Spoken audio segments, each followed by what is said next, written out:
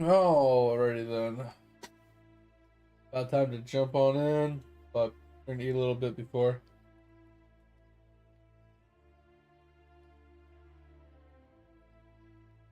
Try and hopefully prevent us from being a little hangry when we play games. A little bit of pizza, a little chill. Oh, then I'll take some Dayquil before we get started because my nose is all stuffed up.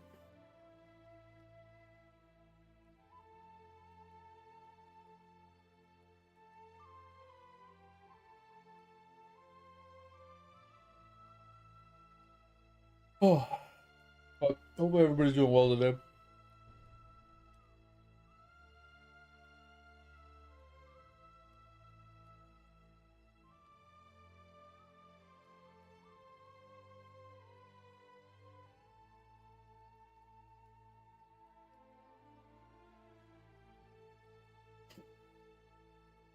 Oh. Alright, while we're sitting here, I'm going to figure out what our next community night is. Because we're streaming Friday, Saturday, Sunday. I'm thinking that's probably our best bet. 27th, 28th, and the 1st. So let's put that together really quick.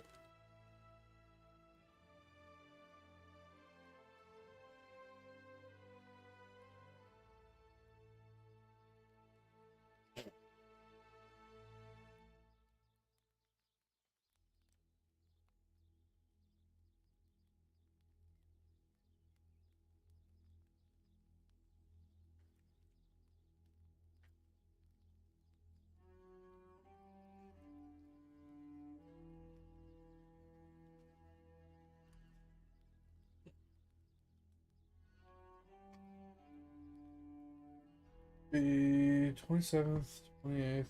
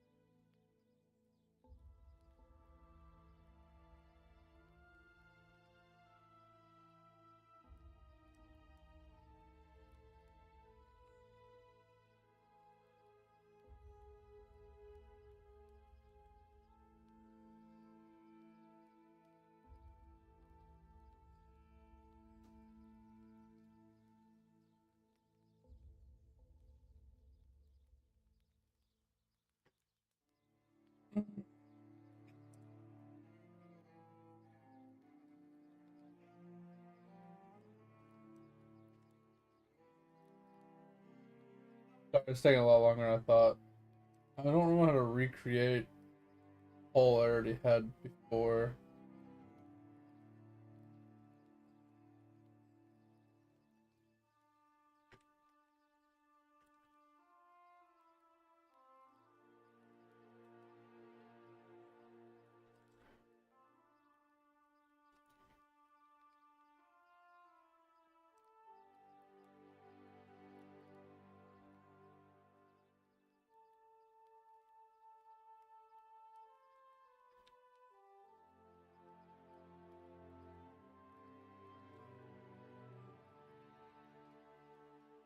Alright, so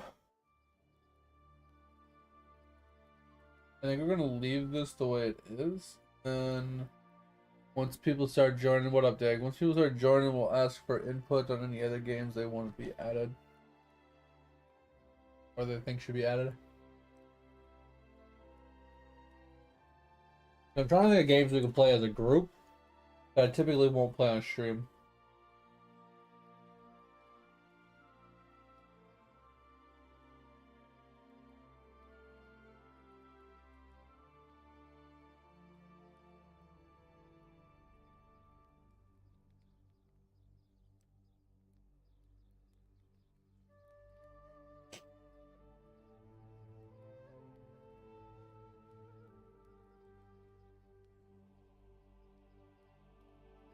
Oh! I mean, when you gotta go, you gotta go. You played much PoE lately, Edge?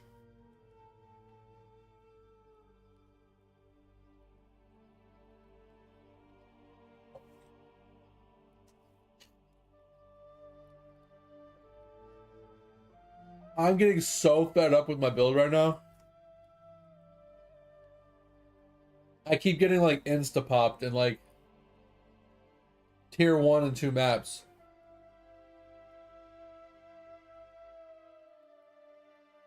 I mean, I know what the problem is. I know how to fix it. But it's just, it takes a lot of currency.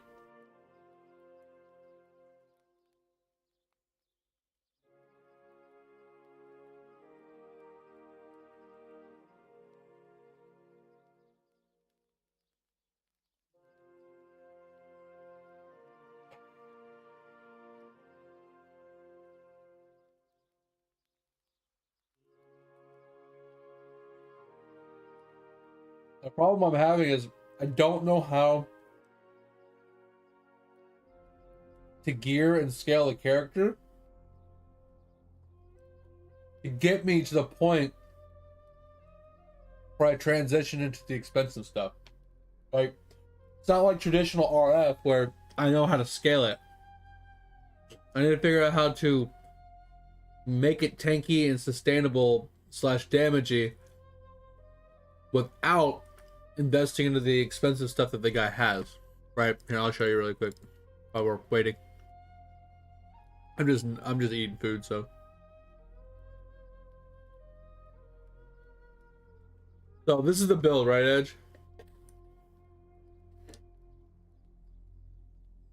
So first things first, this timeless jewel basically adds strength to all the nodes inside.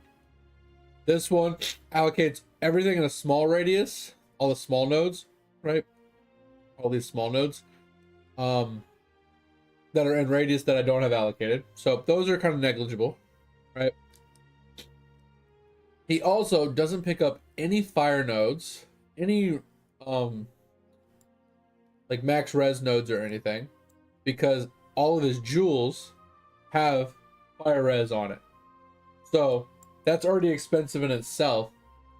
So I opted, you know, obviously instead of getting all the jewels to give me all the fire res, I just picked up fire res to start with. He also has 3 large cluster jewels, which is where he gets all his fire damage from. Because normally, like I said, we pick up this, we pick up this, we pick up this HP wheel, we pick up this wheel over here. You know, we obviously have that HP wheel. We usually pick up this, but since we're going blood magic, we instead pick up this, which I already have. We normally pick up this, this, this, right? So a lot of things we take out. But since these are all 12 node fire damage and all attributes with life and strength wheels with 30% effect or 35% effect, and then you put the split personality in here and in here, right? It like juices all that strength all the way through and gets multiplied by this, right? That's where you get all your life. That's where you get all your damage, where you get all your strength from for your survivability. That's where your energy shield comes from. So in order to get this build properly running, you need 2 split personalities, and you need at least 1 12 cluster jewel to put here, to put all that strength into place for you, all and days chains all the way through to here. And then you need all these, but not this one. You need all like the sorry, you need like all of these because you get HP, energy shield, damage over time, and your fire res, so you can max your fire res gear or fire res resistances, right? You get those everywhere, and then with those you can drop, all of these, give yourself some more points. It's a lot. They're all expensive. Everything in this build is expensive. Like the 12 cluster jewels, expensive, right? Split personalities, expensive. The regular jewels here that have max fire res on them, probably expensive. I mean, the build works, but it's nowhere near what this is, right? On top of this, I have this, I have this, I have this. But he's running a Mage Blood, and this is what makes the build expensive and why it works. Because he runs a Ruby Flask, a Sapphire Flask, and a Topaz Flask. This right here is why he even has resistances. Right?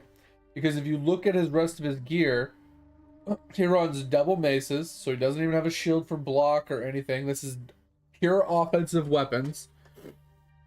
His helmet, pure offensive weapon, no resistances, just life, and socket gems are supported by, which is ridiculous. Plus plus 2 levels of socket AoE gems. This thing right here is like a mirror. This thing is ridiculously expensive.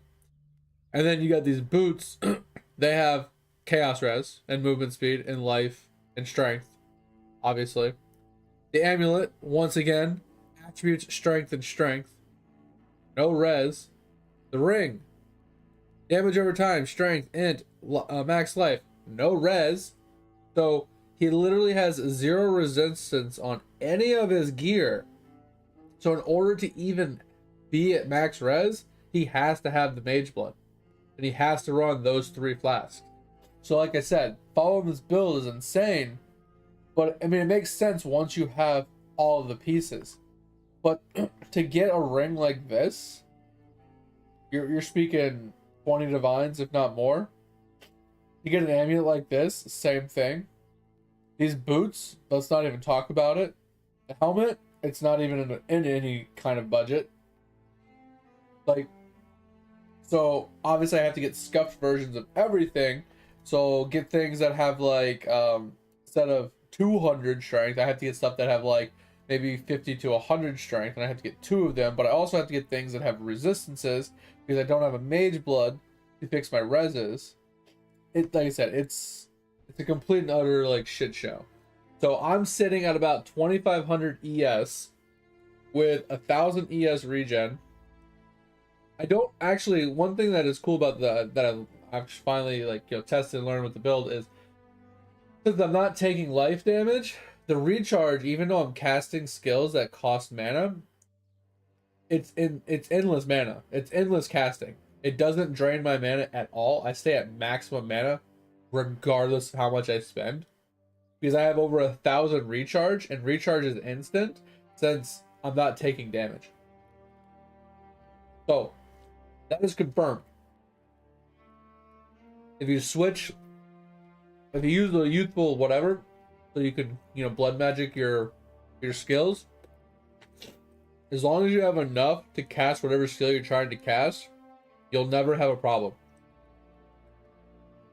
So that is one nice thing that came out of it.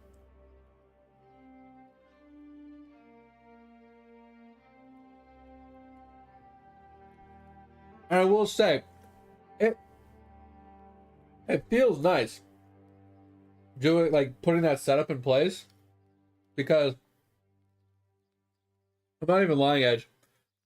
So even though you have 0 mana because you're blood magic, you can still Eternal Blessing an aura. You get 1 free aura guaranteed from Eternal Blessing. And then you still get to reserve all of your life.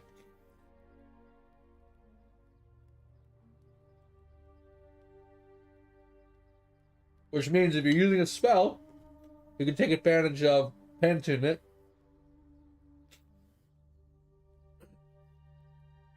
And you can take advantage of, like, regen life while low life, or, you know what I mean?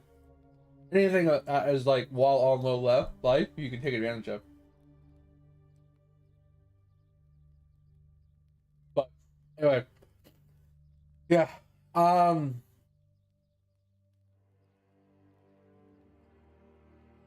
And the reason I'm popping is because I think the survivability of the build comes from the amount of ES it has. Because there's very little armor, there's very little dodge, there's like no block. It's all damage and ES. So he's running like 17 million RF damage. So he literally insta-pops everything. So, since I don't have that much damage, and I have no defense, I'm getting popped by getting punched or shot with arrows.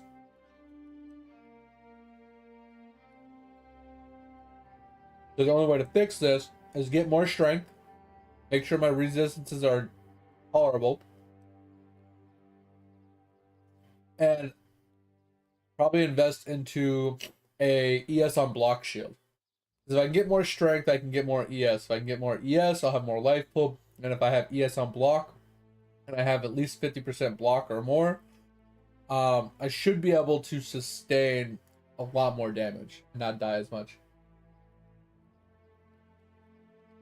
So like I said, with like 1100 ES regen, and like 87% fire res, I'm relatively tanky. But I can get insta-gib really fast, because before the regen can start healing me, if I get hit too hard in such a short period of time, I insta-die. That's pretty much what's happening.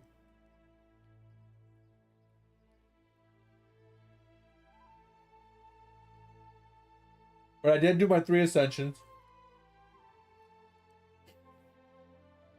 So I have the shavs, and I have the obliteration wand equipped. So I'm getting the occasional booms. But with very low EHP, very low damage, that's like 50 or 60k damage. It's just not oomphy enough, right? Because I'm running on a 4-link now instead of a 6-link. So I'm missing out on swiftness, or not swiftness,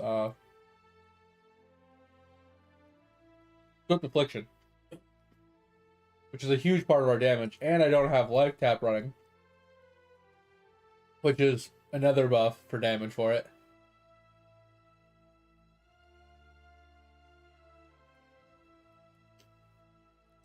That's 2 forms of damage we're missing from RF, which could probably pump us up to like 60-70k.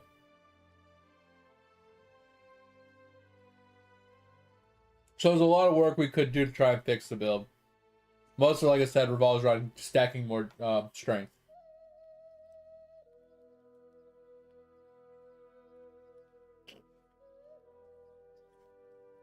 Because with this build, strength stacking, not only does it give us HP, which in turn gives us more ES, which in turn gives us more damage, it also gives us straight ES from the conversion of the gloves. It also gives us straight damage from the conversion from the weapon. So It literally gives us like 5 things just from getting pieces of strength.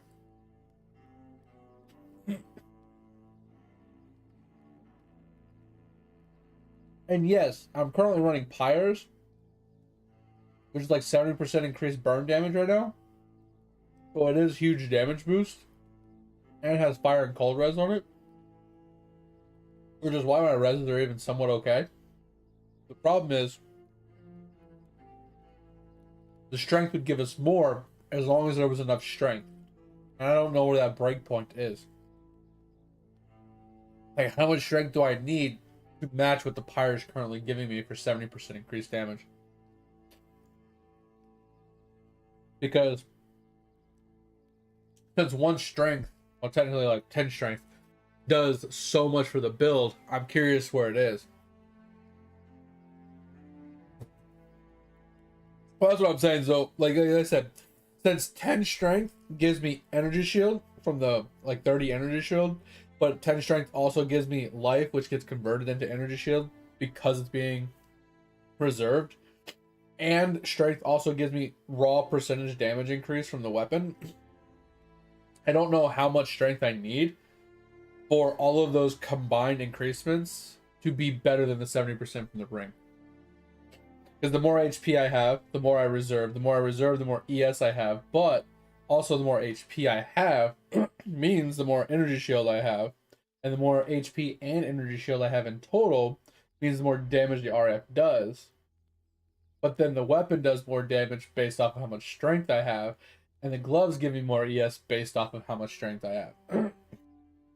So if I was to get like a 50 strength ring, would it be more than the 70% from the increased damage from the current ring? It's just one of those I have to test things.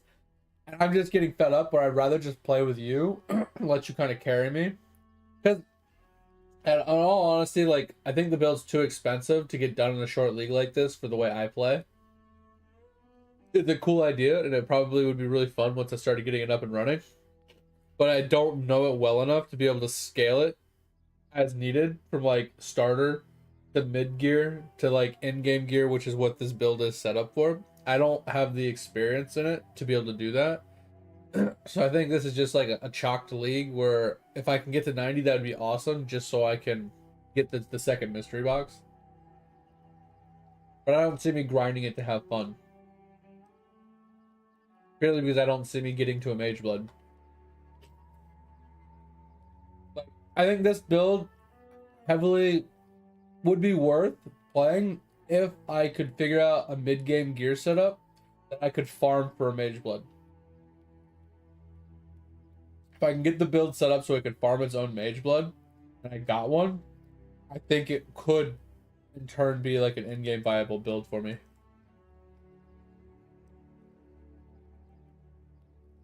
You just want the case? Yeah. Well, there's one at 50 and there's one at 90 edge. But what I'm thinking, if EXP is our only goal, so we get to 90, we need to get blight idols so we can guarantee blight in every single map we run and increase the chance of blight maps to drop and just run blight maps. Right? So if we both just group up together in your maps, doesn't matter whose maps, and maybe we can put our currency together to just try and buy as many idols as we can to increase our blight chances, and then spam blights together, I think that's the best thing we can do. Or fuck it, we can just buy blight maps.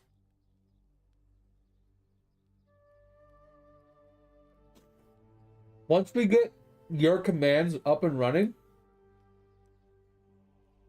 that's all we need. You could carry blights by yourself. And I can just like hang out on one side and kind of click buttons as needed, you know? But level things up and I'll push us along. And I can run like 2 rings that have enchants that you're not running. That way we have a little extra utility for the tower upgrades. Like, I'm down. I'll be working the next 2 days, so if you're free, we can put some some infantry. I can finish leveling you through the campaign. We can convert, we can get everything you need on your build. Get your build like up and running, at least in the bare form, and just farm EXP. Like I said, your build is nuts. I played it. Now I haven't played it as the assassin, but I've played it as a necro, and it's nuts. It's probably the strongest build I've ever played.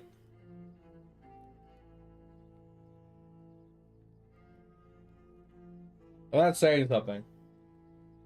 That played every form of overpowered righteous fire that there's been.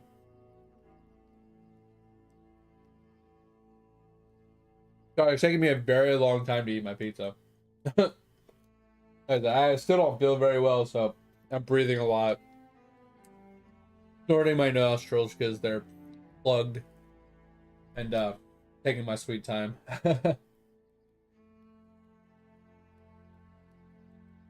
I know, right? Breathing for the weak. Oh.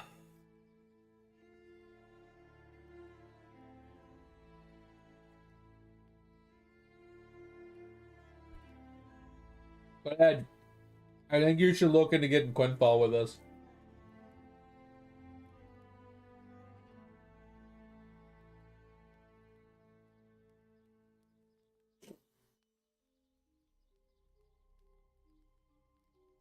Yeah, 100%. I think you should.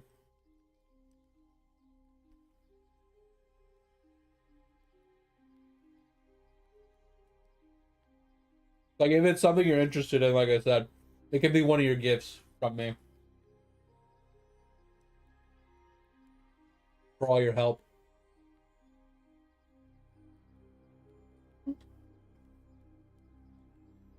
It's okay, mate. I went to bed really late because I couldn't fall asleep because my nose was so plugged. I literally couldn't breathe. So I took some NyQuil. But it was like off-brand NyQuil. And after like 20 minutes, I still couldn't breathe. And the wife found real NyQuil in one of the closets. So I took another dose of NyQuil, like real NyQuil. After like 15-20 minutes, I literally don't remember what happened. I think I passed out. I woke up like 8 hours later. So I woke up like at 11 o'clock. When she came into the room. I was like, what the hell's going on? I was like, oh shit, it's 11 o'clock. I was fucking dead, bro. I don't know what happened. A little too much NyQuil and I passed the fuck out. It was crazy.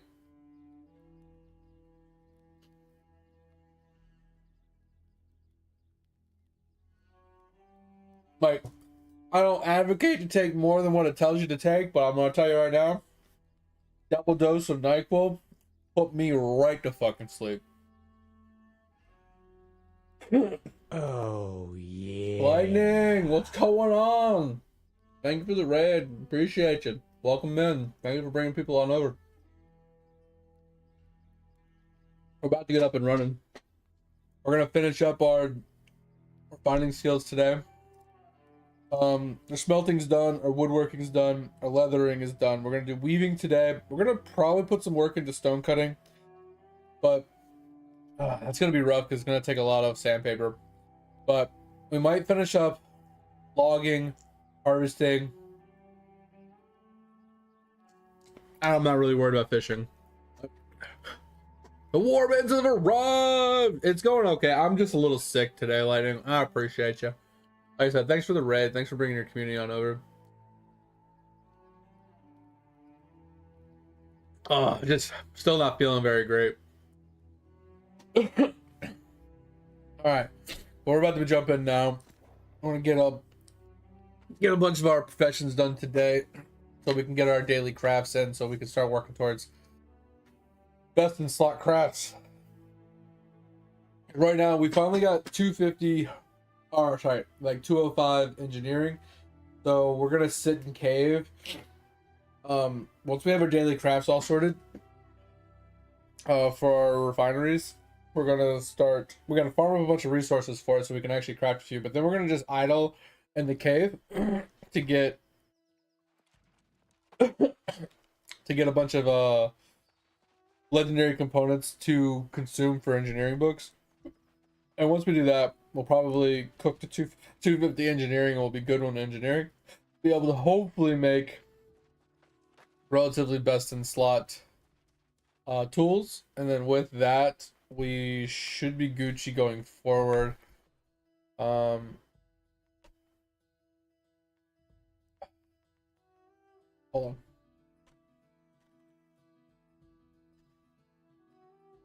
We should be good after that going forward for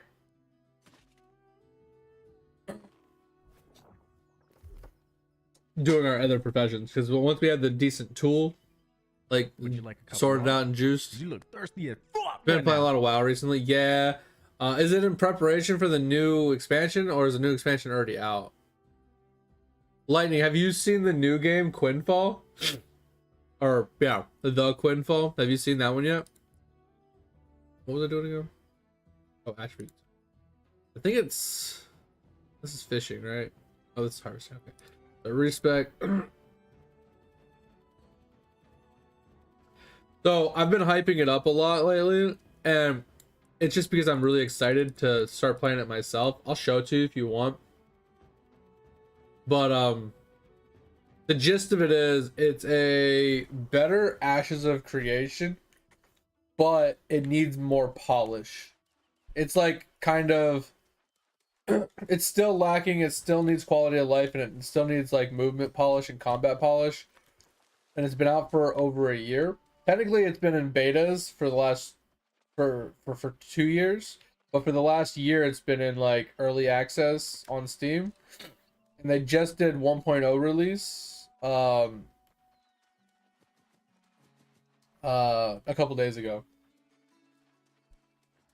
Oh, it's 4 more weeks. Okay, sounds good. Yeah, I did. I'll hydrate it again, mate. Hold on.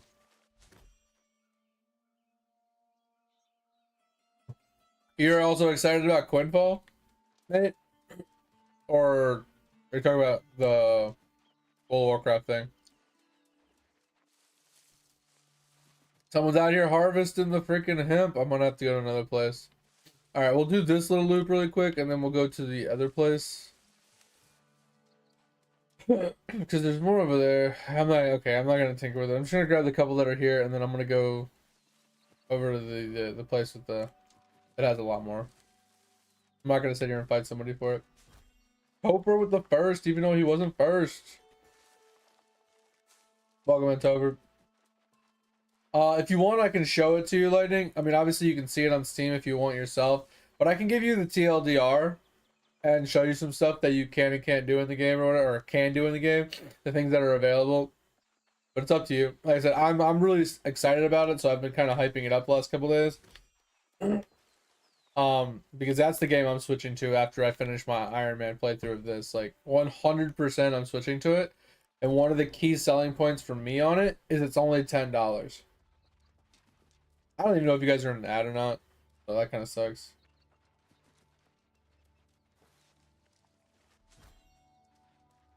Oh, you got the games. Let's hear it. Is that what you're excited about? Let's do a quick teleportation down to here.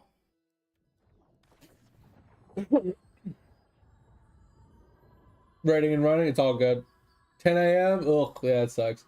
I work 6 p.m. to 6 a.m. usually, so yeah, go get some sleep. It's a good thing. Yeah, when you have free time, after work or during work or whatever, however that works out for you, take a look at it. Like I said, MMO sandbox, basically heavily influenced by BDO, and has some influences from other games as well, but it's absolutely insane. Almost an entire sandbox to play with is ridiculous.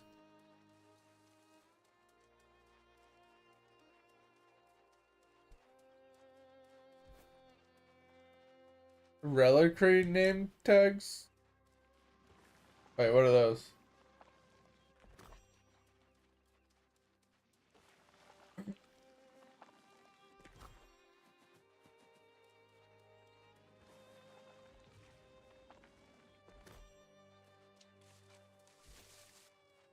those are really good. I don't remember the names of them off the top of my head, but yeah, yeah.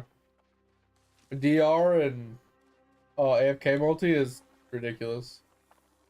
Those are really strong, regardless of like what the name of the name tag is.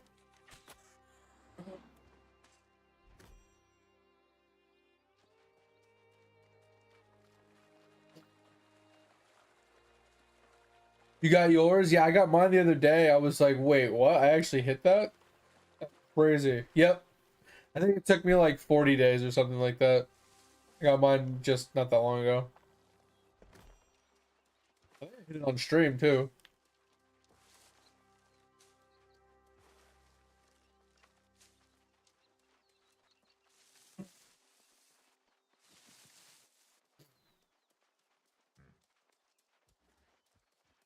Yeah, if only. Oh, mate, when I raided you over to Vader's last night, did he actually hit his hit 1% last night, or is it like more of like a not a one night thing that he was like that close? Because he made it sound like he was pushing for it as hard as he could because he was racing somebody else to it, like they were gonna get it that night. Because he said there was like gifted subs on the line for it, so it made it seem like he was gonna hit it last night during his stream. And I was kind of curious if he did or didn't.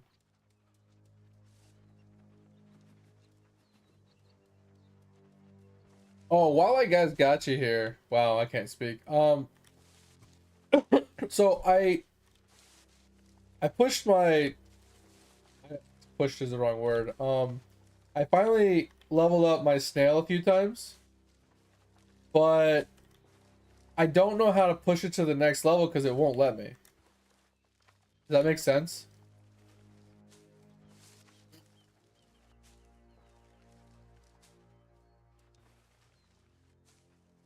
Oh, okay, so it's like a long-term thing. Got you. Yeah, so that's what I was asking. Where do I unlock that, Topher? Because I leveled up the Atom thing, so he won't reset until till a higher level.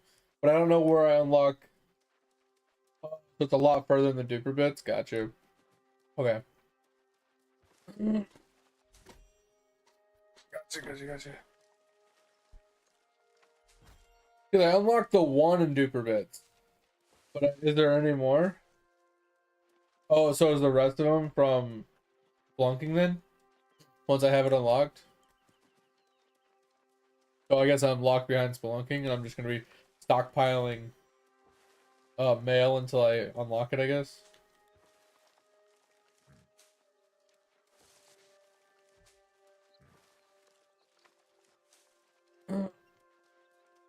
Yeah, because I think he's like 30 right now, and I can't level past 30 because I don't have the upgrade button because this doesn't exist.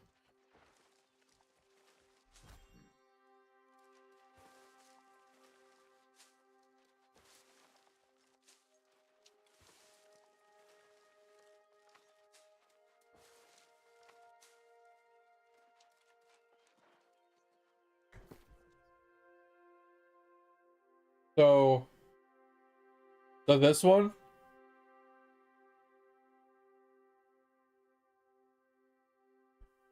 well, because like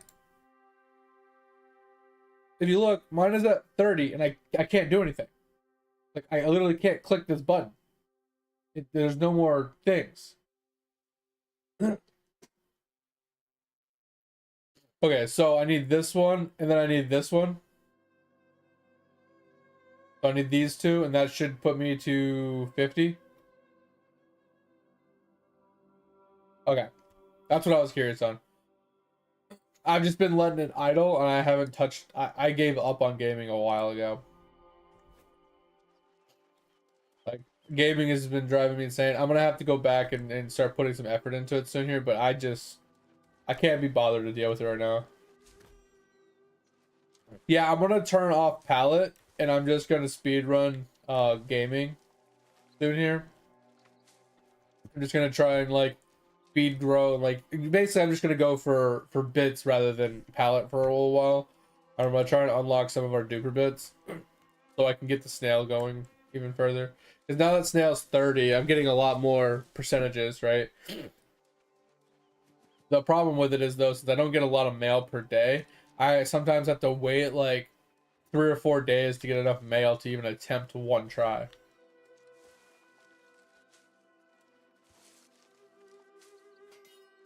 Yeah, if I turn off palette, I should be able to get my logbook, and that's kind of like what I was thinking about doing, is finishing my logbook, like so I don't have to like, because if I just fill up the whatchamacallit, the board and just let it idle for I don't know a week or two, like I should be able to get the logbook done. Obviously, right?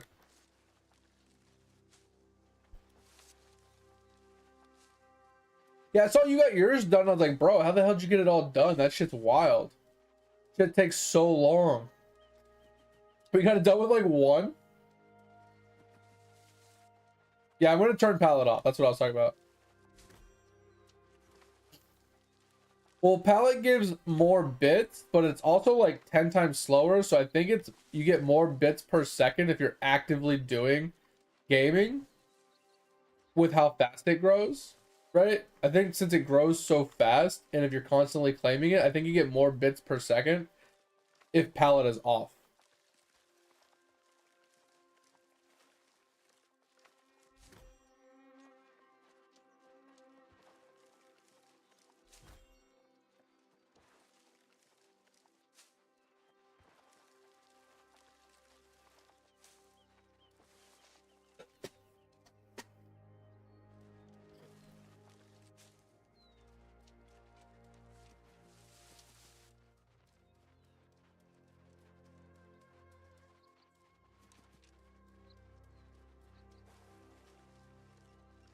Yeah, I have the Quetzalcoatl, or I have the rock on as well.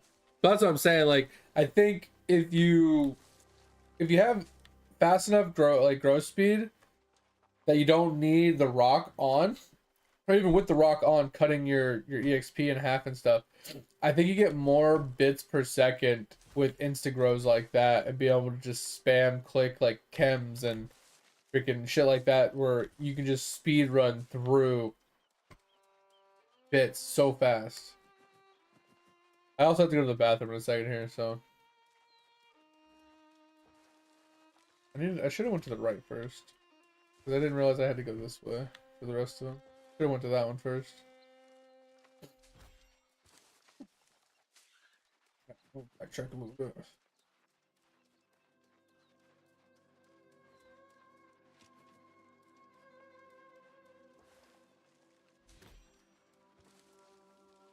I do have to go to the bathroom, so once we finish this loop, I'm gonna go to the bathroom. But like I said, I think I'm gonna do that while I work one day. I'm just gonna sit on gaming, and I'm gonna do my damnedest just to spam through as much as we can, aka just try and get as many bits unlocked as we can, or at least one of the duper bits. If we can get one of the snail duper bits unlocked, I think that'll give us more than enough time uh, to switch back to palette while we wait for, leveling up our snail 10 times. So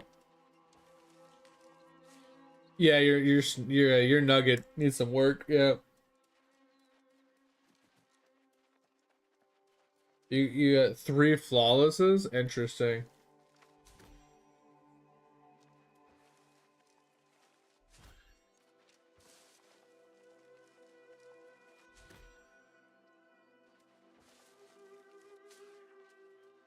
But you had to make a perfect. Wait, what? Robo parts aren't that hard now. Like we were talking about it in in-game chat the other day. Is since they revamped the robot city and they made the drops much better from them, and I think they increased their spawn rates and stuff. Uh, Farming the mobs is actually really easy, especially if you have like a decent teleport or movement speed or whatever to run around the city really fast. As long as the city is laid out well, where you can loop around in a good circle, you could farm parts really fast.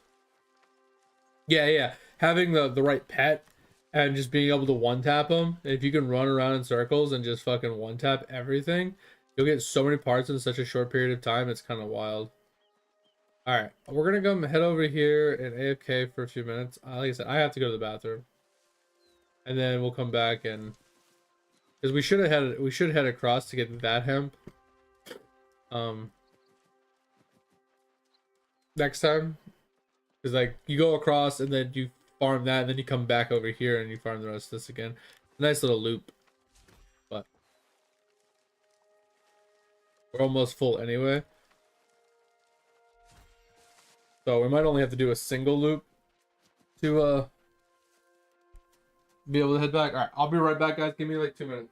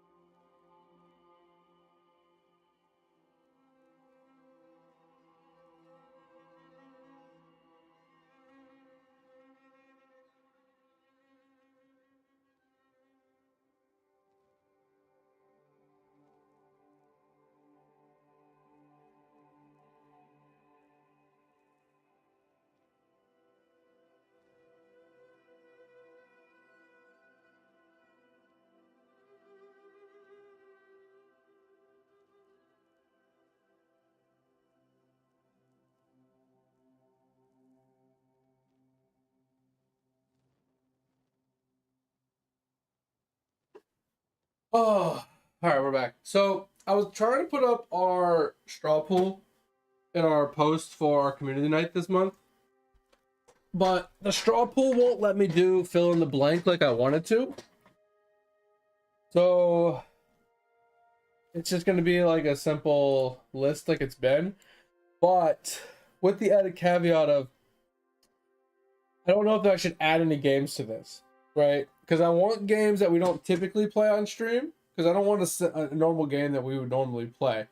I want something that you guys would want to play with me or don't see very often and want to watch being played. Whether you guys can interact and give advice or help, or, you know, we could play via your eyes or whatever the fuck. Just basically something that we're not going to play on a regular basis anyway. And or that you guys can play with me. And this is like the list we've always used. Right? So it's like MMO, Zombie Survivor, I don't even know what you want to call this one, but it's like, you know, sandbox, survival kind of thing. 7 Days to Die, another survival game, another survival kind of S game, another survival based game, Raft, kind of survival based, Stardew Valley, which is the one that we usually play, because of Topher. Supermarket Sim, which is, or Supermarket Together, which is basically you guys can come to a supermarket and you can run it with me. You guys can be my, cashiers and stock boys and stuff. PlanetSide 2, little FPS game we can play together. Necess, another MMO. Lotro, another MMO. Lost Ark, another MMO. First Senate, kind of dog shit game.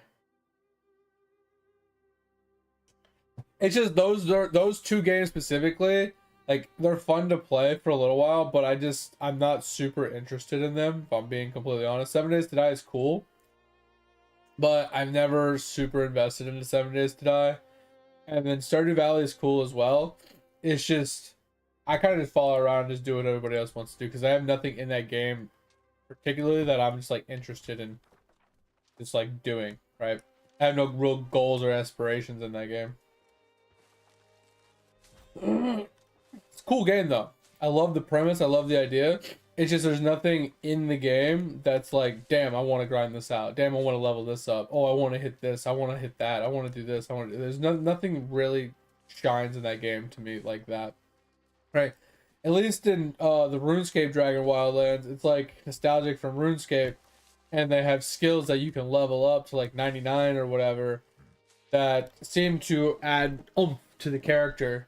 Not saying that there's not oomph in Stardew Valley, because as you level it up, we've seen it with like fishing. You get more, you know, you get better fish, you can sell them for more, and you can get better stuff, which obviously holds true with the other skills. But it just, I don't know, it just doesn't hit the same. So I don't know if is there any other games that I forgot to put on the list that we have in our repertoire now that we could add in. I'm not 100%. I don't remember all that much. So I just wanted to ask you guys if you can think of any games that I might have left off the list.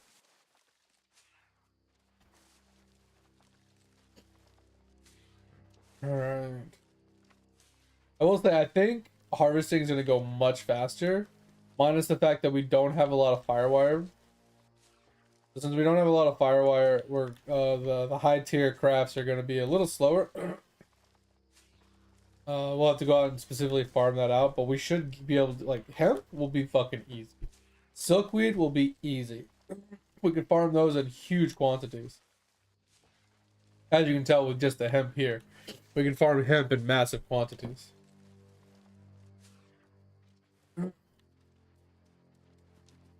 In short periods of time too. Like, that's the nice thing. So we'll be able to burn through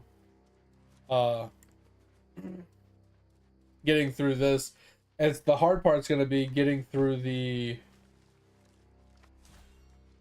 stone cutting. Stone cutting is going to be a hard one, purely because it's going to require a lot of sandpaper, and we're going to have to get a bunch of stone, which is obviously easy, but we're also going to need to get lodestone, which is still relatively easy. And then if we want to take it a step further, we'd have to go to brimstone, I think, and farm sandstone, which a little bit more scarce. 744 mil nugget.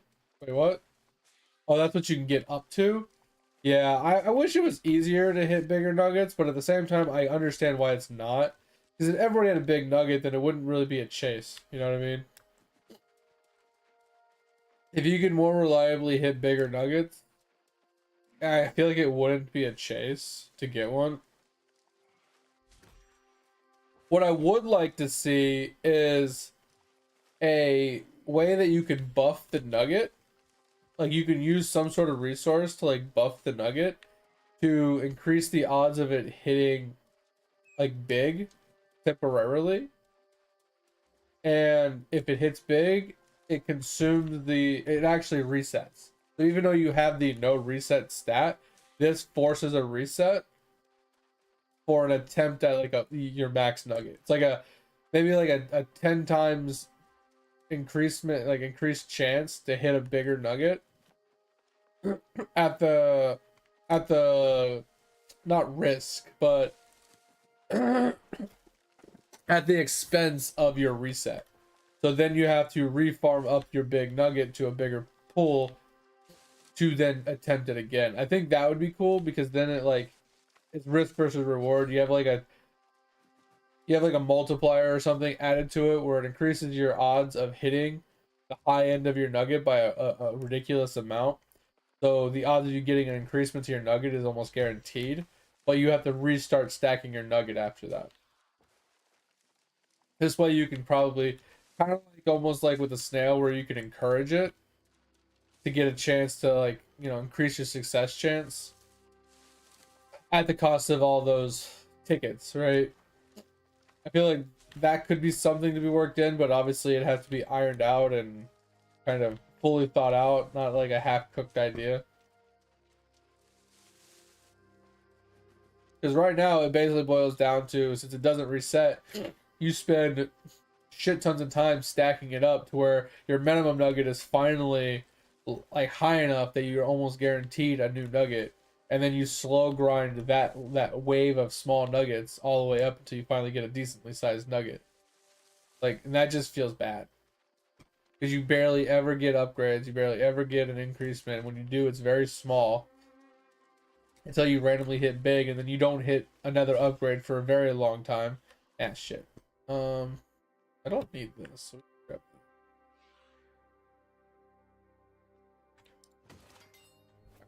So let's go back. I forgot that we were almost full. Alright, so we'll go back to here. We'll get rid of this. We'll go and get silkweed. Oh, juice through the silkweed. I just need to figure out how much silkweed we need. After this craft, we'll have to do a quick guesstimate. And then we'll go and farm that up next.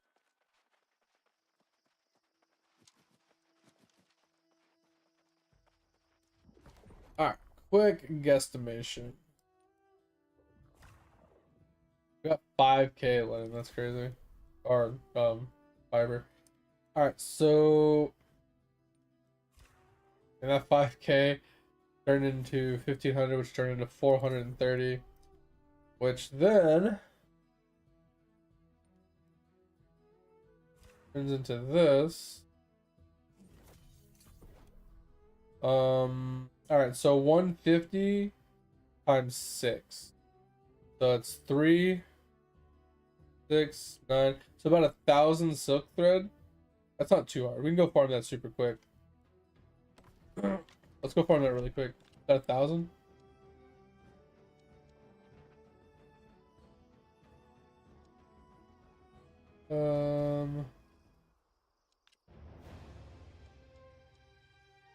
Shouldn't be too hard.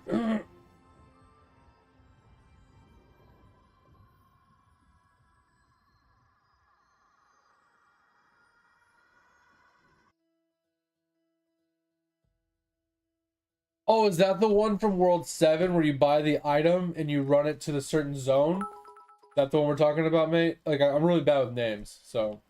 Yo! Trigger, welcome, welcome. Thank you for the follow. Hope you're enjoying the stream. Hope you're having a good day. Appreciate you stopping by. Welcome, welcome, welcome. Thank you.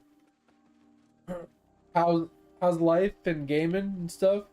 I'm assuming you're still a New World fan, or you're really sad that they're getting rid of it. Yeah, that's what I figured. Okay. That's what we're hoping for. EU though? Yeah, it's all good. Most of my viewers are EU or D-Gen vampires from the US, so I don't get to play with a lot of my viewers because either you know, they're just getting off work and they're going to bed soon, or they're in Europe and the pings are too terrible.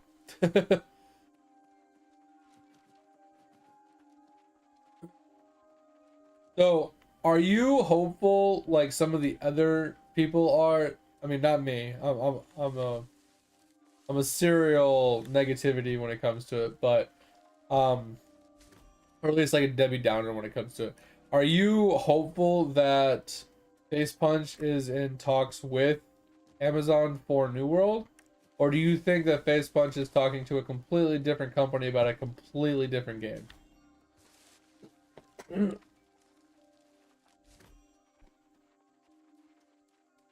You've been fighting at forts all night? Oh man. You know, surprisingly, the open world PvP is still popping off and there's still wars going on, which I've been shocked about with how little amount of players there are. Chickens on that? Yeah, exactly. So I think at some point it's possible somebody will buy it, but I think so. Like I said, when it comes to Face Punch, I think they did make that offer probably in jest. Like it wasn't like a super serial offer, and if it did get traction, it was whatever. But if you remember, Ashes died. Like literally was like taken out back and put down. Um, like overnight, just randomly. And then like a day or two later, Face Punch put out that message, right?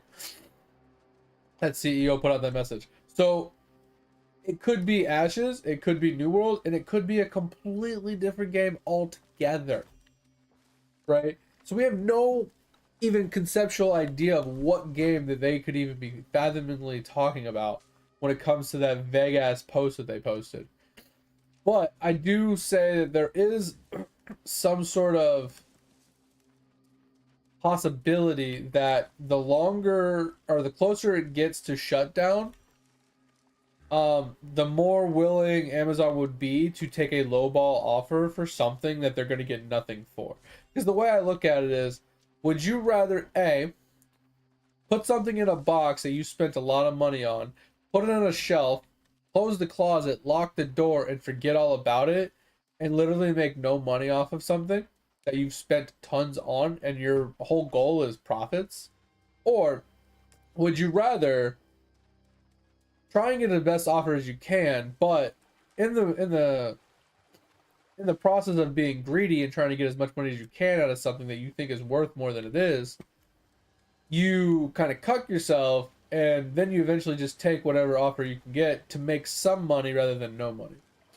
Me personally, I think that they're trying to wait for a true offer to sell it for a real offer, and they're not going to get what they want out of it. So I think what'll end up happening is they'll just take a lowball offer after the game is shut down and they realize, okay, well there's no interest in it. We passed up a 25 mil offer.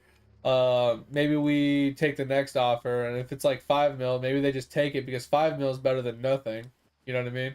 That's what I think is going to happen. Is they're going to end up taking a lowball offer because they'd rather have some money than no money. But I also think they probably want to wait until next year to do anything for tax purposes and stuff, probably. So they have a way to like try to like push it under the rug and not have to pay taxes on it or something. Like, you know what I mean? I think that's maybe more along the lines of what they're trying to do. Who knows? But I think at some point somebody might pick it up. And even if it's 5 years after it shuts down, it could be something along the lines of like a community project where a community gets together, puts a Kickstarter together, purchases the IP, and then uses that to host private servers. It could be something as simple as that, and I think that would be cool.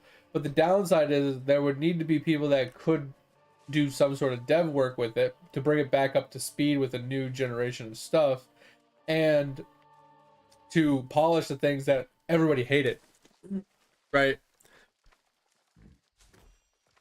And if that is a possibility, then I think the game has a potential to come back alive at that point, or at least the core group of people that did enjoy the world domination aspect of the game.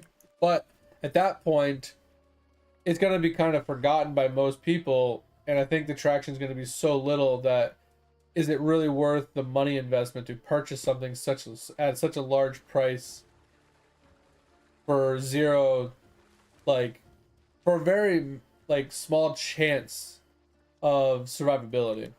That's my problem, right? It's not like games like Ragnarok Online where they still have a presence, they still have, you know, advertisement in some way, shape, or form because their name is still out there. And they have huge nostalgia factors for people from when they were kids playing the game. It's not like, you know, World of Warcraft and things like that where they live no matter what happens.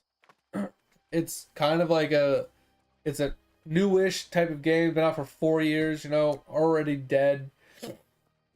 You know, taken out back, put down kind of style. It's just,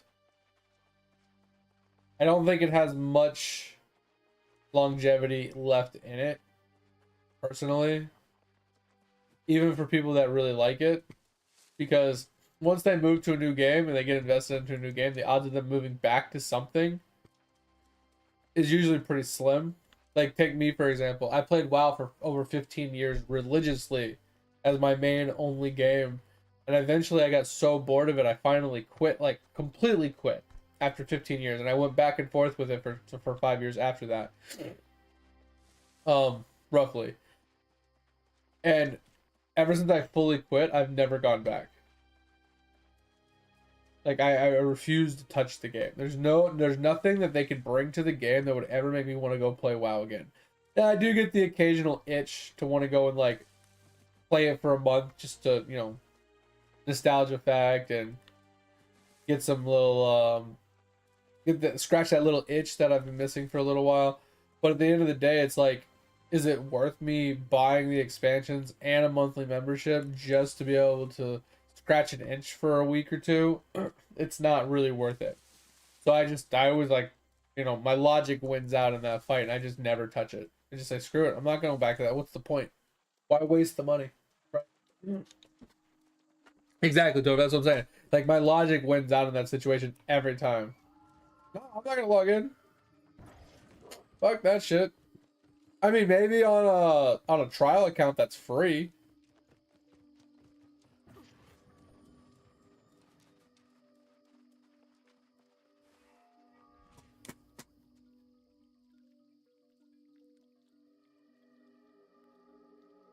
Yeah, that is one thing that they changed. I want to say back in Mist. Was it Mist that they changed that, or was it Kata? Because it was ridiculous. Like, people trying to come to the game back in, like, Lich King, they had to, like, let's say you never played the game and Lich King came out and you're like, damn, this game looks dope. It's been out for like 4 years now, and then they've done so much. I want to try the game, right? They had to buy WoW, BC, and Lich King. Now they did have like a bundle, I think, for buying Kata, or not Kata, but buying BC and basic WoW for like a bundle price, which was cheaper than buying them individually. But you still had to buy the most recent pack as well. And it was like hundreds of dollars to buy all of it. It was crazy because I think each expansion was like $60 every time, and then you had to buy the base game, which was also $60. And I mean, at that point, it'd be like $180. But and then like I said, I think they had a bundle, but I'm not sure exactly on that one. Yeah, that's what I was saying, Tover. WoW is free to level 20. You make a free account, you can level to 20. You can't trade or anything, but you can level to 20 on a brand new account as long as, you know, as a free to play, which is fine. But level 20 means nothing.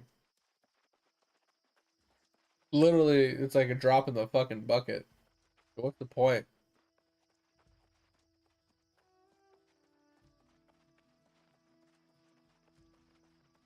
Oh, you can do it on any account? Interesting. I didn't realize that. I knew they had free trial accounts that you could level characters up to level 20 on. I didn't know you could actually do it on any account. That's pretty cool. All right. I think this is gonna be, that's all the silk we have. I don't know if we need any more wildfire.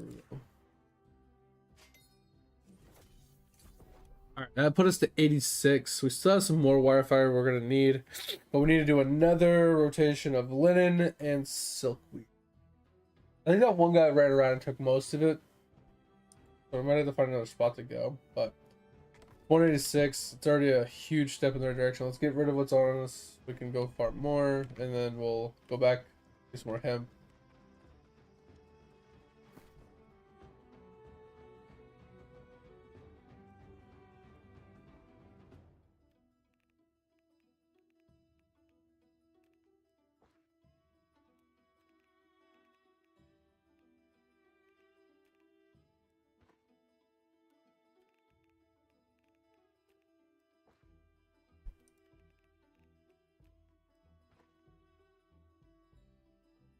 What is taking up our inventory now?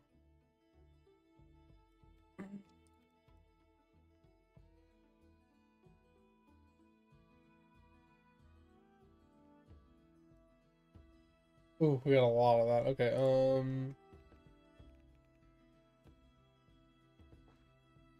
that should help a lot.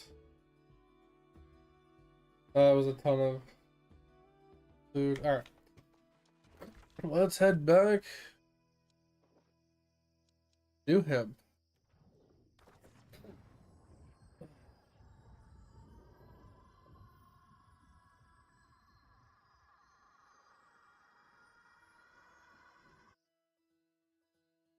So, I think if WoW wants to stay relevant with the way other games do it, in order to bring people in and give them a true like experience of the game to see if they want to like retain the player base, you know, if the player wants to retain playing the game or whatever, they need to be able to level up to at least 2 expansions from the end. This way they get a huge chunk of the game for free, just like Final Fantasy 14 does, to experience lots of dungeons, lots of raids at current level, right? Things like that. Like, let's say max level is 100, and the previous expansion would be 90, and the previous expansion before, or let's say it was 95 and then 90. So you are 2 expansions behind retail, but you get to play everything up until that 2 expansions from the end, right? It kind of makes me feel like almost like Lotro status and Final Fantasy 14 status, because I think Final Fantasy 14 lets you play everything up to right before the most current expansion, and I think Lotro does the same thing as long as you have the Lotro points to buy all the quest packs and everything up to the most current expansion. So I feel like if WoW did that instead of 20, because 20 isn't even the first base game of, like, it's not even the base part of WoW, level 20, right? You should be at least to be able to play basic WoW for free, like levels 1 to 60, all the way to Molten Core. You should be able to play that in its core, in its, you know, in its free state, at bare minimum. I would say if you're currently, let's say Vanilla WoW, for example, let's say Vanilla WoW was up to Lich King, you should be able to play all of Burning Crusade for free. I mean, I know that's only 1 expansion behind, but that's for vanilla, right? Specifically, because there's only 3 expansions. You don't want to be 2 expansions behind, because that's just not far enough behind. But it would make sense, you know, basic WoW, you get all the way up to Molten Core, you decide if you like it, and then you're like, well, I'm still 2 expansions behind. Is this fun? Is it worth? And then maybe they do upgrade so they can play the next 2 expansions and catch up. You know what I mean? I think being 2 expansions behind is fine, but I think level 20 is just a joke.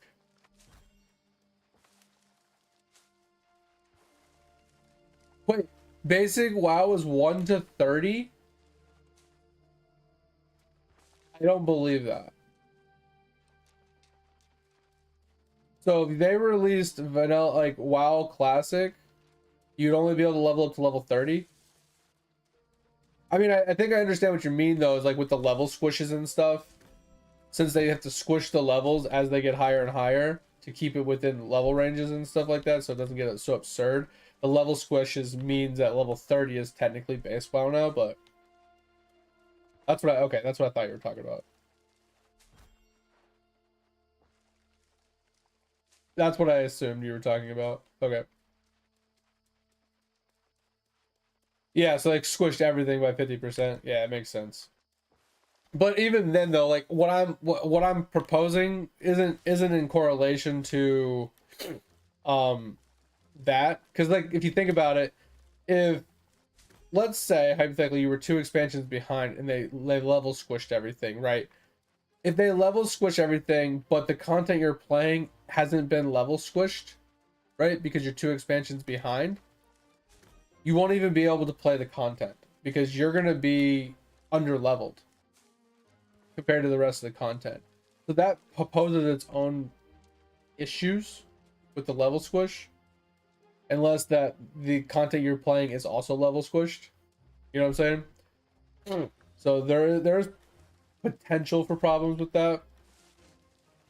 But I mean, like I said, as long as you're, because like, if you think about it, even if they level squish and they actually maintain the level squish for free-to-play accounts, so they can actually play the game without it being too horrendous. If that is like not a problem, even with the level squish happening, and let's say basic WoW would technically be considered level 30 at that point, you wouldn't be able to do Molten Core level 30. Like, there's no fucking way, unless they level squished Molten Core as well to be doable at 30. Like, I don't think that's ever gonna fucking happen. But you see my point though, is like the level squish proposes issues when it comes to that kind of stuff. But if you're 2 expansions behind, by the time they would have done a level squish, it would have been level 120 cut down to 60. And if you're 2 expansions behind, which would have been like what, level 100, that would mean you could level up to 50. But you're still two content expansions away.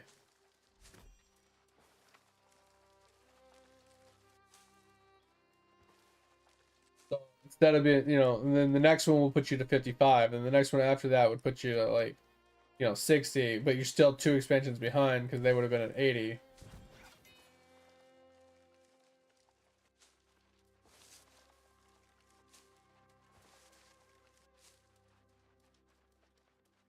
Oh, I didn't realize that all the raids also went up to 30. That's actually sick then. Okay. Then that's not a big deal. I didn't realize that they actually changed the levels of the raids and the dungeons on top of that. Which, if they didn't, that would just be really dumb. Right? It wouldn't make any fucking sense. But knowing that they at least had the forethought to lower the level requirements of those as well, then that's actually worth it.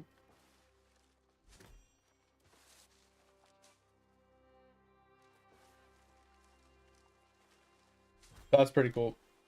But like I said, I definitely think that if you just went with the bare basics and just said, hey, you can play everything up to 2 expansions from the end for free, it gives them enough content, enough exploration, and enough just idea of what the game has to offer, and gives them enough rope to decide if they actually want to play the game or not and to invest into it. I think that is their best option of having free to play accounts. I still think that they should be able to buy from the auction house, but maybe not sell from the auction house. And they shouldn't be able to trade. They should basically not be able to give people anything. They could take stuff, but they can't give stuff. Right? And that's why I think trading should be locked, but using the auction house should be fine. As long as they can't sell on the auction house. They shouldn't be able to sell, but they should be able to buy. So if they farm up some gold and they need like an item to help them out, I don't see a problem being like that, like being able to buy bags from other players, right? Or some sort of like gemstones or something. I don't see that being an issue as long as, like I said, they're not able to sell. Because then people could just RMT on, free accounts, never have to pay any money, and that causes even more of a problem with like gold sellers and stuff. So if they can't sell and they can't trade, then they can't use free accounts to RMT. Now, it does propose another problem, though, if they can buy from the marketplace, because they can free farm on free accounts with no repercussions of, being banned or whatever. Farm a bunch of gold and buy a bunch of stuff to price fix the auction house. That is a proposed problem with that scenario as well, though. But either way, I think that is their best way to revamp the free-to-play system. I think almost any game that has consistent DLCs like that, right, that come out with DLCs regularly and people have to buy them to stay current, I think moving the free-to-play goalpost, so to say, every time you have an expansion is something that every company should do. Because anybody that is interested in playing your game, if they can only play 5% of your game, it's not enough of a glimpse into what the game has to offer to really pull the trigger on most players. Most players are not going to get hook, line, and sinkered in less than 5% of your game. They're like, could you imagine back in the day when WoW was level 60 and you could play at a level 20? You couldn't get a mount. You couldn't do like any dungeons. You could do like 2 dungeons and you couldn't do like anything else. You could barely do professions. You could barely do anything in the game. And that's supposed to be enough of a teaser to make you want to play the game, where you can't even get enough like can't even learn enough skills to fill up one action bar. It just seems very minimal, and I just don't think it's enough content to actually wet someone's whistle enough to make them want to actually invest into buying your game. Especially when you have a game that requires you to buy a base game, an expansion, and a monthly membership all on top of that. Like, don't get me wrong, I'm pretty sure back in the day when you bought the game, it came with free 30 days of WoW time. You didn't have to buy a membership right off the bat, but you still had a monthly membership going forward. And then, yeah, once they changed that policy to where you only had to buy the most current, it helped. Because then you just had to spend $60 plus the monthly memberships. It's a lot cheaper, but it still is a hefty price tag for people that don't know if they're going to like the game. That's like even nowadays standards. Like when games come out at $40+, it's hard for some people to pull the trigger to buy it because they're like, am I gonna like this game? It's $40. Like that's not a small chunk change, right? That's not like a $5 game. That's a lot of money for a lot of people. And if they're not going to enjoy the game, where it's like a forever game for them, where they're going to put thousands of hours into it, is it really worth them spending that $40 where they're not going to be able to eat for the next 2 weeks because they're eating nothing but ramen and drinking water because they can't afford anything because they spent $40 on a video game? Like, that's a problem. And then, like I said, that's why I am actually super excited and actually somewhat overhyping Quinfall so much right now, is because it actually shocked me with the price tag.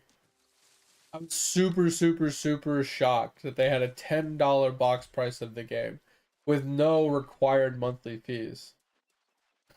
I thought that was just mind-blowing. Plus, the way the game looks just set it apart for me.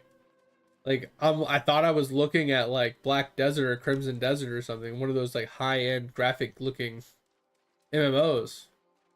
That's what I thought I was looking at, and then I was like, damn, this looks fucking sick. It looks fire, right? I was super happy about that. And then just learning that the professions are actually super in depth and very required kind of sold me, since I am a profession person. And like I said, that's 100%. I am 1000% going to play that game unless something comes out between now and I pull the trigger to buy it. Unless something changes informationally or within the game, or something I learn I just really hate about it, I'm 1000% playing the game.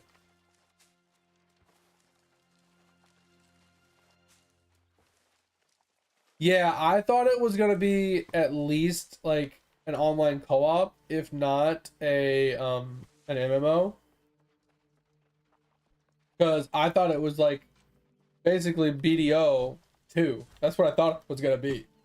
Where it was gonna be like a more of a PvE focused BDO. Where it was less PvP oriented, less, AoE mob grinding inside of like zones and stuff, and more of a going and doing dungeons and raids and having like tanks and healers and stuff. Like I thought it was gonna be like more like that based. So it did kind of like, yeah, that game kind of set me off as well. I was like, oh man, it looks so good. It had so much promise. And then now it's single player. And it's like, not that that's a bad thing, because it is a great looking game. It looks phenomenal. But I don't like single player games. I don't like playing a game that I know I can't play with other people. I know I'm locked to playing with just who's on the server with me. And that kind of just, or not with me, but like I'm just locked to just playing by myself. So I can't help people. I can't have people come in and help me. You know, it's just, if I wanted to play that, I'd play Dark Souls. Right? It's basically a good looking Dark Souls game. And there's nothing wrong with that. In any way, shape, or form, there is zero things wrong with that. Don't get me wrong. It's a great game. But it's not for me. I don't like single player games because I like to play with people if I want to. So I'll probably never play Crimson Desert, but it definitely looks phenomenal. I'm just, the problem is like most games nowadays, you see glimpses of it, you see information, you see the teasers and stuff, and God, did they look good, and God, did we get our hopes up, and then every single time the game falls short of what we're expecting or what we're hoping for. Whether it's lacking quality of life, whether it's the polish of like, it just feels clunky or just unfinished. Like some of the abilities just feel like really clunky or like very stuttery or not smooth. There's a lot of animation issues. The combat just doesn't feel smooth and buttery like, you know, like we run into a lot of issues like that in the games that we're getting now. And even the content can be a little meh at times. Which, like I said, content is content. It doesn't really matter one way or the other. It'll come with time. But in single player games like that, they don't get much content after release, in my opinion. Once the game is out, they basically give you DLCs for new content. They don't add content like they do on live service games. Yeah, none of those people just fucking farming him. Can you guys go fuck off?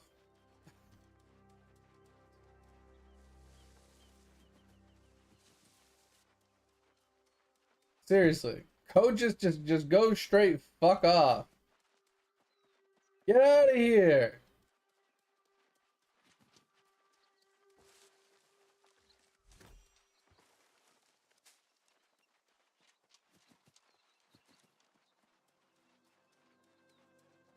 Oh, yeah, that was another letdown. But like I said, most games have let us down in the past 10 years. Like, we see a game, we're super excited for it, it comes out, and we're like, well, that wasn't what we were hoping for.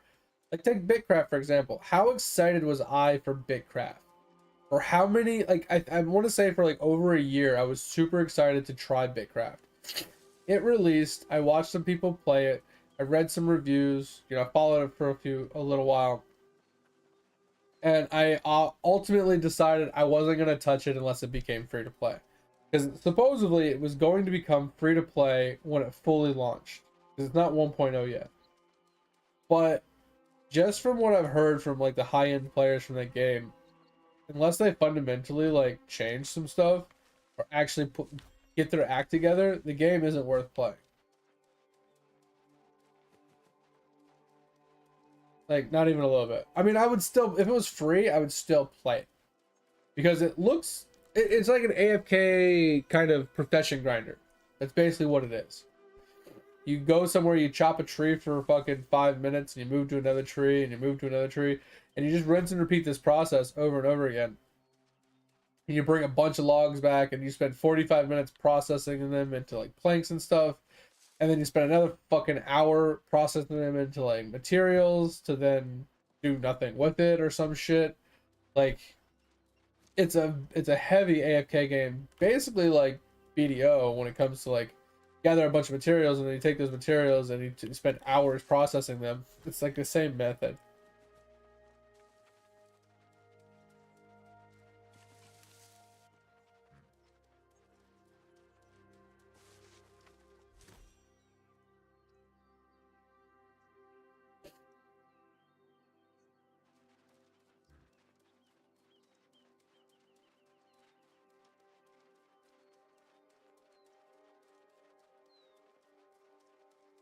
Well, yeah, so I was interested in Hightail and I was interested in Bitcraft, right? I was interested in both of them because they both looked sick. They both had like a lot to offer.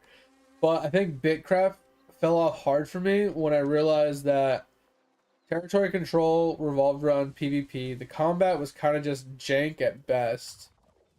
And a lot of the processing of actually doing life skilling in professions was mostly all AFK. It was long term. You click a button and you watch anime for 45 minutes to an hour, and then you come back and you click some more buttons. And like it's literally like playing BDO when it comes to professions. Which, like I said, that's not a big deal. That's what you want to do. That's what you want to do.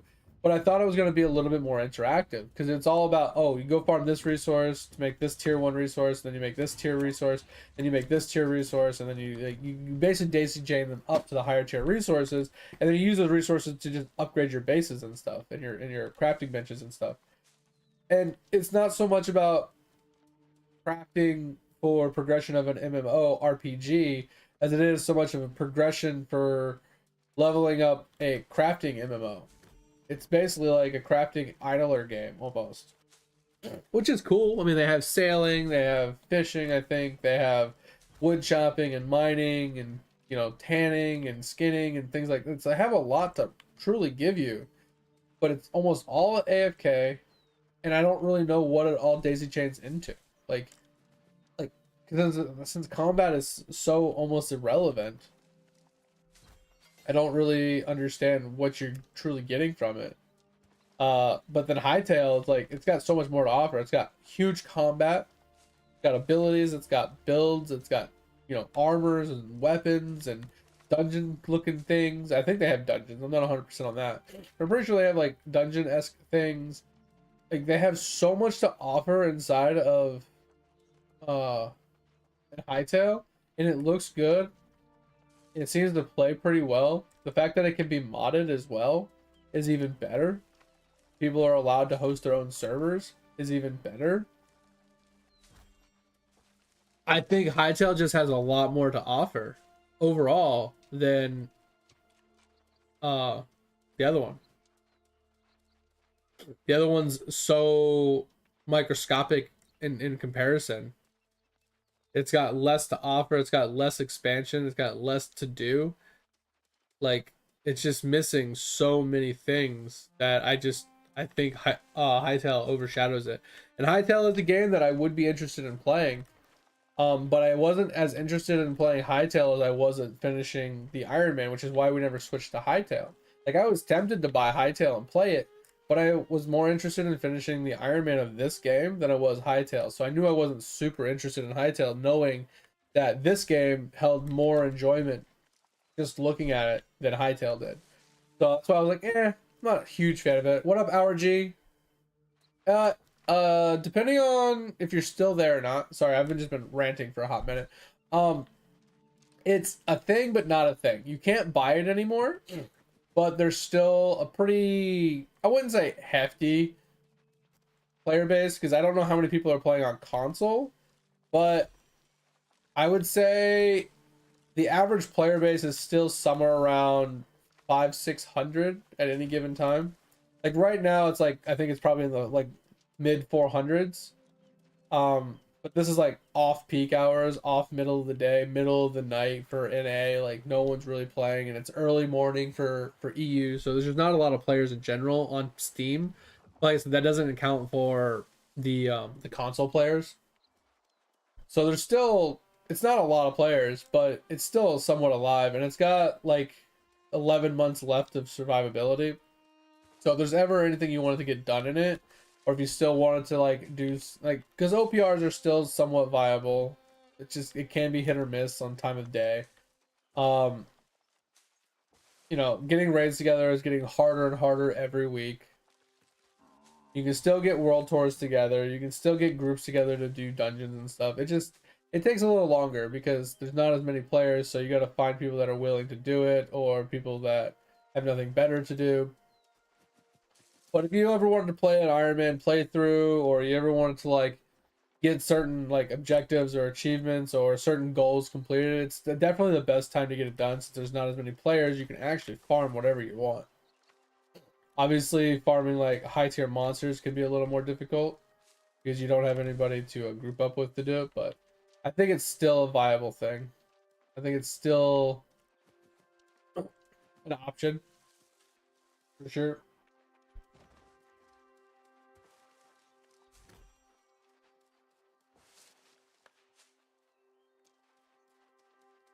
Yeah, I agree, Dick. That's why I was saying that like my long-winded explanation is like kind of confirmed what you were saying. Is like Bitcraft kind of was like, oh, I had a spotlight for a minute, and then there was like a lot of people complaining about it, which kind of died down the hype a bit, and then even more people kept complaining about things, and it wasn't making any progress in the right direction. And then, you know, Hightail just fucking swooped in and took all the hype, killed it completely. It had nothing left to give, and yeah, Hightail just kind of killed Bitcraft. Like I said, not saying that Bitcraft won't hold a group of players, because it definitely has potential to hold players because it is different. Um, but I think that it's going to be a lot smaller of a player pool now that most people have like written it off already or have switched to a better game. So I think it will have like a niche for specific players purely because it is the type of game it is, the way you play it. Just like idle games have a niche group of players that play them, I think that game will have a niche group of players that will enjoy that over Hightail. But I definitely think, um, and this is obviously my own personal bias, I think, like I said, I'm really biased with this recently because I'm super hyped about it personally, is I think the more people learn or the more people become aware of Quinfall and the more time that that game has to cook, I think that that game is going to overshadow most games. I think that game has potential to be a top contender in like the top of the charts with like, you know, Final Fantasy, World of Warcraft, RuneScape, and all those games. I think it truly has the potential to be up there with those ones. It just needs a little bit of time, and it needs true, actual like quality of life and like um I want to say smoothness added, but like, you know what I'm saying? Like it needs to be ironed out. It needs to be polished a little bit, and it needs to have a few things like tweaked, and I think it'll be a fucking fantastic game. The one thing I want to look up is what the daily, weekly, and monthly limitations are of the game. Because you were saying something about you can only run so many dungeons, and like I said, I knew that there's something in the shop, the cash shop, that has a limit on how many you can buy. So I'm curious on what else has limitations in the game where you can't just infinitely spam something. I'm kind of curious. 2 days, you know, basically 3 days for your first shiny, Max. That's pretty insane, mate. Sorry, I didn't say something sooner.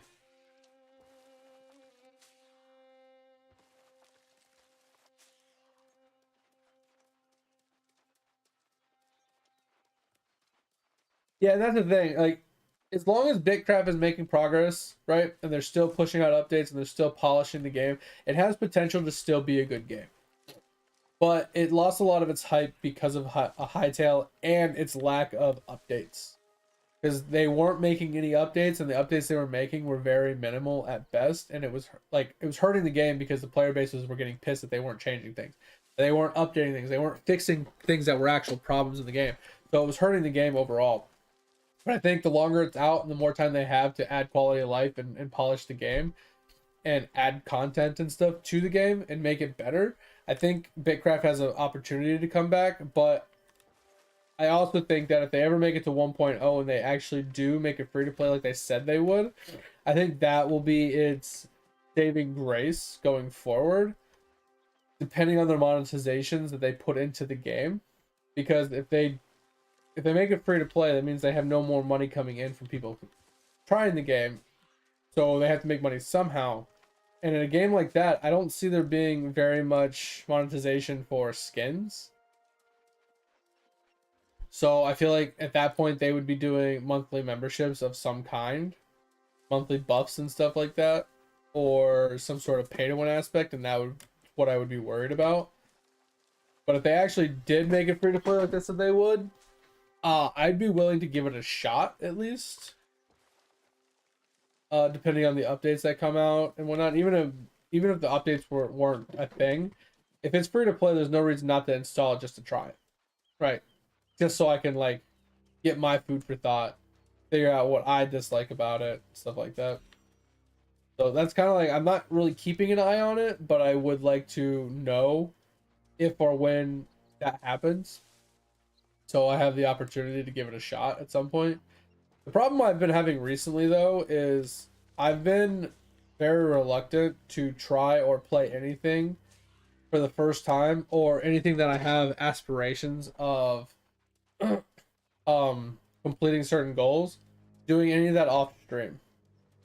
Because I want to save it to the VODs, you know, I want to have like a record of it, and, you know, some sort of immortalization of me doing what I was doing going forward. So like playing anything off stream has been less and less like a thing for me. I've been like, I still play games off stream when I'm working and stuff, but it's never like anything that I would play on stream, right? I don't play New World on stream or off stream, right? I don't play any of the other like big MMOs on off stream, like just to try them. I don't try games I've never played before off stream, because I want my first reactions and my overall impressions of the game and whatever I like or dislike as it comes to me to be genuinely on stream. So, you know, trying Bitcraft for the first time, I would do off, you know, on stream. Trying out, you know, Quinfall, it would be on stream. Trying out Hightail would be on stream. Playing our Windcraft playthrough would be on stream. So none of this stuff I would play off stream. So it's limiting what I'm going to be doing off stream significantly. Why, like, one of the reasons why I was totally okay with helping Mate out with getting his Eidolon trophies, because like that's something I don't really give a shit about. I'll never do that on stream. I mean, I'll show it, but I don't really give a shit about it. Yeah, exactly. Just like idle skilling. Like idle skilling is perfectly fine. I don't really give a shit. Like even Eidolon in the background, I don't really give a fuck about that either. Like that could be played 24/7 offline. I don't really give a shit. Like it's a fun game, don't get me wrong, but I don't really care about the progression in that game being live or immortalized in any way, shape, or form. It just doesn't really matter all that much because it's an idle game. It's a long-term based game. It's nothing changes that much from day to day. But there are a lot of games that I definitely don't touch unless I'm live on stream. Um, yes and no, mate. I don't feel as hot as I did yesterday. I seem to be breathing a little bit better. I feel like I'm not getting winded as often from all this talking. Like yesterday, I would have been huffing and puffing like I ran a mile, like a marathon. It was bad yesterday. I was struggling to breathe yesterday. Yesterday sucked. Um, but I didn't get as much sleep as I would have liked to today because I just couldn't fall asleep because my nose was all plugged up. But other than that, I don't feel terrible. I feel like I have a little bit more energy, but I think by Friday, I'm hoping that I'll feel a lot better. I'll be back to like somewhat normal. And that's the hope. We won't know until then, but at least I'll be working the next couple days, so I'll be able to just relax. I almost just slept in today and didn't get on stream, but knowing that I have to work tomorrow, if I did that, I wouldn't be able to sleep tomorrow, and I'd be dead tired for work, and that'd just be a problem in itself. So I decided just to get up earlier than I wanted to. Like I said, I only slept for like 7, 8 hours, which is fine. Don't get me wrong, it's more than enough sleep, but I felt tired still. I wanted to keep sleeping, so it would have been nice if I would have slept in a little longer, like an hour or two.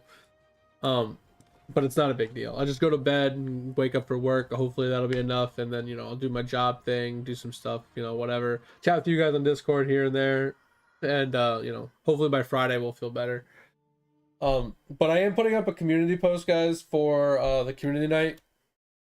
This month it will be the end of the month. It'll be the 28th, 29th, or sorry, 27th, 28th, and the 1st. It'll be Friday, Saturday, and Sunday. So, I'm putting it up. I was hoping for a fill in the blank, but I couldn't figure out how to do a straw poll with fill in the blank. So instead, we're going to put up the simple list that we've been using over and over again, and you guys can pick from the list. We'll do that on that weekend. And like I said, if nobody shows up, nobody shows up. That's fine. We'll play whatever we want to play. Maybe jump back into New World or whatever. It doesn't matter one way or the other. But that's what we're gonna be doing. If we play with you guys, we play with you guys. If we don't, we don't. It really depends on who shows up and what games are requested. Look at some soak read really quick. And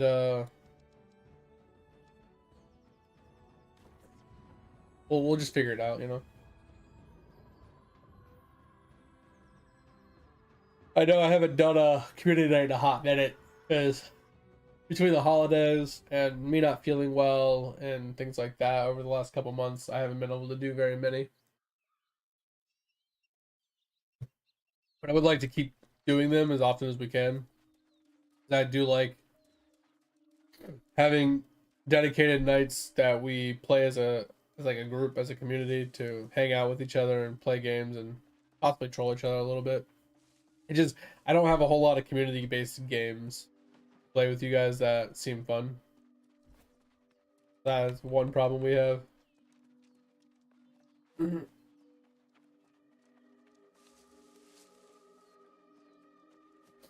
yeah, I'll post that hopefully after stream, and then you guys can go and react to it if you want, or vote if you want as well. And then hopefully at the end of the month we'll be able to do one of those, depending on how I'm feeling.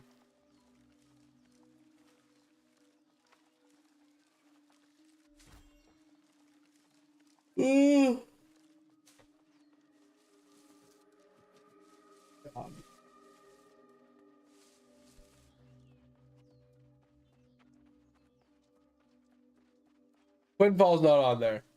Lotro is on there. I figured I added that one for you specifically. But Quinfall's not on there. I'm not gonna add that one because that one's gonna be, like I said, I want to have games on the list that I won't typically stream. And it's not that I won't stream Lotro, it's just Lotro's at a point on my list where it's not high enough to stream right now. I have so many other things I'm trying to get done.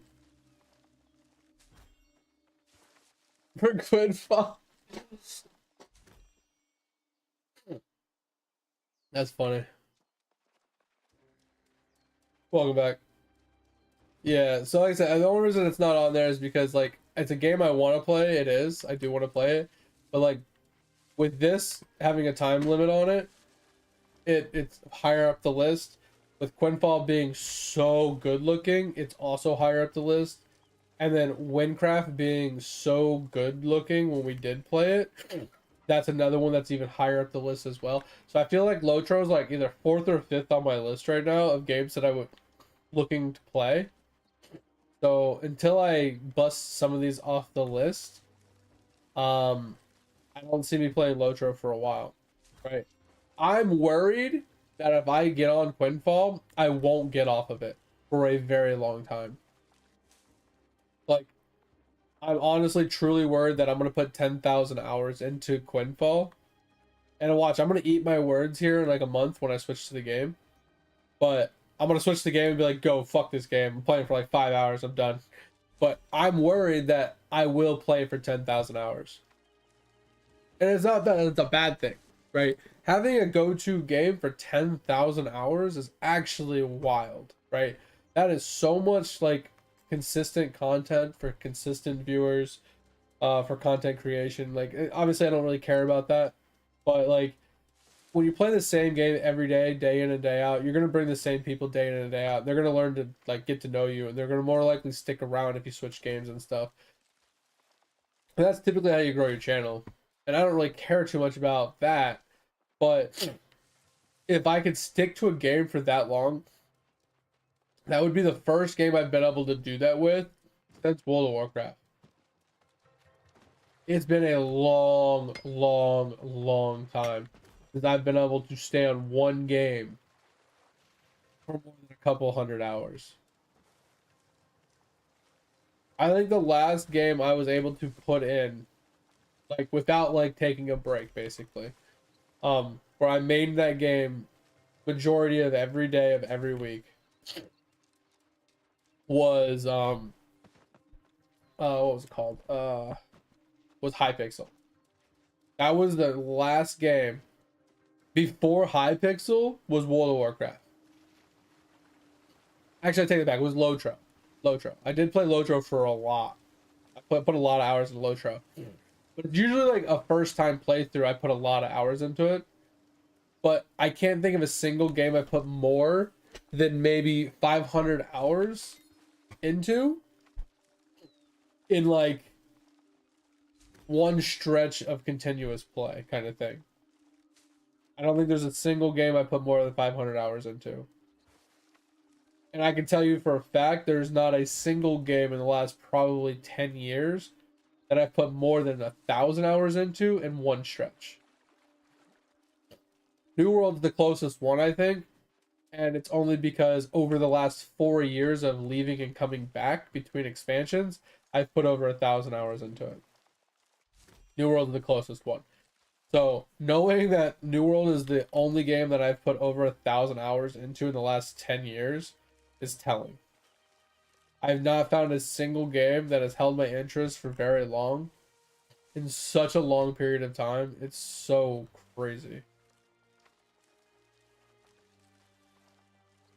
And for me to like claim that I'm like actually worried that Quinfall could completely and utterly ruin me for that sense is, it has to be some sort of a like a telling sign to you how much I think that game is, how good I think that game is going to be, purely because of the crafting profession part of it. Depending on how truly hard it is going to be to do the crafting at high tier, that game could be phenomenal. Like, it truly just depends on how they polish the game and how difficult and or tedious the crafting process is going to be at the high end. I think that's truly going to be what makes or breaks that game for me personally. But we won't know until we actually try it, so.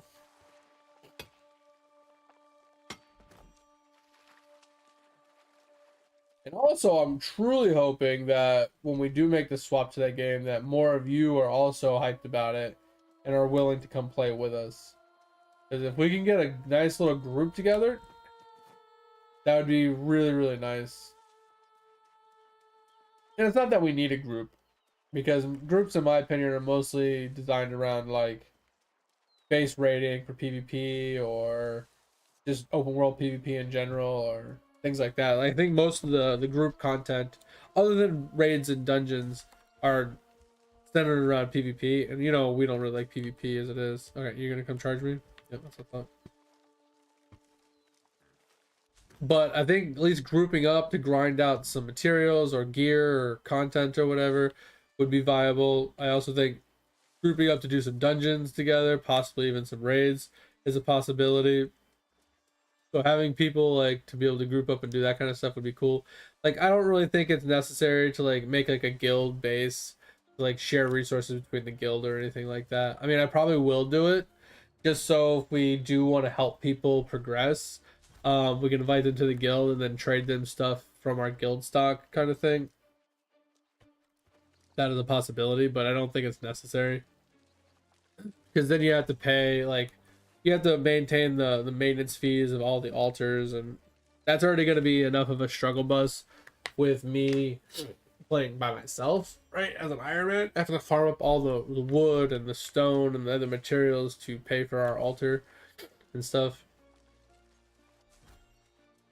But I'm going to definitely try and play it 100% free to play. And I'm going to try to play it as an Ironman. I think it's 100% viable to do. I just think it's going to be very, very tedious. And I think it's going to be almost considered a job to like accomplish. Or you're going to get what you get out of it kind of thing, right? And what I mean by that is, if I play for 1 hour, I'm going to get 1 hour's worth out of it, right?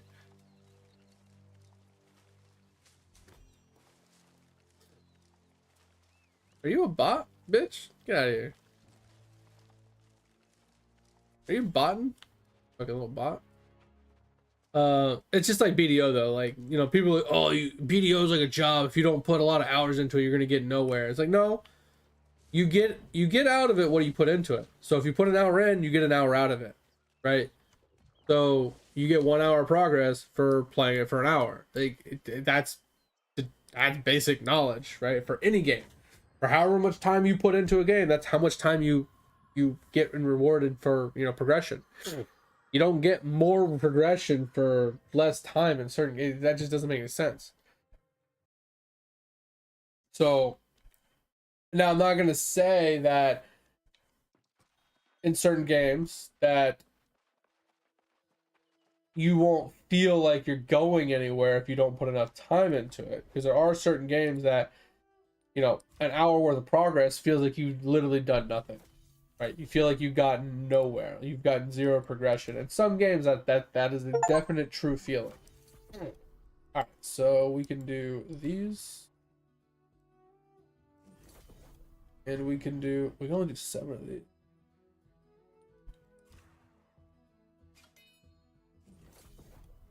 We need... Alright, so do we have any... Oh, we haven't even hit 200 yet. Okay, so let's Google really quick. A good spot to grab that.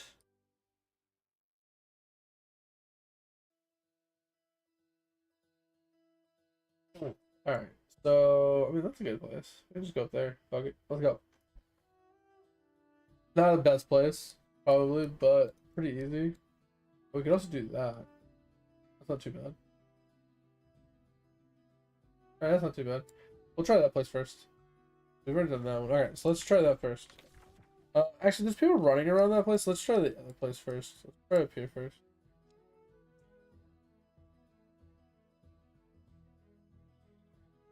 Alright, so we're gonna start here. Because we don't need a lot. We don't need a lot to hit 250. So we're gonna try up here. And as long as we don't run into people farming it up here, we should be fine. We just might have to fight a few mobs.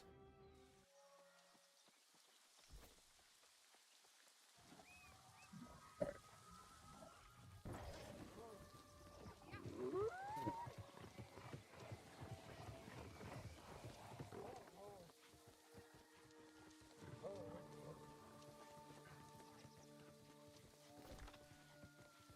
Oh, we went the completely wrong way. Oopsie.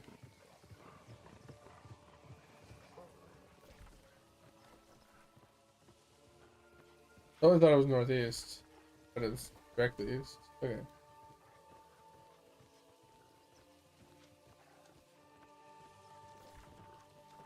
Right, here we go.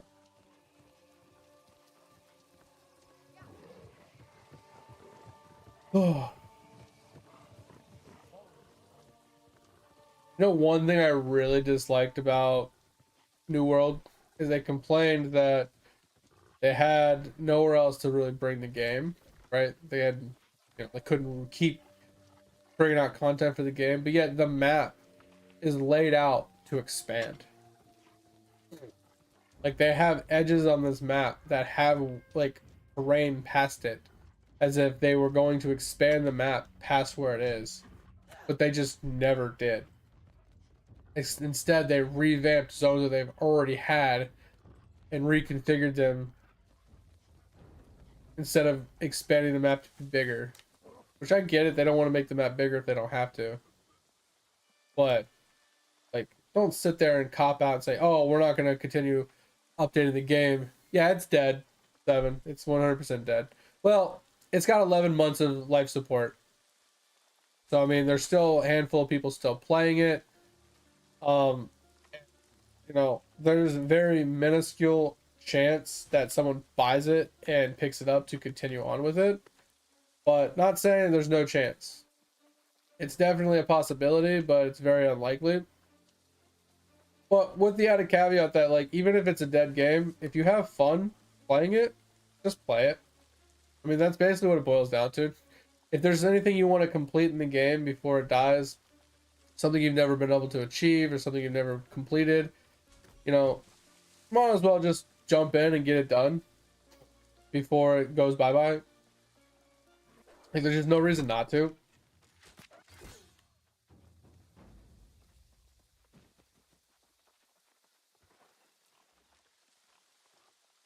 Because it's still a fun game. Like, the game in its core is still fun.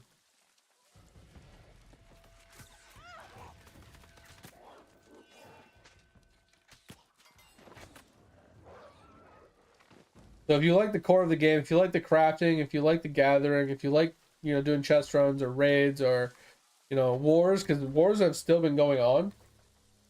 So if any of that interests you, like you can jump in on that stuff and people will definitely take you because they're still putting stuff together for that kind of stuff. So I mean, I wouldn't say it's dead, but still has some enjoyment left for a lot of players, right? You can still have some fun with it.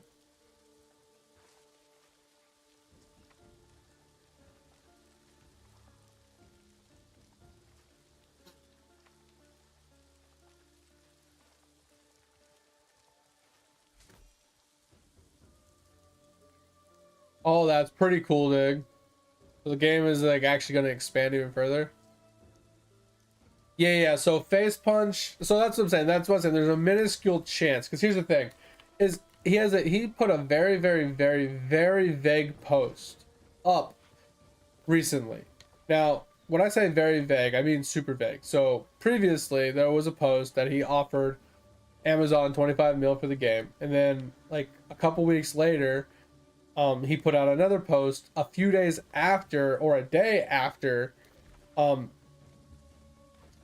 don't know exactly the timing, but roughly shortly after Ashes of Creation was taken out back and put down, Face Punch put out another post saying that they were in talks with an unknown company for an unknown game, and that's all he could say, being under NDA. But optimistically speaking, it wasn't a high probability that whatever he was in talks with was going to come to light, right? That was the gist of his post, right? So the odds of it being New World are very slim. The odds of it actually being successful are very slim, no matter what game it is, for whatever company it is. But that doesn't mean that in the next 11 months, somebody else doesn't try to offer them something, or they don't have communication with other companies that have been offering them in the background, or that maybe after the game does shut down, that maybe there's a petition or some sort of group collaboration of the community that gets together to, you know, purchase it from them or something. Because there's been times in the past for old games that have been purchased 10, 15, 20 years after the game has gone down, that the community has, you know, purchased the IP from the creators or whatever, and then have put up private servers for them going forward and stuff because they own the IP going forward. It's not an unheard of thing. So it's not that the game could never come back to light. It's just highly unlikely that it's going to happen soon, if it ever does. And at that point, is it really worth it if it's not, you know, before it completely dies? Because once this game shuts off, I guarantee you almost every single person that had hopes for this will completely write it off and never come back. Almost guarantee you. So if you're gonna try and ride the wave of some sort of hype or nostalgia, you have to do it before it shuts off, or you're gonna lose all opportunity of like retaining any type of player base.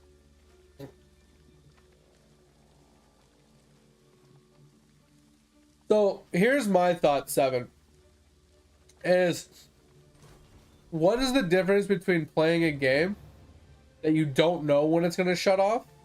That can shut off at any time, right? It can just die out of nowhere. Take Ashes of Creation, for example, right? What's the difference between playing a game where when the death date is unknown versus you know when the day is near, right? So if you're playing a game purely because you don't know when it's going to shut off and you're okay with the ignorance is bliss portion of it, then why wouldn't you be okay with knowing, okay, I have X amount of time to finish what I'm trying to do? You know, I know this game only has so much time to live. I know I want to get my time and my enjoyment out of it. As long as you're having fun playing the game, it shouldn't matter when it dies, right? Like, obviously, some people have a different mentality when it comes to games. Those are it's obviously the difference between ARPG players and non-ARPG players. Because ARPG players are fine with ladder-based systems where you only have a finite amount of time to get done what you want to get done, and then you have to replay everything all over again, right? A lot of people don't like that style of gameplay. They want their stuff to live forever. They don't want to have to redo content over and over and over again just to make replayability, right? They don't want to have to restart over and over and over again, or their characters being deleted and have to remake them over and over again. And that's perfectly acceptable. That's a real dog shit about, you know, it's not fun replaying content over and over again. I get that. But for me, playing an MMORPG and like having perpetual consistent progression from start to finish is what I play it for. I play it for the progression. I play it for the enjoyment of grinding certain things out, hitting certain breakpoints, and seeing the character grow, you know, day after day, seeing the, you know, bigger number mean bigger, better player kind of thing, right? Knowing that that's a thing, like, just because you know a game has a death date doesn't make the game any more or less fun, personally. Now, other people argue that point, and I agree with them to a point. But let's take WoW, for example. If you were playing WoW, right, in 2004, they told you in 2004, we will be shutting these servers down in 2024, 10 years later. Would you stop playing the game because you know you only have 10 years to play the game? Where's that cutoff? Where's that fine line in the sand where it's like, okay, it's not worth continuing to play this game even though I'm having fun because it's going to be deleted in 2024? Like, where is that line, right? When you start setting those limitations on yourself where you're like, oh, this game has an end date, I'm no longer going to play it, you start alienating yourself from fun, from enjoyment, right? And now I'm not saying play something because it's going to die. I'm not saying, you know, play something so you don't have that FOMO. I'm saying just because something has an end date doesn't mean you should take it off the chopping block of even being an option to play, right? Alienating yourself from something just because it has an end date doesn't make sense, in my opinion. All my rants are long. You know this, Thor. Sorry. Also, welcome. Hi. Thank you. How you doing? Like I said, I might be alone in this thought process, or at least in the minority. But that's kind of how I look at it, Seven, is just, I don't look at how long is the game going to be here. How much time do I have to put into this game? Or, oh, my stuff's going to be deleted at the end of this, so what's the point? I look at it in terms of, is the game enjoyable? Am I having fun? Right? Because at the end of the day, the reason you play video games is to have fun. It's to enjoy what you're doing, to pass time, and to just have a good time. Relax, woosah, whatever you want to call it. That's what the game is intended for. And if you're not getting that, play something else. Right? That's a generalistic idea to it, right? And like, none of the other stuff matters. The game could shut down tomorrow. If I'm having fun tonight, that's all that matters.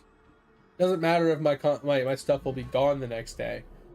If I log in and I'm crushing stuff and I'm killing people and I'm having a good time and I'm laughing and smiling, the game is doing its job. And I have no regrets. It happens with this late at night. Bro, it happens even early mornings. Yeah, I was sick yesterday. I've been sick for like 3 days. I'm feeling a little better, but I still have a stuffed up nose. I'm still like a little short of breath, stuff like that. But overall, I'm feeling better. But yeah, I'm still a bit sick. Oh, sorry. Ugh.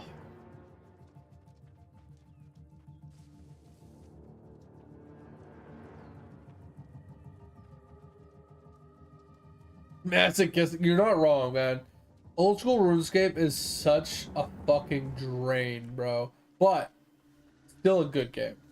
Like, I love RS3 a little bit more personally because it just suits my playstyle a little bit more because it's a little less sandbaggy feeling. But RuneScape in general is just a fucking fire ass game.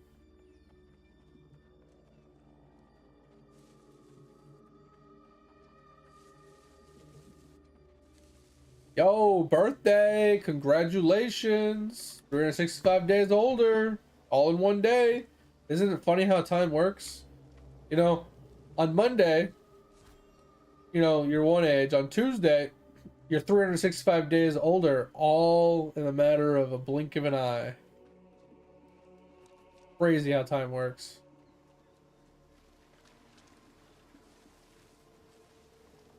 But I hope you had a good day yesterday, Thor. Like I said, yeah, I just been sick for a hot minute, so that's literally all it is. Nothing crazy. Nothing super important. I'm feeling, like I said, I don't feel terrible. Nothing really bad. It's just been a little stuffed up, a little out of energy. You know, rough breathing kind of thing because I've just been out of breath a lot. But other than that, it's like it's not that big a deal. Oh, all right. I closed the fucking map. Enough stuff. All right, here we go. We'll grab this. And maybe this will be enough.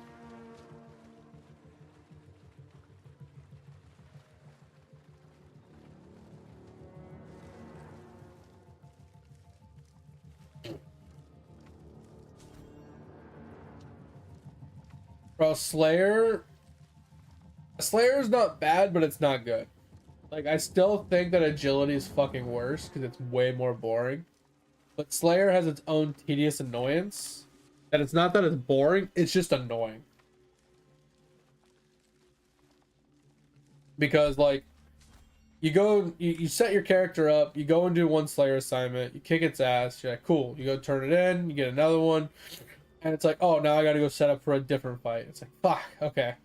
Then you go set up for another fight. And then you gotta remember what you need for each fight, too. So it's like you almost need a spreadsheet. So you know what armor, what food, what potions, what weapons, you know, what buffs, what benefits you need for each fucking thing.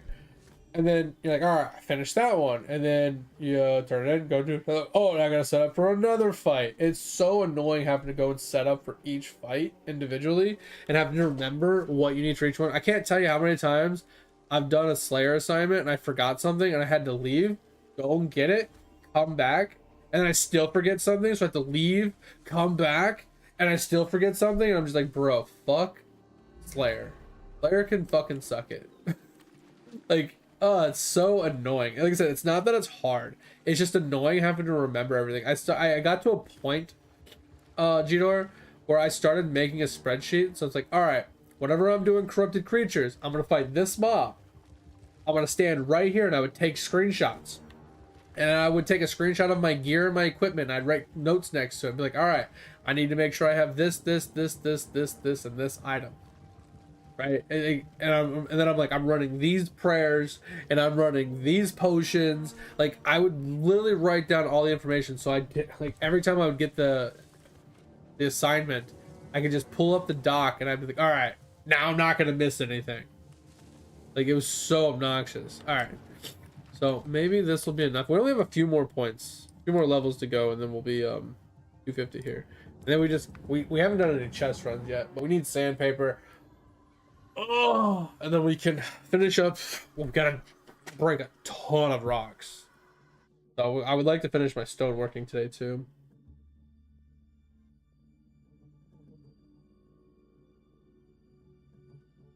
Oh, gotcha. You're on the phone most of the day. Yeah, it makes sense. Gotcha. But I mean, I'm glad you had a good time. Hopefully, I mean, obviously you just sit at home like talking on the phone, but hopefully it was at least some enjoyment in that.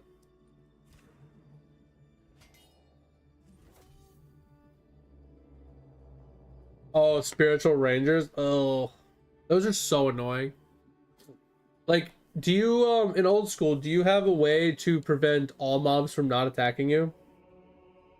Because in RS3, I think there's like a zero shard or something you can wear, and you become non-aggressive to all mobs, and it really helps be able to like single target mobs down, so you're not getting beat on by a bunch of things.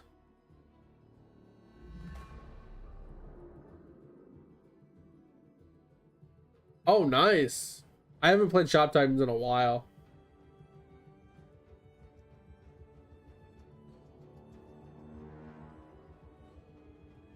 Oh shit, I haven't been to that place, Dig, or seen that place. Oh yeah, so you have to wear a piece of each god, or that's kind of sucks. I did see that you could upgrade certain pieces to be aligned to a god. So for example, I think the scythe, the raid scythe, you can like attune it almost, or like upgrade it to be like aligned with like Sarah or something like that, so it like counts as being one of those god items, which is kind of nice. And then you just have to find, you know, 3 other pieces to align to the other gods. Because I know in like RS3 you can wear like ammo, right? So you can put like ammunition from like Zami arrows on, and that would align you to Zami so you don't get fought with Zami. And then you could have like the different priest robes or like a cloak or something. But yeah, that's crazy. 1.5 mil for the site? Yeah, I know that thing's expensive, but I think it's even more expensive if you upgrade it to align to a god too, though.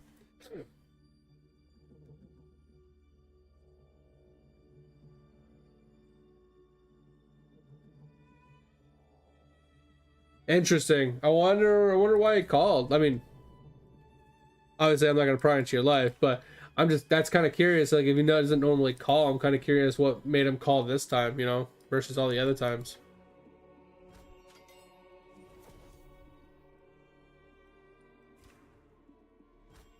Maybe he's getting old and, you know, wants to try and reconnect or something, or feels bad for not being like a better dad. I don't know. Could be 100 things, but that's interesting.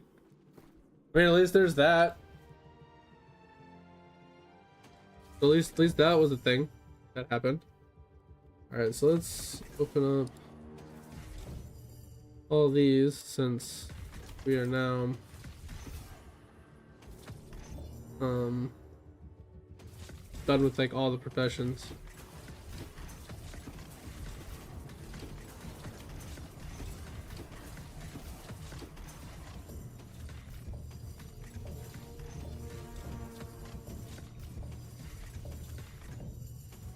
Yeah, it was from a Sunday, supposedly.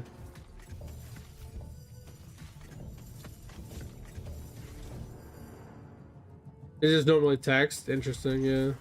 That's different. That's kind of interesting, though. Like I said, I tend to read into things a little too much, so take what I say with a grain of salt, obviously.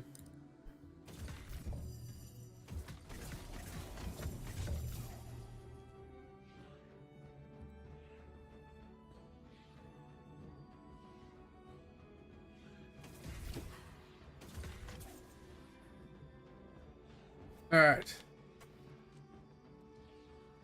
So, anything we can get rid of here? Because we have furniture we could probably consume for EXP once we start doing our furnishing levels, and then we have music as well. We can dump off a bunch of stuff. And like I said, next thing we got to work on is our stone cutting. Stone cutting is our next big upgrade here.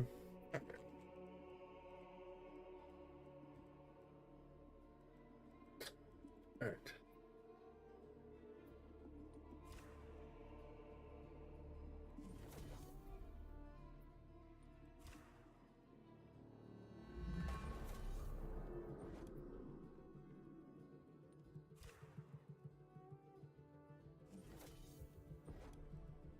Oh, he doesn't speak very much. Interesting. Yeah, the thing is, like, so the way I am in my family is I'm a big talker. I'll talk a lot, but I'm not the type of person to like reach out regularly and be like, so how was your day?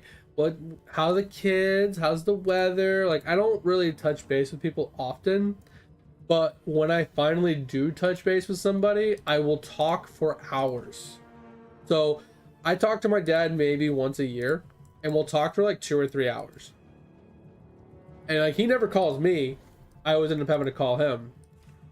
But like I'll text him throughout the year and be like, oh, happy dad day, you know, and stuff like that. And then we'll chat back and forth for a few minutes. And then like around Christmas, Hanukkah time, because he's Jewish, you know, I'll call him. We'll shoot the shit for like a couple hours. And that's about it. I never talk to my mom. I don't talk to anybody else in my family. But like whenever I do talk to somebody, we just do all our catching up then. We just like, oh, so how was the year? You know, how things been? You know, how the animals, how's the wife, how's the kid, how's this, how's that, you know, how things been, how's work going along, you know, hope you've been well. You know, we just kind of catch up on shit. You know, typically, you know, he asks me about how my streaming's coming along, you know, ask me about some of that stuff because he's been kind of contemplating doing some streaming himself, and he has a younger kid as well that's getting old enough to where he wants to start, you know, doing computer stuff and possibly making content himself. So, you know, we talk about that on and off and things like that. So, like, it just, you know, it's just like a long conversation. Like I said, that's just me. I don't talk to people regularly, but when I do talk to them, I talk their ear off. You know, I get everything all out at once, right?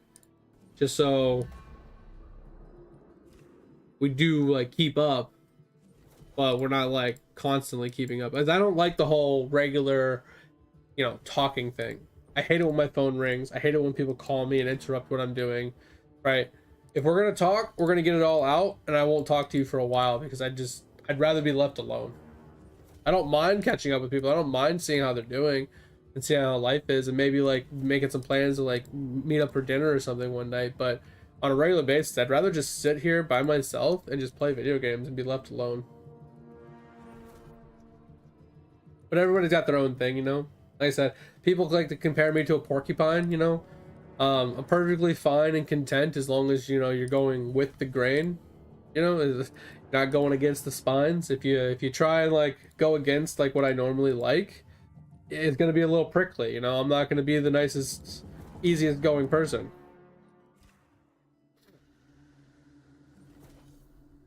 It's how I am. I've always been that way. People also like compare me to being a cat. You know, when I want attention, it's fine, but when I don't want attention, leave me the fuck alone.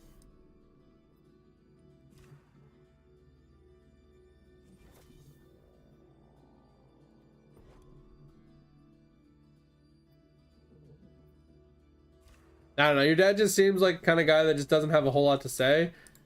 Either A, he just feels like whatever he has to say doesn't really, like, nobody really cares what he has to say, or he truly just has no opinion. He just doesn't care one way or the other. Like, could go one way or the other. Like I said, I don't know your dad, so take what I say with a grain of salt.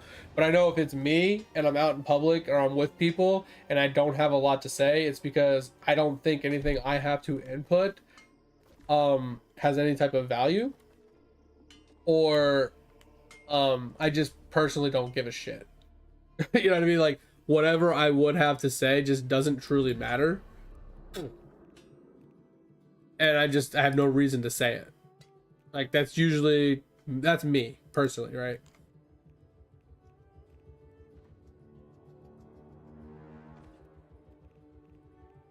Not saying that that's your dad. I'm just saying like that for me, that's where I am when it comes to that kind of stuff.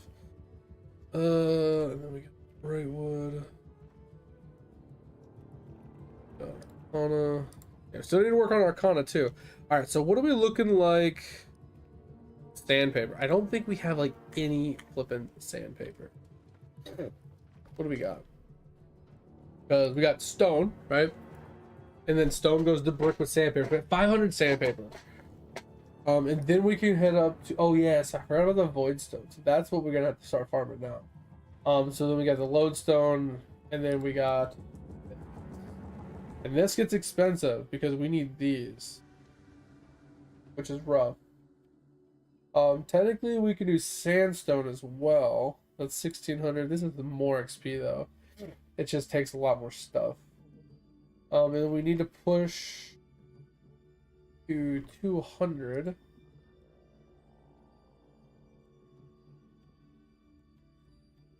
Yeah, so this is the daily craft, and then this is what we need. And the gemstone powder is going to be a rough one to farm. Oh. Alright. This one sucks. But we need to get this one done. Alright. So, stone. Alright, let's go do a test run really quick.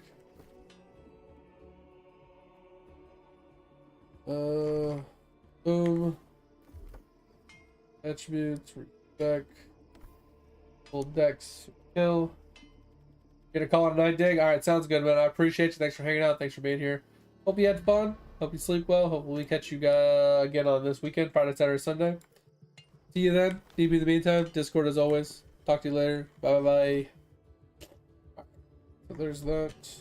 Do a chest run real quick. I think this would be fun. instead of run through the city and then all the way across the field, I wonder if just running straight north along the road is faster. Yeah, Dig, if you play it this weekend, obviously we'll be streaming. Let me know your actual thoughts, like, because we both play video games. You kind of know how I feel about games, what I like, what I dislike to a point. But give me your thoughts, give me your ideas. Tell me what you like and dislike about it, and then we can chat about it. We can take it from there. But I'm convinced I'm gonna play it. I'm one. I don't think anything you say would deter me from playing it unless it's something really drastic. But I'll catch you this weekend, man. Talk to you then. See you, see you, see you. Thank you for being here.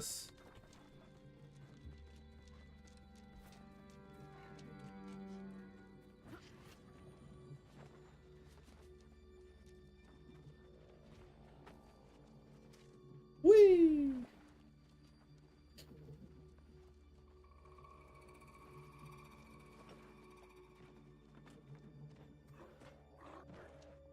Oh, I wasn't paying attention. I was looking to see if I pulled aggro on that guy first. Alright. Pick this up.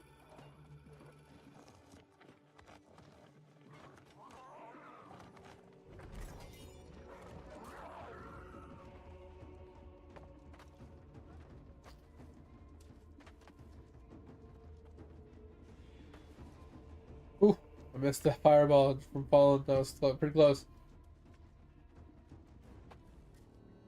Okay, seriously? Slime? For the love of God? Trying to go zigzaggy so the cannonball doesn't hit me if he shoots the second one.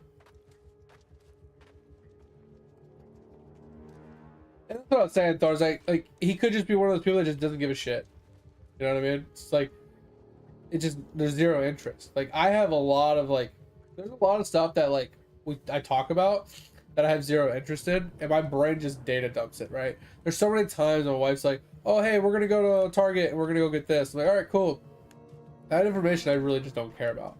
So 10 minutes later, I'm like, "Hey, where are we going?" She's like, "I just told you." I'm like, "You did?" Right? And she's like, "Yeah, I told you we're going to Target." Like, oh, okay. You know what I mean? Like, my brain just I don't retain certain information because my brain deems it worthless. And like when it comes to conversations, like if I don't deem the conversation of like some sort of value, I just have nothing to input. I just don't really say much, right? Like especially like if we're out to breakfast with her mom, they want to talk about the news. They want to talk about politics. Stuff. And I'm just like, yeah, yeah. And like I'll add some 2 cents here and there if they say something, and then I'm like, oh, that sounds fucking stupid. Why the fuck would they do that? Like I try to bring logic into the conversation. You know, politics, news, logic, none of those really go hand in hand. But Adderall will fix that. No, it has nothing to do with like focus. It purely has to do with like I deem that information worthless, so my brain doesn't retain it. I'm definitely convinced I have ADHD though. But at the same time, I don't. It doesn't really affect me all that much. It's just purely there's a lot of stuff in the world I just don't care about, and it's not that it's really like dumb stuff. It's purely just I don't personally care. Like it's not something that I can't change. It's something that will not be any different if I care or don't care. You know, the way a fucking burger tastes doesn't matter at the end of the day, right? If this burger doesn't taste great, what does it matter? Okay, burger didn't taste great. I just won't eat it again, right? There's no reason of retaining the information past the point of I don't like it, right? If I don't like something, that's the end of it. I don't like it. I don't look into the company and be like, well, the reason I don't like it is because back in 2022, they changed distributors from this person to this person, and this distributor did this, and there's no reason to go fucking cherry picking through information to find like a reason of why I don't like something. If I don't like it, I don't like it, right? Same thing with the news. Like people are going to give you the cherry picked information they want to give you. Like unless you're going to be a news reporter and do your own digging and gather your own hard facts from hard copy information that's legit, like what does it truly fucking matter? People are gonna say and do what they want to do and give you the information they want to give you. What the fuck, bro? That guy rolled like 5 fucking times. What was that? So I just like the news can just fuck it, and politics, everybody's fake. So it's just like, once again, what does it matter? Like, I can't change the fact that I have 2 options and both options suck, right? Like, none of this truly matters in the grand scheme of life. So when somebody tells me something that I truly don't care, it's like, hey, I'm gonna go to Adventure Island this weekend. It's like, all right, cool, have a good time, you know, like, okay. You know what I mean? Like, now I retain some of that information, right, for a short period of time. Like, if Thor was to tell me he was gonna go, you know, To a concert tonight. and then Friday comes around and he jumps in on Friday and he's like, hey, what's going on? I'm like, oh, yo, how was your concert, right? I'll remember that. But if the wife's like, hey, I'm gonna go out, I'm like, all right, cool, go out and have a good time. And she tells me where she's going, like, I'll somewhat remember it, but like maybe in an hour I won't. Because I just, my brain doesn't retain enough information. My brain just doesn't care. Like, it just, if it's not something that pertains to something I need to know, it just data dumps it. It's like a computer. It resets itself. It only holds so much information in its brain at a given time. It's like I have like 16 gigs of RAM, and it's like, hey, you can only hold so much data, so we're only going to keep the pertinent information.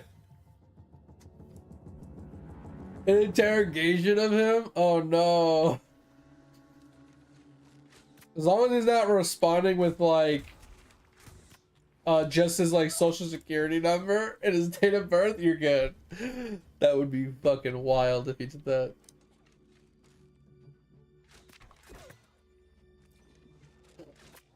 That would be funny to do though. Like, go out to like dinner or something, and like everything you only responded with like your social security number and your date of birth or something. Because like, obviously, like in the military, if you ever like captured or whatever, they tell you, hey, you only respond with certain information, right? Like they tell you that kind of stuff, and it's pretty funny because if you were to do that anywhere else, people would be like, what the fuck is going on?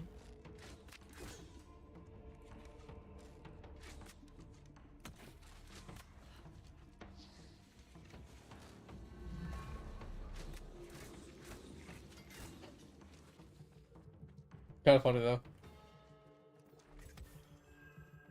Yeah, like I said, your dad just comes across as a guy that just, I don't know. Maybe, I mean, maybe he'd talk more if you talked about one of his interests. But like you said, like, I feel like if he's not interested, he just has nothing to say.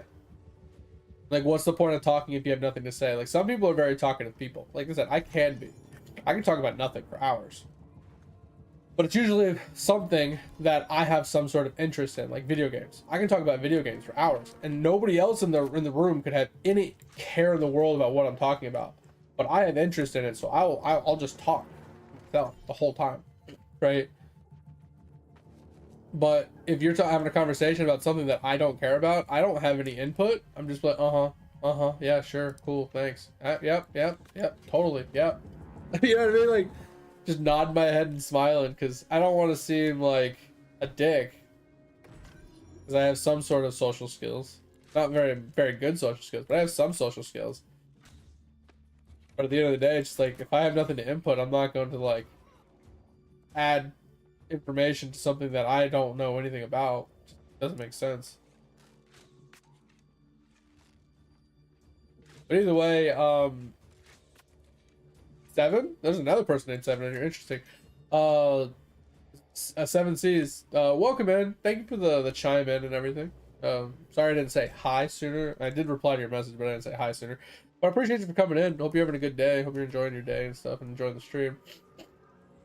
What are you interested in playing games lately on? I'm assuming if you're watching Twitch and watching me play this, you're a gamer. Sorry if I take assumptions a little too far, but yeah, appreciate you being here. But like I said, I'm going to assume that you play video games, or at least you like to watch them. What has been catching your interest as of recent? You still like grinding out the new world like I am, or is something else kind of got your temporary attention, or you're currently in the market for like a new game.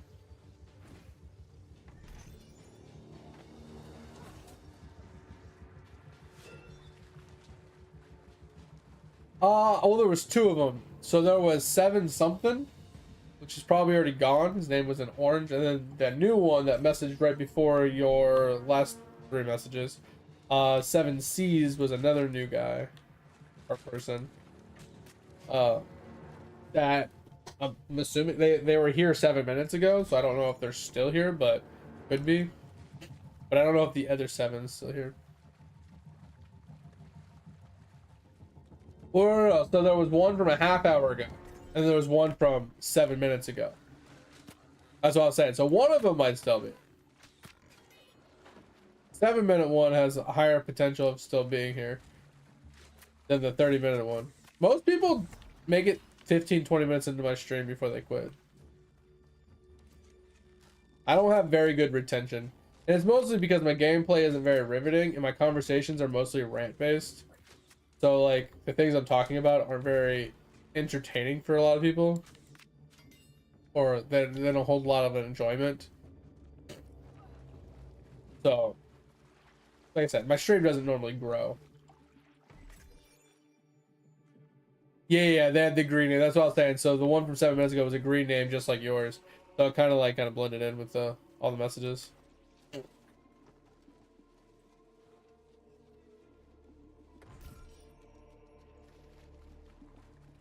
Yeah, you're easy to please. Some people are very easy to please. Some people, you know, actually enjoy the rants. And then other people, they want more... I think they want more game conversation about the game I'm playing, and like pros and cons, or like min-max methods, or cheat sheets, tricks, you know, things like that. They want to know things about what I'm playing, not just random rants about randomness that they don't care about. So most people just...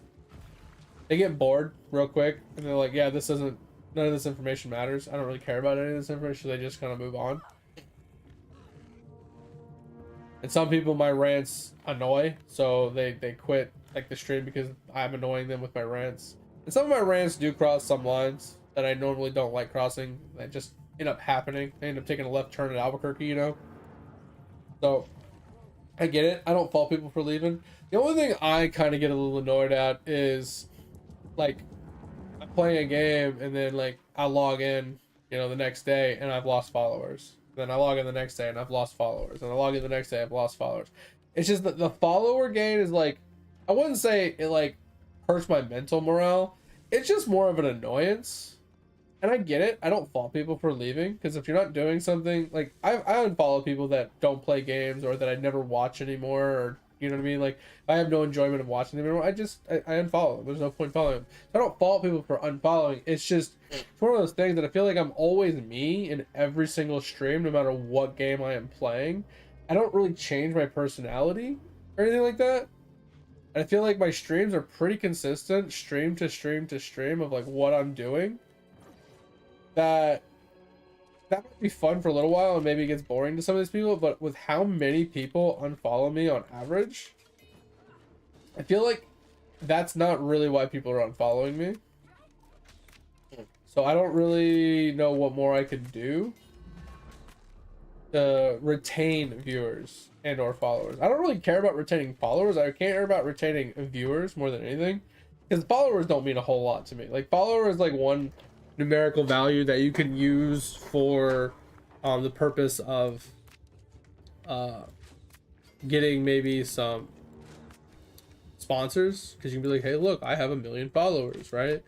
And things like that. You can use that metric for some things, but I feel like at the end of the day, like, the true metric that I care about is how many concurrent people do I have coming in the chat and talking with me, right? Or even if they're not talking, they're at least, I know they're here listening. That's all I care about. Now, don't get me wrong, at the end of the day, if I could grow my numbers to a point where I could actually get a sponsorship, that would be the ideal situation, because then I can make a little bit of cash to buy more video games and upgrade my PC to the point where I can actually like play the higher end video games with you guys. I can purchase more games so you guys can see, you know, more games than what we normally play, you know. Get a little bit more variety in here, or like get some of like the newer ones from the, you know, as they release. You know, that's the only thing that I would like, because right now I'm too frugal about buying video games. I pretty much only play whatever you guys give me, which obviously once again is me kind of leeching off you guys, and I feel bad for it. But at the same time, like, if you guys want to see me play, I mean, that's my only other option. But at the end of the day, it's just like, unless, like I said, unless I get some sort of sponsorship, there's no way I'm gonna be able to afford games as they come out like that.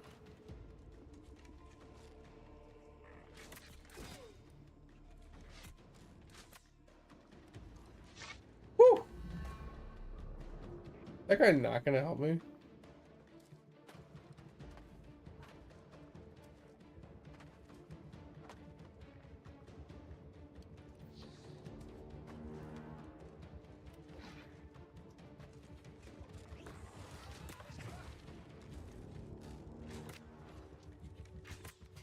Jesus. Alright.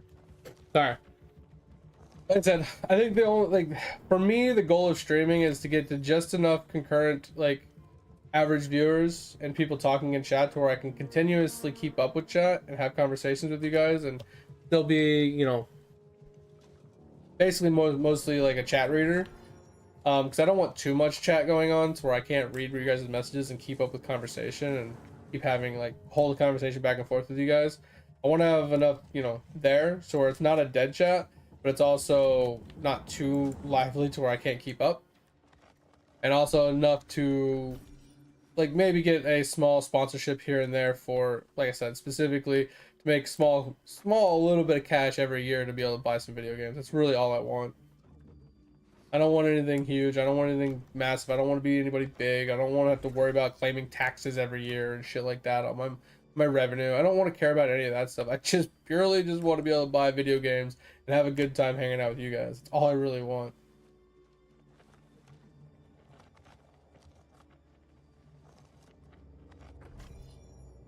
Yeah, so my YouTube messages are a little harder because it's on my other screen, and I still haven't gotten used to glancing at that one often, since there's not as many people coming in and chatting on that one.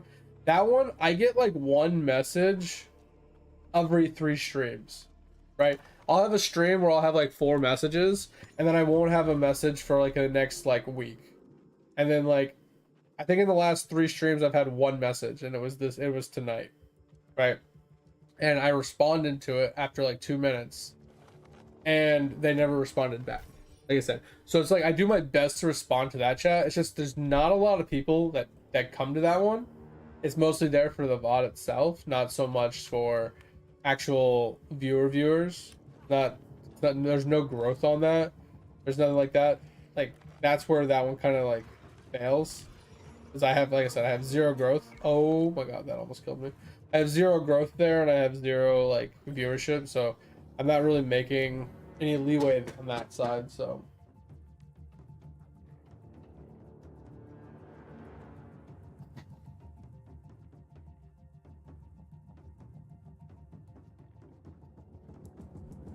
I mean, I can, Thor. It just depends on what I'm doing in the game.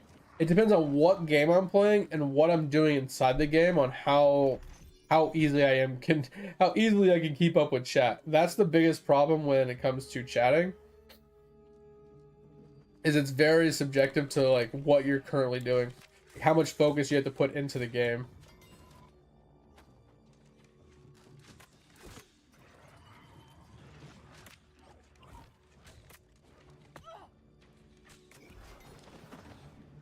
There's sometimes that it's really easy to keep up with chat, right? Because I'm not really doing anything that takes any type of brain power or anything.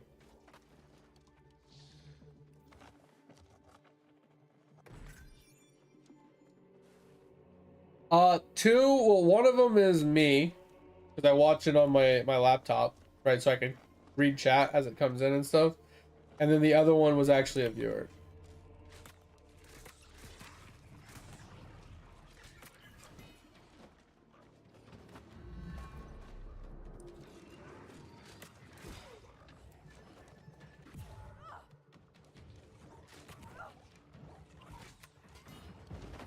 Jesus.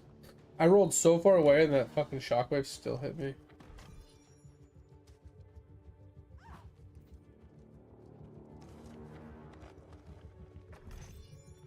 Like I said, at the end of the day, like I said, I don't really make much of a stink of it. I don't really care all that much.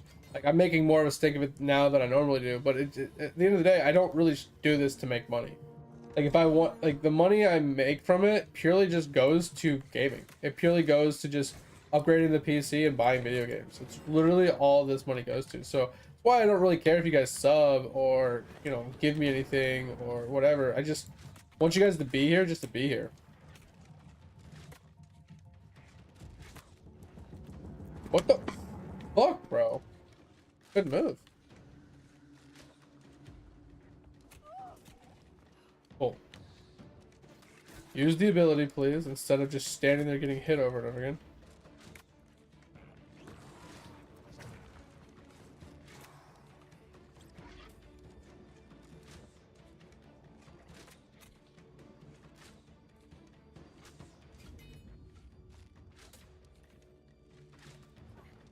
Ugh. Getting so annoyed.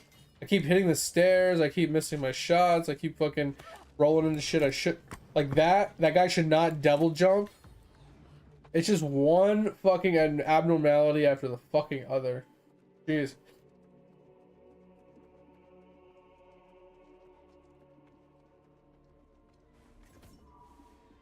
Yeah, well, so there's two parts to that. Like, I don't play games that are currently in high demand, that are in like I said, the trending. But with that, playing trending games doesn't mean much because everybody's playing the trending game.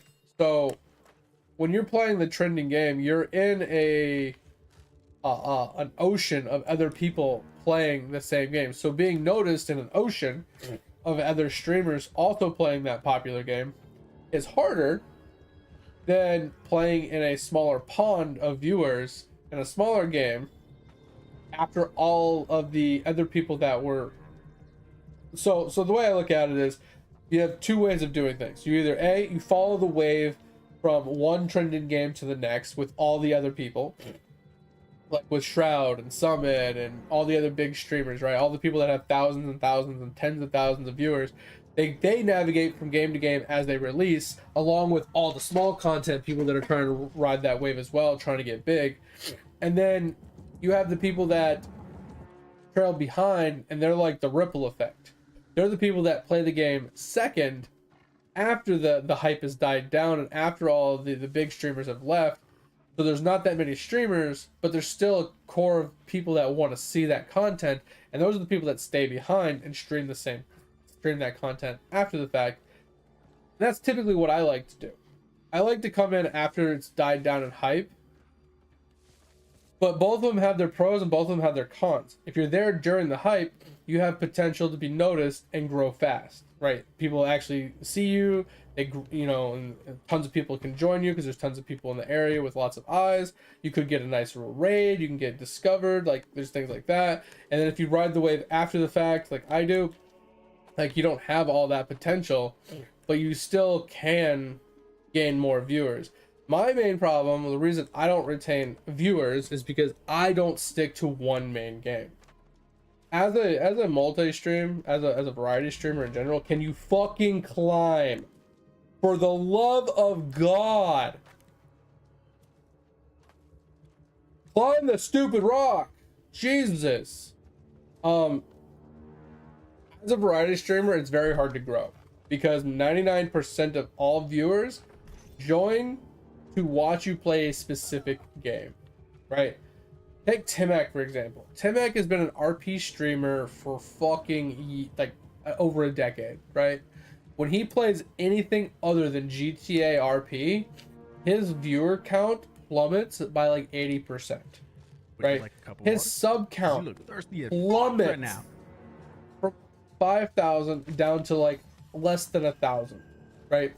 He absolutely gets fucking dunked on if he doesn't play GTA RP. And that's because he is a GTA RP streamer, right? And in order to be a variety streamer, it's that reality every day. You play a game, you get some followers, you get some subs, for like a week or something while you're playing that, and then when you stop playing that, you lose those followers, you lose those subs. So you ride this wave of you get subs in this game and then you lose them in the next game. You get subs in this game, you lose them in the next game. And that's the nature of being a variety streamer. Unless you're already popular, aka Shroud, Summit, you know, XQC, like Asmongold, those people, they can do whatever they want because the core of their group isn't there for the games they play. They're there for just the content itself, right? And that's what they're selling. They're selling content. They're not selling in themselves. They're not selling a specific game. But from a traditional player's perspective, like a viewer's perspective, you're there for a specific game because you enjoy that game. You enjoy the content that game has to offer, and that person that plays it, you enjoy watching them play it. So my stream never grows past a certain point because I'm always changing games. When like there's certain games I've played that I had a lot of viewers, I had a lot of following, I had a lot of like traction because that game didn't have a lot of streamers, but they had a lot of people watching it. So I was able to capitalize upon that, and the viewers that wanted to watch it ended up watching me. Thanks for the hydrate. But once I switched off that game, this is why I lose viewers. No matter how long I play New World, I'm still going to be losing followers because a lot of my followers are from other games, right? I have a lot of followers that are from when I played Trove. I have a lot of followers that are from when I played Dauntless, right? And that was a very long time ago. So these players have been like following for years, but they're like, bro, this guy never plays Trove anymore. He never plays Dauntless anymore. He never plays this anymore. And then they slowly but surely just unfollow me. And then it's just like, I'm eventually left with just the people that are watching me from the most recent content. And that's just the nature of it. So if I really wanted to truly grow and I wanted to take the true advice that everybody tells you to do, is stick to one game for until you have a very solid following. And then get into, you know, actually variety streaming. Because the second you go into variety streaming, you lose 90% of your followers. So if you main a game and you have like 100 to 200 concurrent viewers playing a specific game that you main every day, once you switch to variety streaming, the reality is you're going to have less than 50 people that are going to follow you no matter what game you play. So you got to find that game that is your forever game to actually grow a channel before you can even think about riding any type of wave from game to game. And then you have to get lucky even with that to actually get some sort of following, whether everybody quits that game and you're the only one making the content for it, or some sort of drama happens that puts you in the limelight that makes you grow in some way, shape, or form, right? Take, for example, the most recent drama that I've paid attention to, the Marvel Rivals bullshit, right? There's a streamer that has been streaming for a long time to nobody, and he's like the #1 rated like player of a specific character. Obviously he streamed other games, but he's always been a very high level game player in every game he's played in, but he's never streamed to like a large audience because he's never grown. He's never had the opportunity. Long story short, you guys have probably already seen it all, but he went into a tournament, got kicked for some bullshit. And then after a bunch of the information came to limelight, everybody posted all their videos and their evidence and all the drama happened. This guy came out fucking like a god. He went from like averaging like maybe 15, 20 viewers to now he's streaming to like 10,000 plus viewers. He got like 18,000 subscribers in like one stream. He got like straight up donations for like over thousands of dollars. He now has sponsorships coming into his way to sponsor him for certain things and pay him money for sponsorships and all this other just shit that just landed in his lap because of drama that happened to him, and like the way he, you know, presented himself and the way that he kept his composure and how well he did. CR, welcome, thank you for the follow, appreciate you, hope you're doing well. Hope this rant isn't too terrible for you, but I appreciate you for stopping in. Yeah, exactly. So that's what I'm saying. Like, I don't want to go into it because it's just a fucking shit show and a half.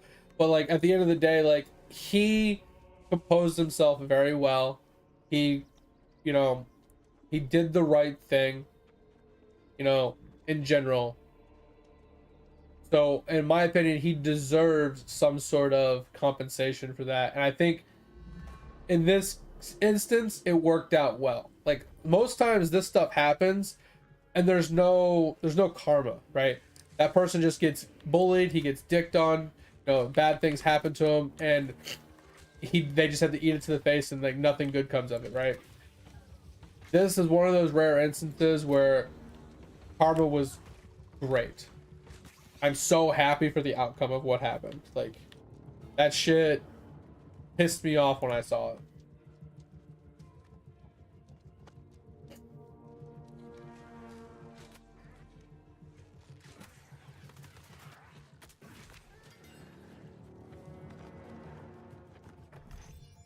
I mean, that's not the only reason, right? If we're being honest here, like I said, I don't want to like go into it. I don't like talking about drama. I don't like talking about like politics or anything like that. But like,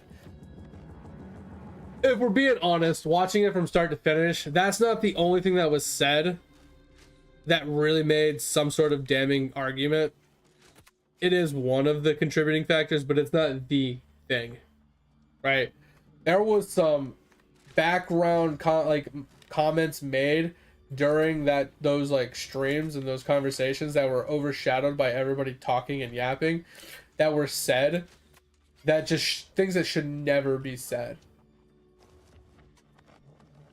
Like, they were just mean fucking people for no apparent reason. And it's something I've always said. It's like, people on the internet are just fucking toxic. Like, these people, if you met them in real life, they would be super nice to your face, right? You'd have no problems having conversations with these people in real life, or playing video games sitting right next to them. Because if you would have made the same argument in real life next to these people, they would have acted completely different. But since they're on the internet and they feel somewhat safe and secure in their nice little bedrooms and their little cozy corner of the world, and they feel somewhat anonymous and safe, they don't care how they act. They don't care what they say. They don't care what they do. People on the internet are fucking nasty, and they always have been. It's so funny. You'll see people, these internet warriors, they get on the keyboard and they just fucking flame people. They talk shit. They're super toxic and nasty to people. And then you see them in real life, and they're like this. They're the opposite, basically. They're the person being bullied. They're the person getting shit talked and getting made feel like shit all the time because people are just talking down to them all the time. So when they get online, they want to return that tenfold to everybody else because they know they can. Okay, for the love of God, stop dodging my attacks. Thank you. And that's like the problem I've always had with the internet, is it breeds this environment that allows for people to get away with saying and doing whatever they want because there's no repercussions. There's no accountability for saying or doing things. And people think it's okay to do these things even though it's not. The way I look at it is, if you wouldn't say it to somebody's face in real life, don't say it at all. Like, I wholeheartedly believe in treat others how you want to be treated. And that also goes with like, don't do the right thing because people are watching. Do the right thing because it's the right thing. And if you're not willing to do the right thing when no one's looking, then you're obviously not a good person. So I mean, it just boils down to, don't pretend to be a good person. If you're not a good person, don't pretend. Be your true self. If your true self is being a fucking bitch, be a bitch. Own up to that shit. Because the second people notice you're phony, you lose all credibility. If you're a bitch from day one and you're just always a bitch, you're gonna have a small following, yes, but the people that watch you want to watch you because they know who you are. They're watching you because of who you are. They're not watching you because of this stupid ass persona you portray and you put in front of the camera, right? It's just like all the drama that happened with like Amaranth a long time ago, where she portrayed herself as not in a relationship, and she was like riding that wave of, guys that thought if they donated enough that they could have a chance at her or something like that, right? Like, and obviously that couldn't be further from the truth, right?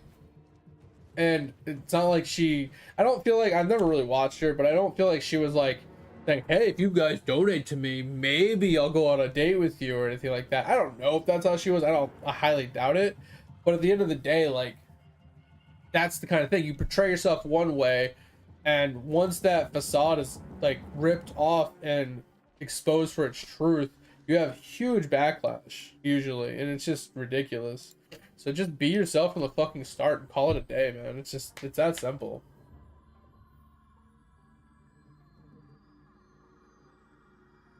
Yeah, well, that's what I'm saying. So at the end of the day, that situation specifically was purely the reason it came out as golden as it did is because the way that he composed himself from start to finish,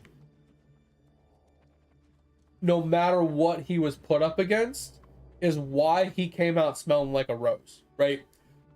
If you are that person, right? If you are a company and you're looking at this situation and you see a guy that is being bullied beyond bullying belief in front of everybody. I'm talking live on multiple streams during a tournament or pre-tournament, you know, put on blast. Everybody's against you. Your back's against the wall. You have everybody breathing down your neck and you don't retaliate. You have that much self-control to compose yourself, not lash out, not to stoop to their level, not to, you know, do anything like, you know what I mean? Not to stoop to their level, basically, is what I'm getting at.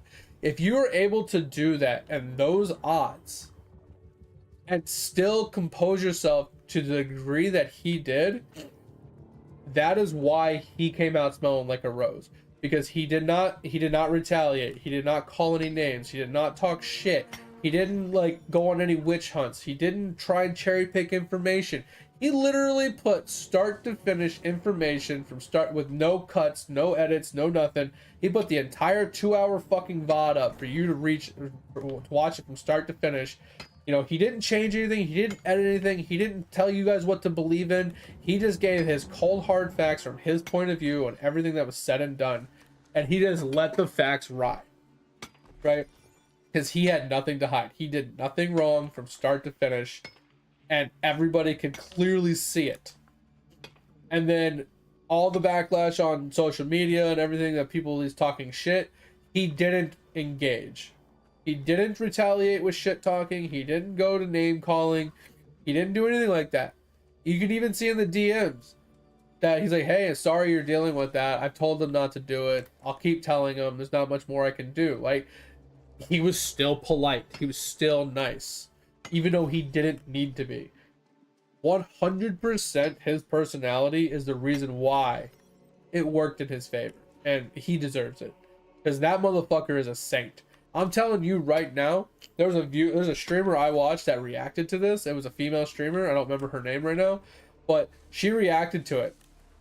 And she reacted the same way I would have reacted. She fucking raged so hard on her stream for this guy. She was screaming at her computer. It was so funny. I was dying laughing. I was like, damn, she's acting just like me. This is a female rage. Hell yeah, let's go. But it's so true. Like, if I was in that guy's situation, I wouldn't have been able to stay composed in any way, shape, or form. I would have lost my shit. If I would have said something along the lines of, hey guys, just can we talk about comps and stuff? Like, are there any other comps that we have besides revolving around Black Widow? Like, can Black Widow play anything else other than Black Widow in case they counter us, right? If they have a counter to Black Widow and, you know, Black Widow's not working, do we have a fallback? If I was to say something along those lines, because that's not exactly what he said, but that's what he was hinting at, that's what he was getting to, right? But he kept getting shut down before getting to that. If I was to have asked that, and I got told to shut the fuck up, we're not talking about this, she's playing Black Widow no matter what happens, sucks to suck, I would have fucking snapped. Because then they, you know, they dogpiled on even further past that, basically talking shit about him, saying how bad he was and how fucking ignorant he was and how he was being a bully and mean and toxic and all that. Just like, I asked a simple fucking question. Like, you can't give me a simple fucking answer. I would have literally taken their words and jammed them down their throat. I would have literally repeated what they said back at them for the same exact answer or questions that they proposed. They would have asked me a question, I would have literally jammed their exact words down their throat for what they replied to me. I would have looked like the bad guy at the end of it. Like no way around it, bro. I would have looked like such an asshole. I would have bullied the fuck out of those women. all of them would have quit. I don't care if it's a 4v1. I most likely would have won that argument. And I wouldn't have had to stoop to the level of, you know, attacking their viewers. I wouldn't have had to go to attacking their gender or their beliefs in any way, shape. I would have literally attacked their fucking logic, and I would have fucking destroyed them. Now, don't get me wrong, in the heat of the moment, you know, I might not be able to do it to the degree as I can in hindsight, because, you know, when you're in the heat of the moment, you're mad, your tempers are flaring, your mind's not thinking as clearly as it should. I'm gonna miss some stuff, I'm gonna missay stuff, you know, things are gonna happen. But at the end of the day, I wouldn't. All I gotta say is that guy's a fucking saint. He deserves some sort of medal, and I think he got what he deserved, because that shit was fucking wild to watch. Like, and that's the thing too. Like, that's what I'm saying is, like, in general, anybody can be a streamer. And the thing is like, these people, they have these masks on, these facades. They pretend, they act. And the second that fucking mask slips for a second, people see who you truly are, and you see the backlash that happens. People fucking hate it. But it's funny because you see these people, they have so many viewers, they make a living off of streaming, and the second that facade breaks, they lose everything. And they now have to go work a fucking minimum wage job at fucking Burger King cleaning tables, because they can't keep up the facade forever. Oh, it's crazy. So, in my opinion, Thor, the tournament wasn't the problem, right? And I don't blame the tournament host in any way, shape, or form. Yes, he's the one that made the decision to kick him. He did apologize for it. But in his defense, if this gets brought to your attention 30 minutes before the tournament is supposed to start, he doesn't have 5 hours to pick through all of the information to make a determining factor on who is truly at fault, on how to react properly. In a 30-minute window, when you have 40 other people that you're working with and 1,000 things on your plate, trying to get the tournament to start on time and coordinate everybody simultaneously, make sure everything's up and running, you do not have that 30 minutes to truly dig into a situation to make a proper call. That is the problem he was faced with, and I cannot fault him for that, because in that certain niche situation, not having the time to make a clear decision, if he doesn't kick the person and it's found out later that it was a valid reason to kick the person because he was truly at fault, then he's in trouble for not kicking the guy, right? And it hurts the tournament overall, right? But if he does kick him and it's found to be unjust, once again, looks bad on him. But it's a lose-lose situation for him. There's no way he comes out looking correct in this unless he makes the right call by happenstance. That's the problem he was faced with. So I do not fault Basson. Basson's the guy that we're talking about right now. I do not fault him at all. I wouldn't give this guy any hate, because if any of you were in his position, it's a literal coin flip if you're right or wrong. Because in a game of telephone, in a game of he said, she said, it's so impossible to get both sides of the story from one person or even both people without information being lost to make a true, dedicated, like, informed decision unless you were a fly on the wall from start to finish. This is the same reason why I don't like things like in politics, is we only get one side of the story from the news. We don't see everything from start to finish without missing information. Right? It's the same thing. So, like I said, I don't fault him. I think the only thing that can come from this is, at the end of the day, since we do know going forward that the reason for the problem in this situation was he just didn't have enough time to make a true dedicated decision. I think there should be a rule in place that if something like this is to happen, that match will be postponed and played at a later date, so the tournament can go on as scheduled, but that one match will have to be postponed to a replay time, right?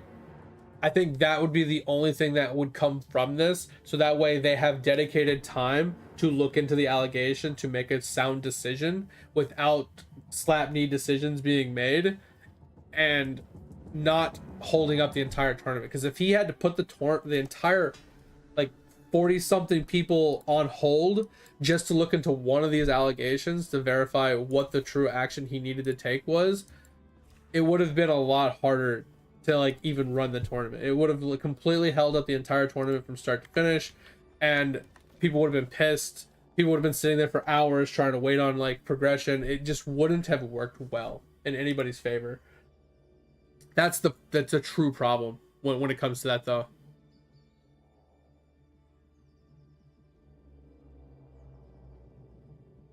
But that's the thing. The team had plenty of time, Thor, to talk things through. They just wouldn't. Like the four-man team, the four women on that team refused to have a conversation. This is why the guy was trying for 2 hours to have the conversation. 2 hours is more than enough time to come up with a composition idea and fallbacks and practices and stuff like that. If you're willing to have a conversation, they refused. I would try, mate, but I don't think I could.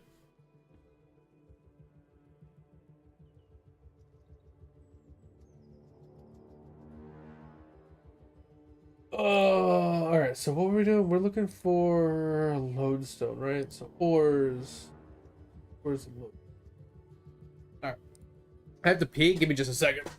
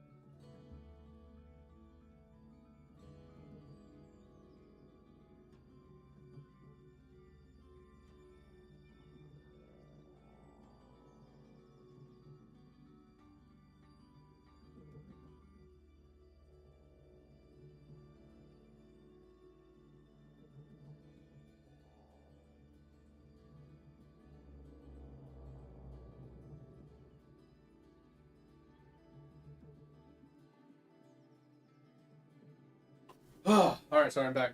Honestly, like the only reason why I talk so passionately about the whole the Bassin situation is because I ran my own tournaments for a while and I've been faced with similar situations, so I kind of know like how it feels to be put in that position. Kind of dog shit. It's like really, really annoying. Because then like you have like 50 fucking people blasting you like, hey, what's going on? Why are we not playing? When's it gonna start? Hello, I'm talking to you. Hello, hey, can we start now? Can we start now? How about now? What about now? Now? What about now? What about now? Hello, you're not answering me. It's just like, bro, shut the fuck up. I'm dealing with stuff. Leave me alone for fucking 10 minutes, please. Like, it's so annoying. And like I said, I've literally been there. Like, that's why, like, I'm just saying, me personally, do not go after the fucking tournament guy. He literally did nothing wrong. He was put in a bad situation.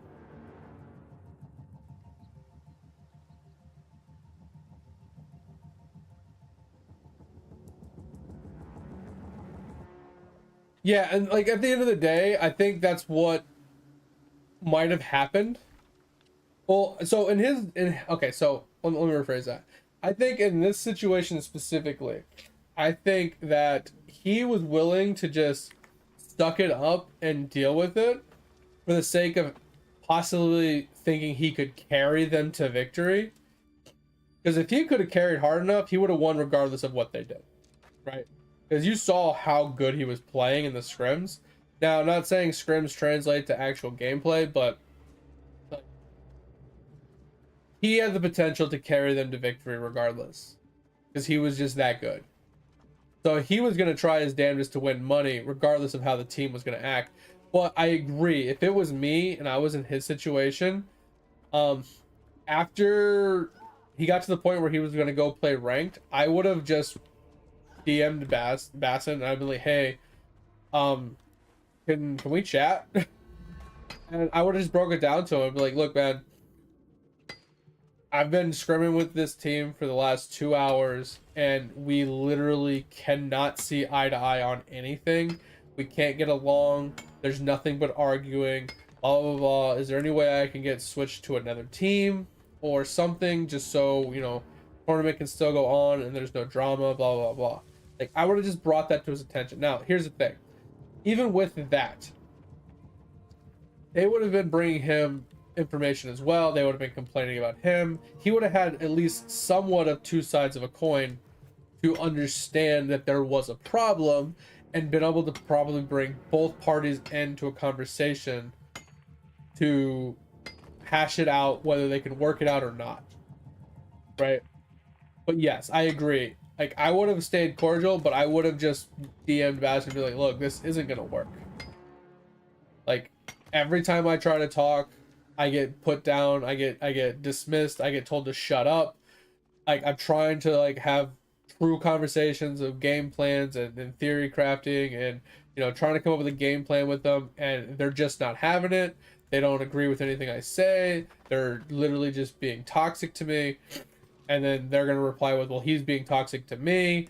And then, like I said, it turns into the he said, she said, and then he kind of can see like how the whole situation. But at the end of the day, like, even bringing it to his attention is like, it's not going to change anything, because what it boils down to is like, you're drafted onto a team. If you can't make it work, you can't make it work. Like, you either don't play and they put in a sub that will play with them, because it's not like somebody else is going to pick you up to be a starter on their team, right? It's just like, that's the reality of it. Like, he's not going to move you from one team to the next just because you guys can't get along. So I don't know, like, there was no winning in that situation for him. He just had to suck it up and play it, or he wasn't going to play. He had two options. He either he withdrew himself, slash, or gets kicked, right? Or he just sucks it up and plays it out and hopes to win or not win, you know, make money in some way, shape, or form. Like, that's his real only true option he had, was just to suck it up and just play it out.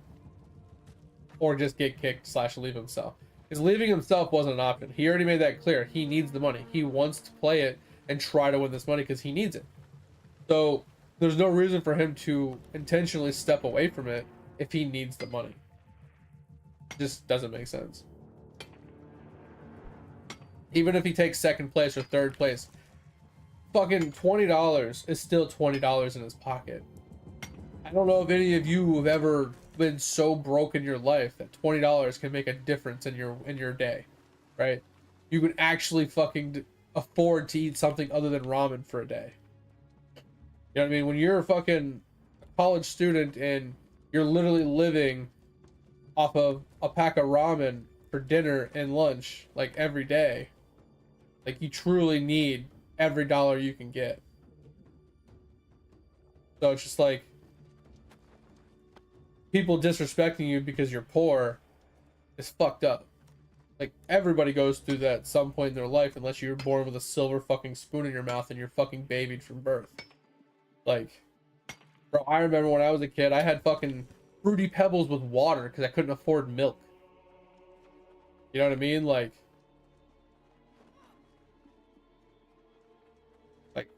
some people, they grow up with some hardships, man. It is what it is. Not much you can do about it. You don't fucking bash someone because of that. You don't belittle them. You don't talk shit about them. You don't make them feel bad because they need money. Like, bro, if you're so well off you don't need to win a tournament for $3,000 per person, how about you share the wealth with someone that does? How about you go and donate to them and make them shut the fuck up? Like, there's so many other ways you could have went about, like, treating that person. Like, you're just a piece of shit at the end of the day.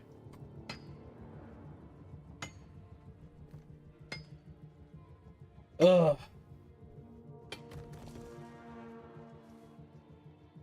Interesting.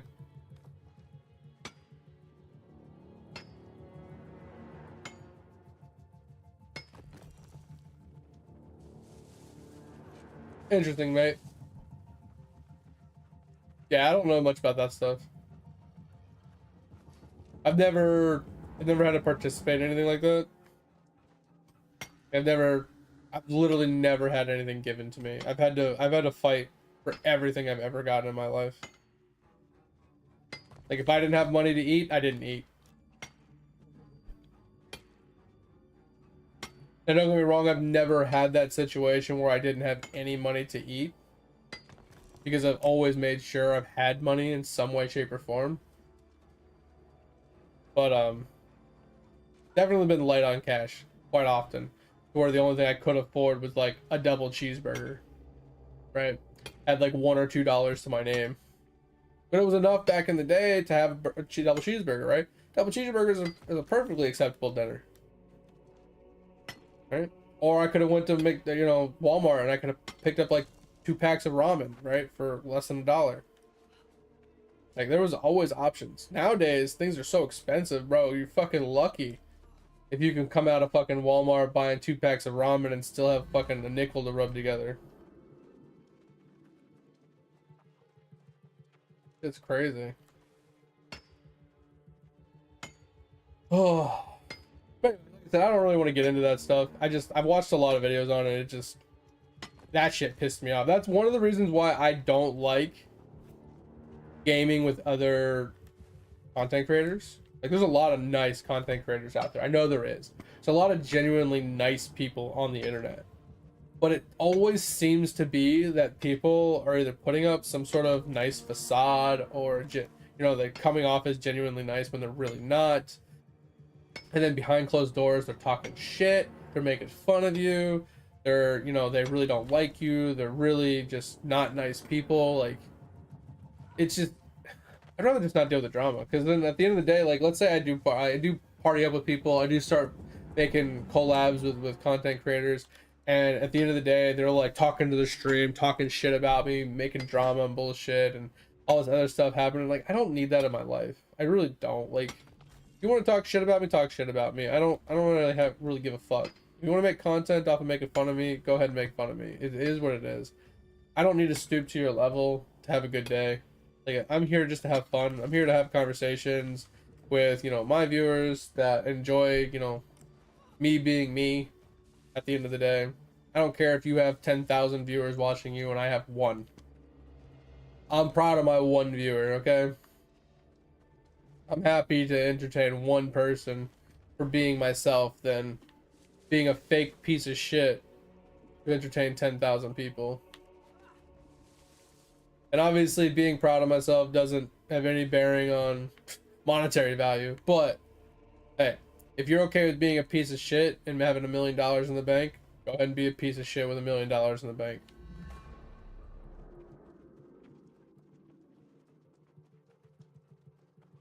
It's fun till the money, yeah. It's so funny. It's like because when you're a kid, man, like money doesn't really correlate, right, to you all that well. It's like you're growing up, mortgage is paid, the rent's paid, the power's paid, your cell phone's paid, your water's paid, car insurance, whatever. Everything's paid for you, right? To a point. Sometimes parents make you like work for it. They make you do chores or whatever. Depends. It just depends on the way you grow up. But like most stuff is paid for you, and you don't have to worry all that much, right? And then like you get a job, you start learning like how to make money and stuff, but you don't really understand the true value of the money yet, right?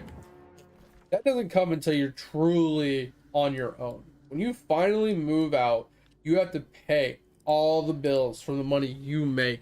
You kind of realize really quick that you can't go out and party. You can't go out and just go to fucking Mexico if you want to go to Mexico. You can't just go fly off and travel and do a bunch of vacations and just splurge on whatever you want to buy. Like you realize very fast that money doesn't go that far.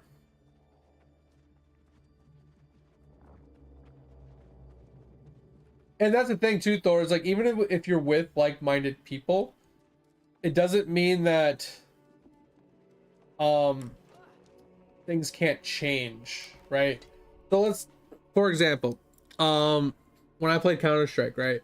I had a group of people that we'd always play Counter-Strike with. We always hung out every day. We played Counter-Strike together every day. We had a good time. We hung out all the time. We played games all the time. You know, we were a pretty small group.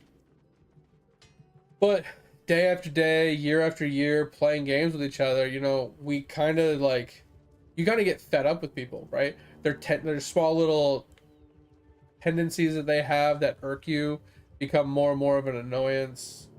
Friggin' things like that. And like slowly but surely, you guys, I wouldn't say learn to hate each other, but you start disliking each other more and more as things go on. So you might have like-minded ideals and thought processes and games that you want to play and stuff like that, but you start to like form rifts with your friends, or you know, your like-minded enjoyments. And it's the same thing with like anybody, any friendships, right? And that's why friendships come and go, and it's very rare to have one person that you wholeheartedly are the same wavelength with like-mindedness, that you don't irritate each other to a point where you're like, get the fuck away from me, or you're making fun of each other. Because at the end of the day, like, you eventually get to a point with most people with friendships, right, that there is something that eventually drives a wedge between you guys, and you just end up hating each other, right? And that's the same thing with like, if you find like-minded people as a streamer. Now, usually what ends up happening is they'll be cordial with you, they'll be, you know, polite and stuff to your face, but when the doors close, if someone brings you up, they're like, bro, I don't want to talk about that motherfucker. That guy's so annoying. Like, what, you stream with him every day? He's like, yeah, I mean, he's good for, you know, making content with, and he's nice enough, but God, he does things that are so annoying, right? It's like, God, every time he does this, it drives me insane. Every time he says that, every time he says this, every time he says that, it's just like, you know what I mean? Like, that's the nature of people. Is most people are nice enough to be cordial to your face, but then once that door closes, they're just like a completely different person. Like, you never knew they felt that way about you. And it's not that big of a deal, because most people would never actually act on it. Most of them wouldn't, you know, blow up on you or even bring it to your attention. You would never know that they disliked you for these things unless they actually, you know, were honest with you about it. And it's not that big of a deal, but slowly but surely that rift will mean less and less game time with that person, right? Less and less collabing and stuff, because as you piss that person off more and more with the things that they dislike, they're more likely to just pull away, and then you just find new people to play with. Oh, it happens. It definitely happens. It's happened to me multiple times. Like I said, I have one of those personalities that rubs people the wrong way. It is what it is. I do not sugarcoat things. I say things in the moment what I mean. I say what I mean. And if something is annoying me, I let you know it's annoying me, because I don't want a small annoyance to grow into a big annoyance, right? That's just like relationships, man. If you're ever with somebody and you can't stand the fact they never put the toilet seat down, 10 years later of them never putting the fucking toilet seat down, you're gonna snap. You're gonna put like rat poison in their food or something, because you're just fucking tired of going into the bathroom and having to put the goddamn toilet seat down over and over again, right? It's that kind of shit that I've learned from a young age. It's better just to tell someone that something's bothering you than to just like hold it in and suck it up and deal with it, because it's not healthy for you. Constantly being irritated and being frustrated for something that can be changed is just doesn't make any sense to me, right? If I can just tell you that something you do annoys me, and you can be a fucking enough of a human being and an adult to be like, oh, I didn't know that bothered you, I'll do my best to not do it going forward. It's that fucking simple, right? But most people are like, oh, you don't like what I do? Well, go fuck yourself. I'm gonna do it anyway, right? You get a coin flip with people. And like I said, people dislike me because I'm not one of those people that I'm just gonna bottle it all up inside and not say something. Now, I will say, when I am streaming, I tend to not voice these irritants while I'm streaming, But there has been a handful of people I've strained with that do things that bug the absolute fucking shit out of me, and I do not play games with them anymore because of it. Like, I enjoyed playing games with them. They were fun to play games with. But, like, I play games a specific way, right? I do communicative skills. I try to work as a team. I call everything out. I try to be vocal and verbal and answer anything that they say with my own information. I try to help whenever needed and stuff like that.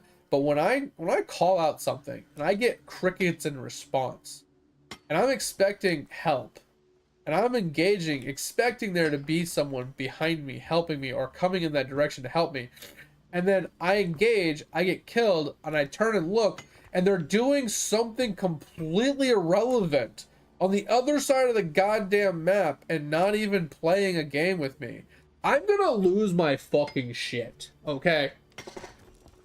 That is so irritating. Like, that shit bugs the fucking shit out of me, and people do it all the time. And then you just gotta suck it up. Because it's like, what are you gonna do? They're not gonna change. And even if you tell them, like, bro, why weren't you guys with me? It's like, oh, we were doing this. It's like, yeah, but I told you X, Y, Z, B, D, A, and I got no response. Oh, we didn't hear you. It's like, I know you fucking heard me. You can't say for the last 10 minutes you haven't heard a thing I've said. It's not fucking possible. Ugh.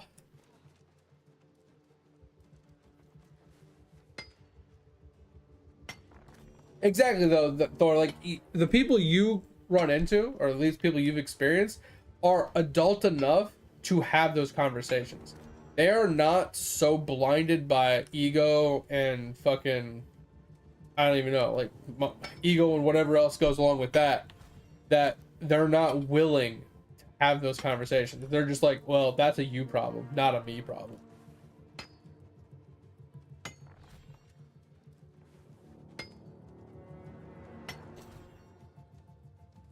Exactly, though, man. Like, it's better just to communicate it and leave it at that. If they don't want to talk about it, they don't want to talk about it. If they want to talk about it, I'm down. But if they don't want to talk about it, at least I voiced my opinion. I got it out there, so they can't say they didn't know. That's basically all I can hope for. But man, I don't really make a lot of friends because people just find my personality very, very abrasive. I would say the closest thing I have to a friend as of recently, would be like you guys. Like, in real life, I don't have any friends, right? I don't have actual true friends in real life. I would say, like, one of the only streamers that I talk to regularly and I play games with and I enjoy chatting and hanging out with is Edge.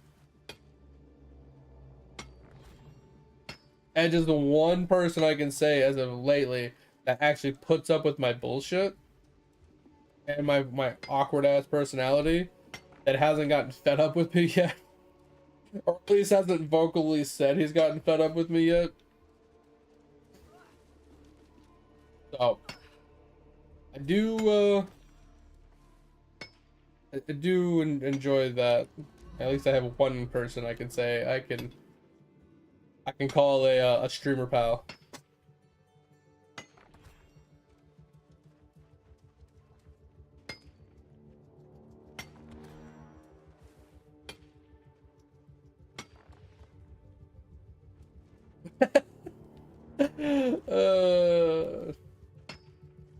What is that from, Gdor? It sounds so familiar, and I can think of a few like visuals in my head that pop up. 'Cause I know it's in relation to, like, when you know the person's real name, you can like kind of make them do whatever you want or whatever, but I don't remember what it's from. Isn't there like there's some animes that are like that too, right? I remember there was an anime I was watching recently that there was a guy, I think he went back in time, and he knew this girl's real name from his previous life, and when he met her on the second time through, he was like trying to talk to her, but she wouldn't talk to him, and then he's like, he like said her name, and they freaked out. She's like, how do you know my name? How'd you know? Blah blah blah. No one knows my name. Blah, blah. You know what I mean? And she freaks out. It was crazy.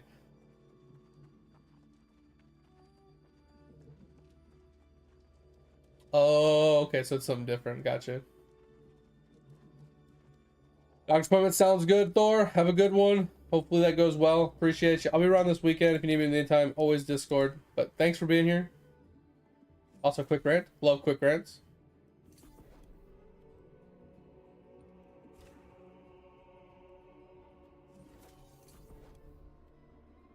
We're gonna need to get some more lodestone.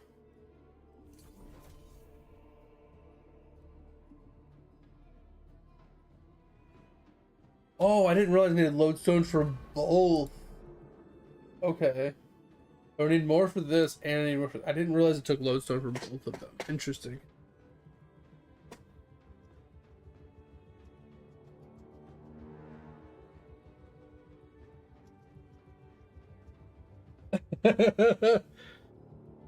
You know, what's nice about getting back-to-back Slayer assignments though, Jador, is you don't have to change builds.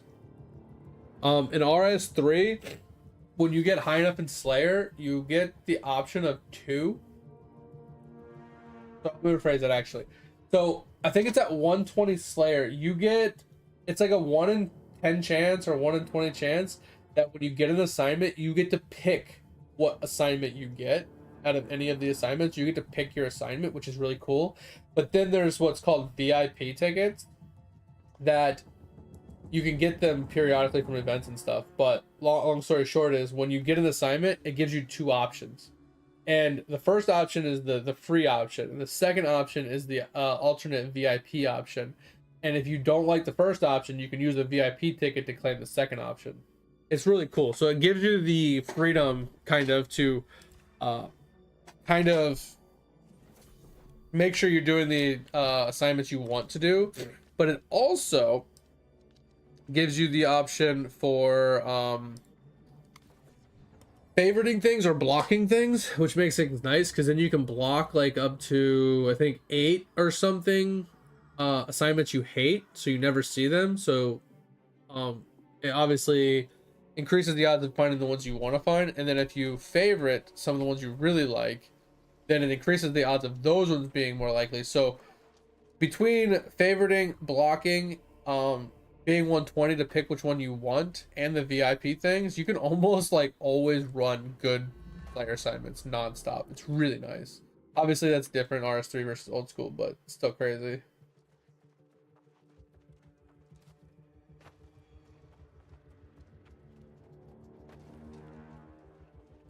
Yeah, that's the nice thing. Like the beginning of Slayer kind of sucks because when you're first doing Slayer, you don't have any points to like block things or favorite things or to unlock a lot of like the Slayer unlocks. So you're kind of very limited in my opinion.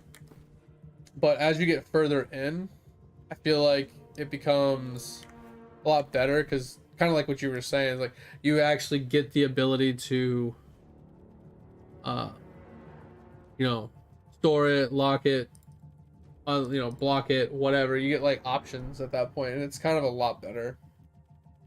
So, but Slayer gets better as you get further in. It does make good money because there's certain things in Slayer that you can only obtain from Slayer, which is good money making, or increases drop chances of certain mob drops while on Slayer task, which is really nice. It also forces you to to PvE, to killing mobs, to making money versus doing skilling to make money. So it's like Slayer is always a good thing, but I agree. It's like people are like, oh, just do Slayer, just do Slayer. It's like, bro, Slayer can suck it. Slayer's so fucking irritating. It's so annoying. I mean, it's not so bad if you can get a task. I don't know if you can do it in old school. I don't even remember if you can do it in RS3 anymore or if ever. But if you could obtain a task without having to navigate to the NPC, it would be a lot nicer. Because let's say you're at Fire Giants, instead of having to teleport out, go to the NPC, get a new task, and then have to go all the way back to Fire Giants, being able to be sitting at Fire Giants and just get another task while you're sitting there is so nice, because then you don't have to like do much teleport. It's like you get into the task, oh, a Fire Giants, and you just continue killing. You didn't have to navigate anywhere. You didn't have to do anything. You didn't have to like fucking take sweet ass time out of your day to teleport one place, to run to another place, to go to another place, to then do this, to do that, to do this. Oh, and then come right back to do what I was just doing. It just like simplifies things.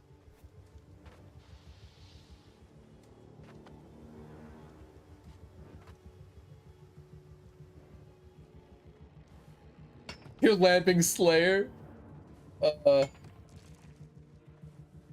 that's true. That's true. I forgot about the talk to NPC. That's not a bad option. Well, in RS3, that's kind of negligible because we have so many teleports. So we have one teleport that literally with a Slayer cape, you can teleport directly to the NPC. You literally right click your cape and say teleport, and you pick the NPC you want to teleport to, and boom, you just teleport right to him. And then we have other teleports that teleport us right to where the assignments are. So in RS3, it's not that big of a deal, but it is kind of nice that if you have your Slayer set up in a nice way at endgame, that you keep getting the same tasks. If you don't have to leave, it's kind of nice. Because then you can just stay there continuously killing and just grab a new task while you're sitting there. I personally, I lamped dungeoneering for RS3 because I couldn't take doing dungeoneering. That shit could fucking suck my little pee-pee, bro. That shit fucking was awful. And it's not that it's a hard skill. It is so mind-numbingly annoying. It is so boring. I fucking hate dungeoneering. You zone in, you run, you fucking do the same doors, you do the same puzzles, you have to backtrack, figure out where this thing is, where that thing is, where do I get this, where do I get that? No, I have this one now, let's go through this door, let's go through that door, let's click on this, let's click on that, let's craft this, let's craft that, let's kill this guy, let's kill that guy.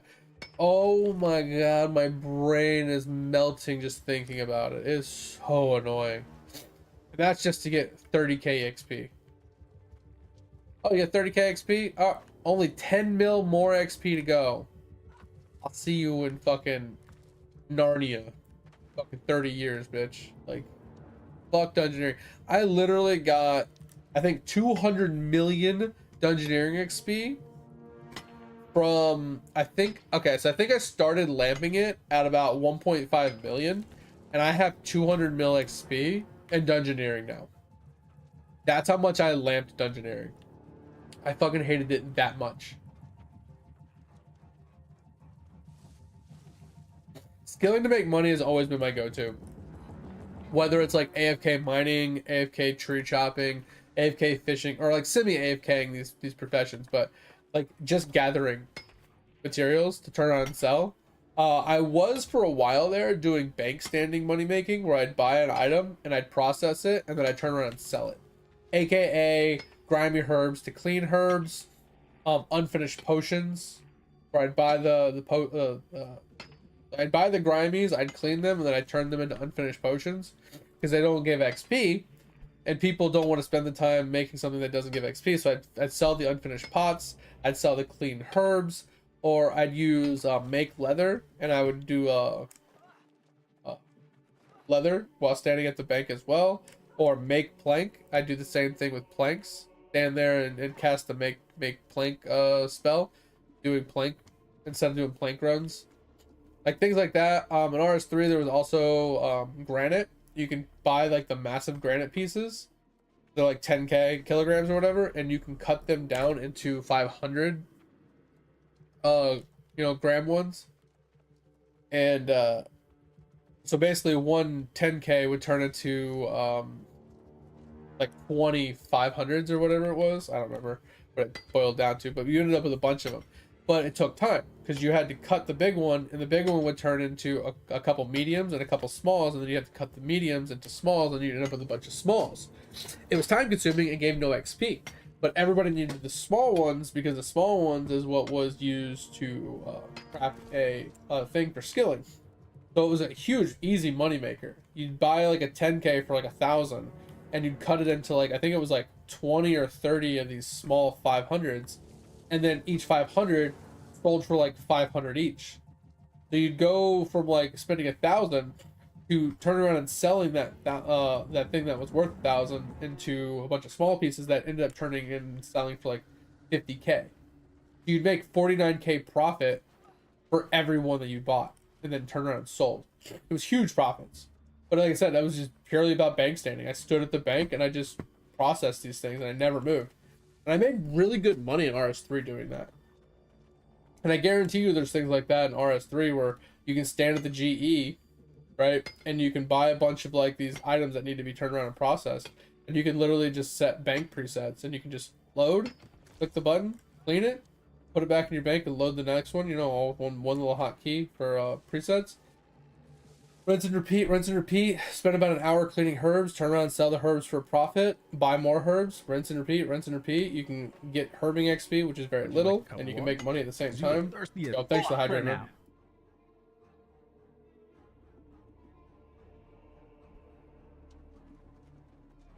But yeah, there's also methods of just picking loot up off the ground that spawns. That's also another way to make money. Certain items in the game spawn on the ground, and you can just pick them up indefinitely, and you can make decent money doing that. Like, there's a lot of ways to make some money. It's just some are more lucrative than others, some are more tedious than others. But obviously, depending on how much time you invest into one and you overindulge in one, the profits go down because less and less people need it. Yeah, I'm gonna be running New World until we finish our goals, honestly. But Diablo, I need to inform you, our next upcoming game we're going to be playing, unless things change dramatically, is gonna be the Quinfall. Look into it, see what you think about it. Let me know your thoughts. If you want to join us, you're more than welcome to, but it won't be for a month or two. Unless I really just can't wait that long. But the idea is I want to finish New World first, and then I'm going to switch games. But I'm slowly approaching the pull the trigger point where I'm going to say, fuck playing New World, and I'm going to switch games anyway. But anyway, that's kind of the generalistic idea. We're going to be switching games to that soon enough. Oh yeah, I saw that earlier. I didn't say anything, sorry.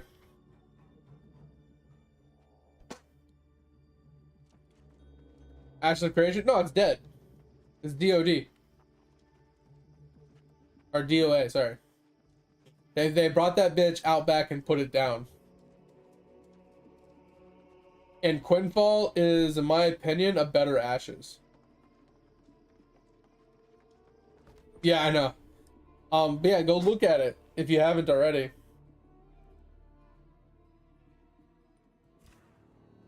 Go take a gander at Quinfall. See what you think.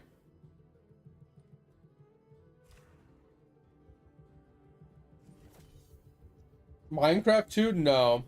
Are we talking about Hightail? Or is there actually a Minecraft 2? We need more lodestone. Means we need more stones.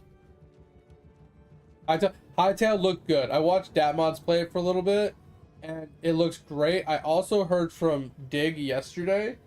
I don't know if you know much about regular Minecraft and their private servers, but if you don't, I can quickly explain it. But the short of it is there's a private server for regular Minecraft.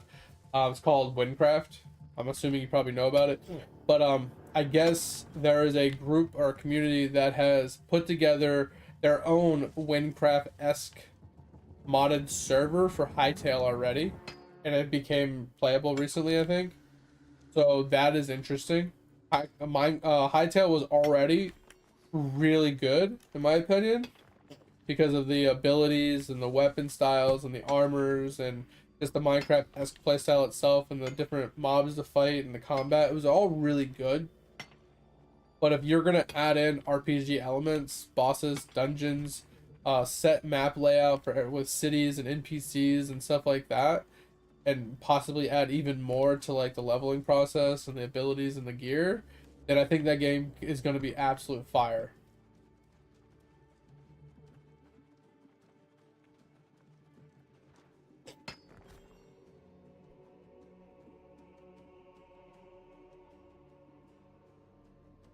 Rust as a pirate?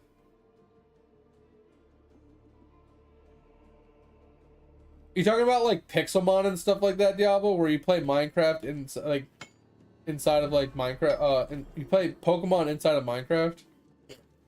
Because some of those are really good.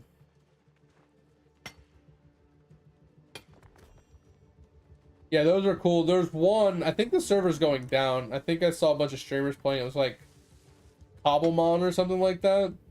But I think one of the streamers I watched playing it the other day, his title was like, not logging off stream until I catch a legendary before the servers go down or something like that. Or trying to catch this specific Pokemon before the servers go down.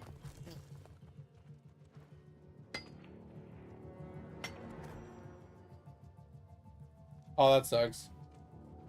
I mean, if it was me, if I didn't have a Minecraft account and I wanted to play something Minecraft-esque, I would just play Hytale. It has great potential. But at the end of the day, Diablo, look up the Quinfall. Like, okay, before you do that, do you like BDO? Like, do you have any interest in, like, things that you do like about BDO? Power World's really good too. Yeah, you're right, you're right. Power World's a great one. I just feel like Power World is very limited in what it can do. And in Hytale, it's more Minecraft-esque, where it's just a little bit more creativity. Like, I don't remember what PSO is off the top of my head. Like Fantasy Online or something like that.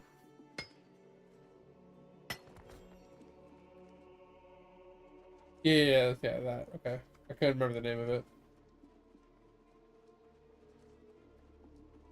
So, the reason I ask is because the Quinfall is basically a recreation of a hodgepodge of different games. So they've taken a ton of inspiration from Black Desert Online, and they've taken bits and pieces from a lot of other MMOs and incorporated it all into one game. And the graphics look a lot like Black Desert. If you want, I'll pull it up on stream really quick, but the game looks phenomenal. Downside is it's a new game. It obviously needs some more quality of life. It needs more polish. It needs more cook time. The amount of content will come with age and things like that. But I feel like for the price point and the fact that there's no like pay to win, in my opinion, from what I've seen from the cash shop, at least as of right now, I think the game is in a fucking fantastic position.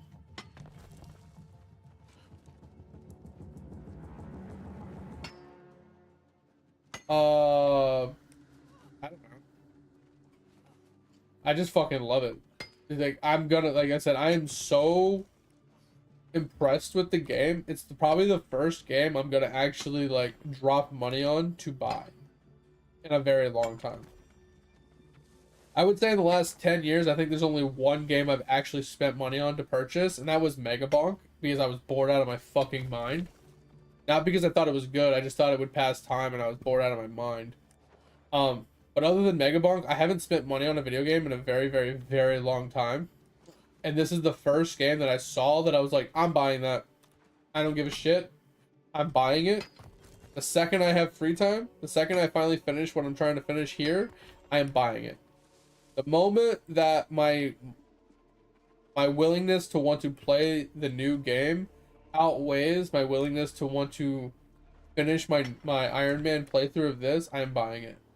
If that's next week, if that's tomorrow, if that's in a month or two from now, I don't know when it's going to be. But the second that my willingness to play that game outweighs my willingness to finish my Ironman, I am buying it and I am playing it. There is so much to do in that sandbox game. I want to play it. Between building a boat and putting crafting benches and chests and stuff and building cannons and stuff on the boat and sailing the open seas to kill whales and krakens and other sea creatures for loot, for crafting materials, and like exploring treasure chests that are floating in the ocean and things like that. Between just that content itself and the professions, you have thousands of hours of content.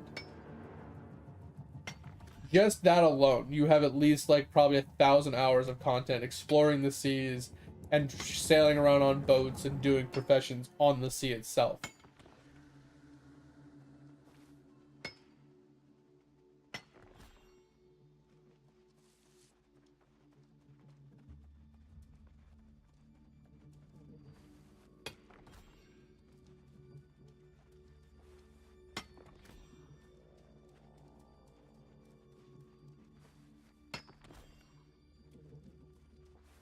Fuck Call of Duty. Call of Duty can suck it.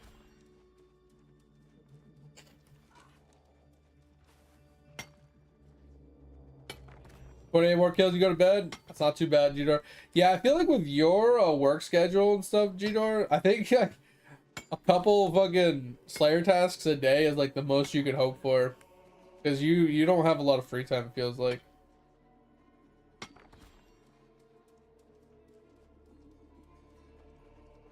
Wow, that's it. See, that's the thing with like Magic the Gathering for me, Diablo, is there's a lot of skill involved, but there's a lot of RNG and pulling the right cards at the right time as well.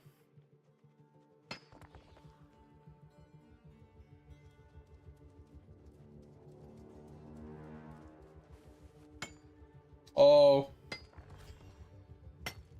I mean, if you would have won because he forgot, I feel like that would have been like a very unfulfilling win, you know?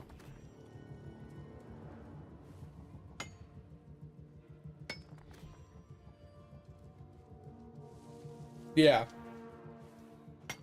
I remember like talking to my friends that play a lot of Magic the Gathering that there are some cards in this world that are so overpowered and they're so rare that if you see it in a deck, you know you're gonna lose.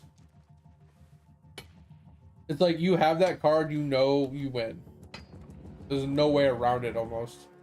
I don't know the names of them or anything, but I actually had a card. It was a swamp card.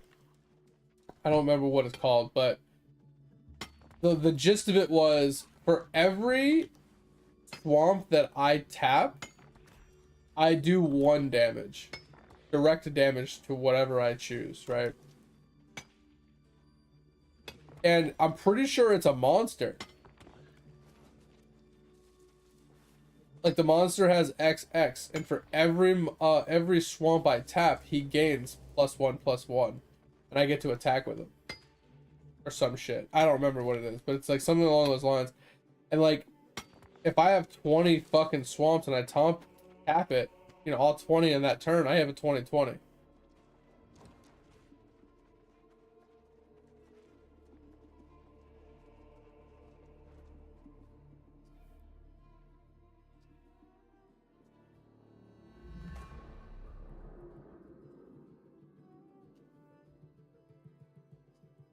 Interesting.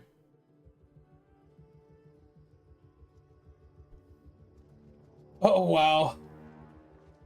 So do you have to like play control against him or something to kind of prevent him from doing a lot of that?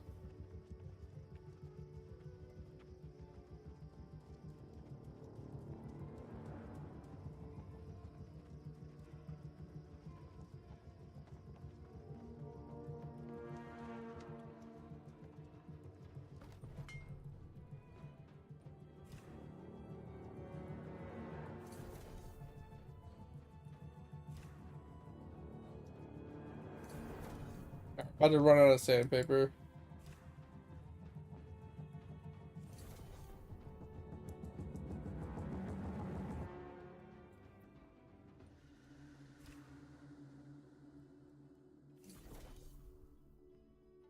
This is taking so long, bro. Alright, so we need to go do a chest run. I was really hoping to get stoneworking done soon. This shit's awful.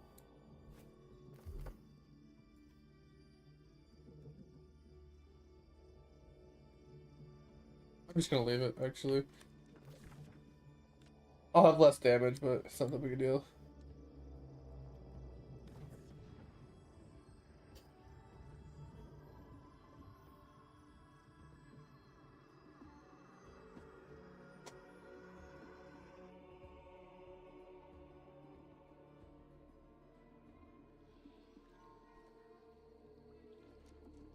Oh, interesting.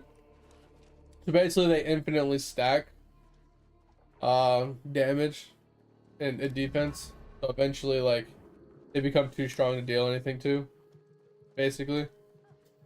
But do you need like how do you put enough mobs out to stack it? You know what I'm saying? Like do you just have like a bunch of like things that can spawn? like a bunch of 1/1s that you can put out, like a bunch of 1/1 tokens and stuff.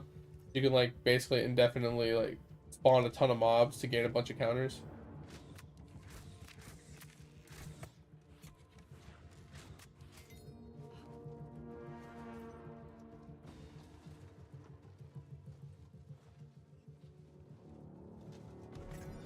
Okay, so you do have a bunch of 1/1 spawn tokens, okay.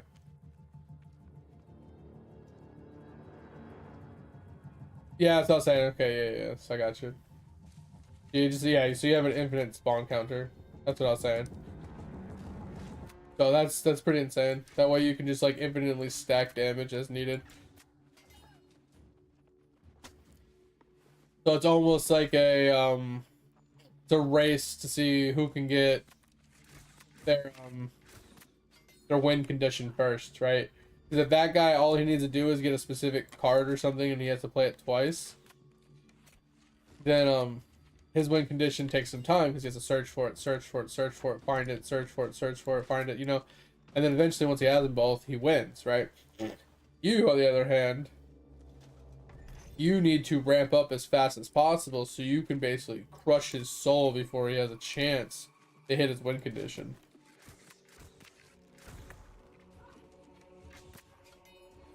So it's 2 different win conditions. That makes sense.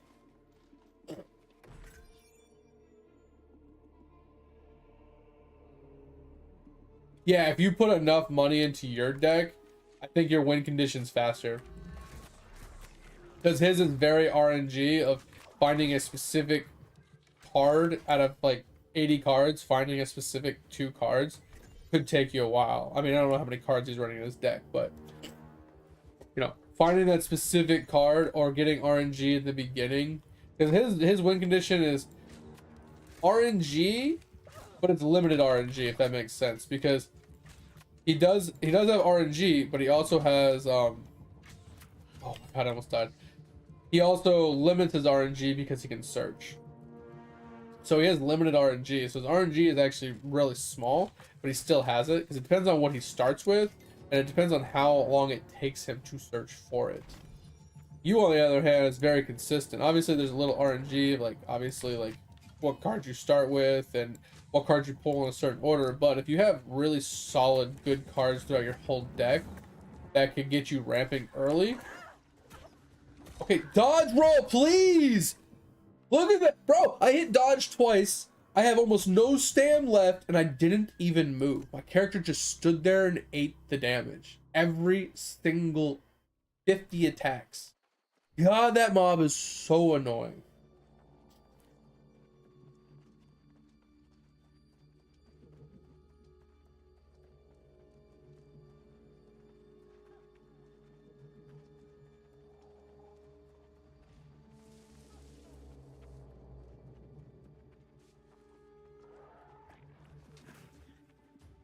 How are these mobs already respawned?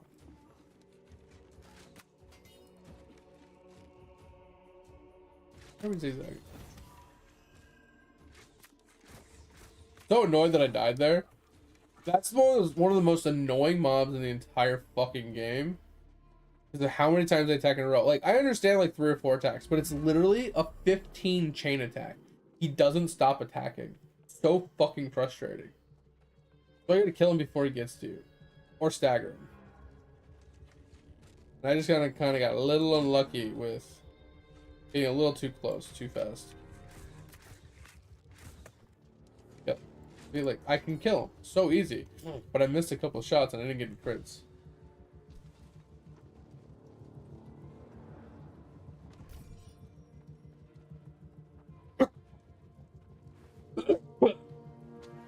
Yeah, I'm saying if you can instantly like get your commander to a 20 attack, or even like a high like 11, 12, 13, whatever, really quickly. I mean like really quickly, like within a couple turns. As long as they don't have some way to block the damage early, it's like win condition right there. Like you already have won. Because you attack twice and you win, or you attack once and you win. So they either have to have fodder down to block, but if you have a way to like do trample, or you have a way to do, say, like flying, to prevent whatever their spell block is, or their fodder block, right? Then you still just, you freely get to attack, and you get free damage at that point.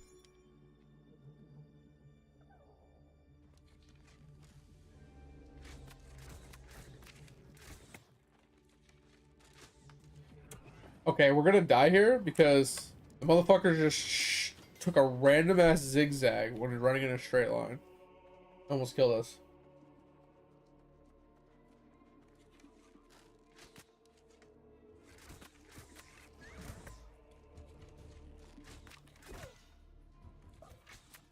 Jesus.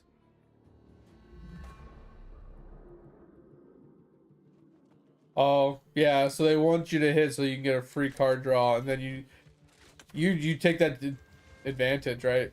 You're like, oh, you're gonna give me a free hit? All right, I'll hit you. Fucking 15, bitch. Oh, I just lost 2/3 or 3/4 of my life because I wanted a free card. That wasn't worth it. Now I'm one hittable for the rest of the game, unless you have some sort of heal.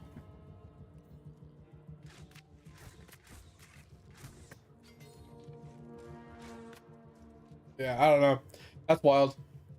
That's the thing about those types of games, though. There's so much strategy involved.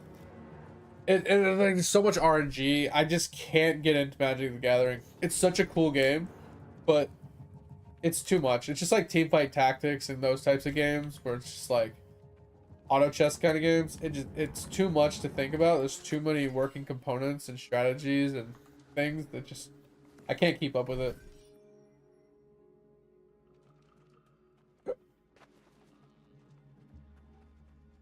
Oh, hell yeah. Let's go, mate.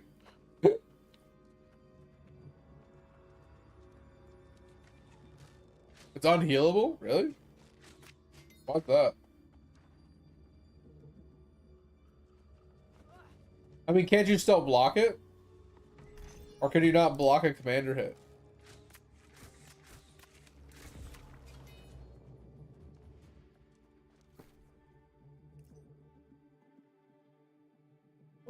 Okay, so it is flying. Okay. It's a 3/5. When an opponent draws a card, except the first one, um, they draw in each of their draw steps. Okay. Creature, create a 1/1 green snake token. Whenever so deals combat damage to a player, you and that player each draw that many cards. Interesting.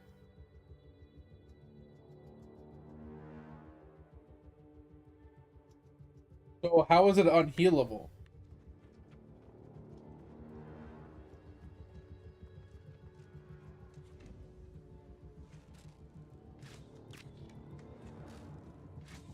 Sorry, like I said, it's been a long time since I've played Magic, so there's a lot of things I don't know. I know the basics.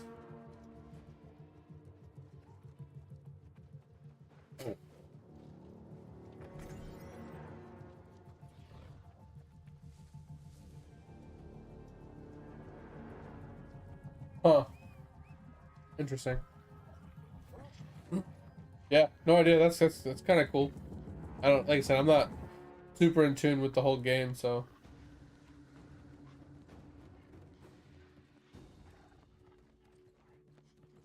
Freeway, insane, mate. Get it?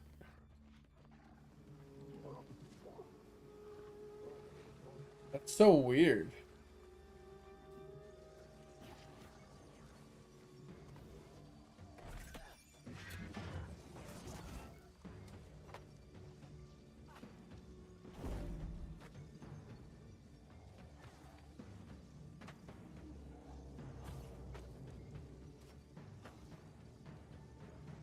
Hmm.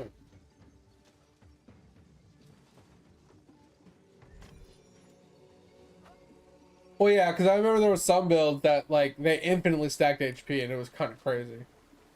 I know people that would like they'd be at like 1 HP, and then they would heal up to like 1,000. Like, that shit's crazy. It was like impossible to kill certain people because they would heal too much.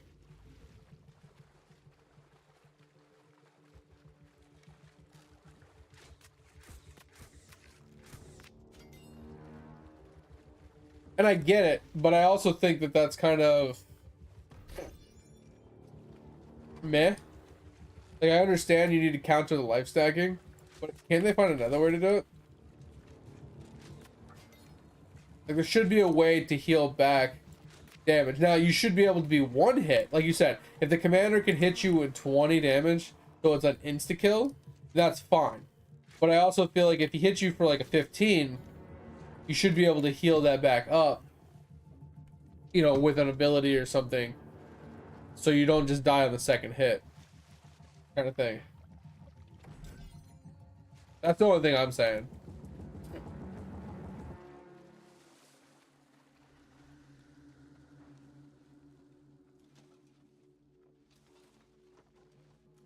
Is it because the actual health pool isn't, so the max, so your starting health pool is what it's attacking? It counts you as your max HP is what your starting HP was? Is that why it works? Sleep time sounds good, Gino. I appreciate you, man. Sleep well. Hope you had fun. Hope you, you know, have a good rest of your night. And yeah, I'll talk to you next time. We'll be around this weekend, so if you want to hang out, feel free.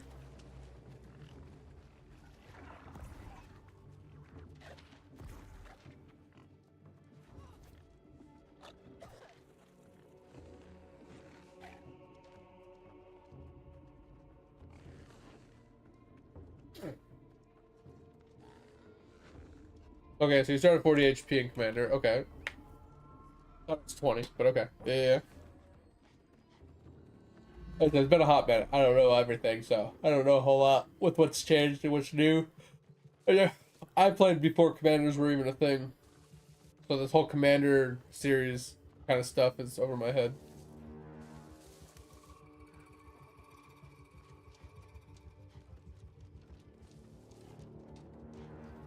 Yeah, I mean, I think DB is cool and all, mate. I think DB is not worth activating on, purely because I don't think he has anything activable worthiness. Because you can get so much more out of his AFK bones than you can of actually just playing the character. So, I mean, personally, I just don't care about the DB anymore. I just wait for AFK weeks and just take care of it then.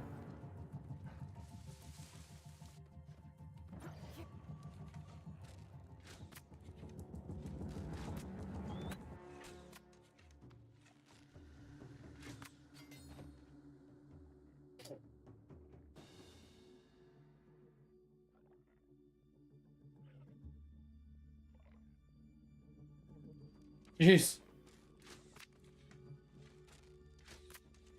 Wait, commander games are like 8 turns max.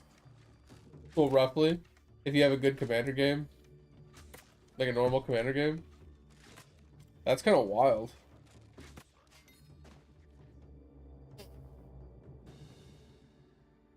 Oh, that's okay, gotcha. Yeah, because I feel like going on them isn't worth it unless it's like the week where you get the extra bonus and then just use the AFK bone hours.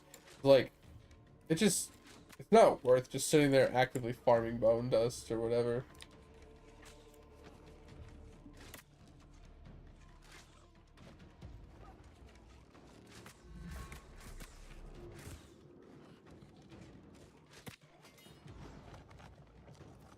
Of course, you didn't die.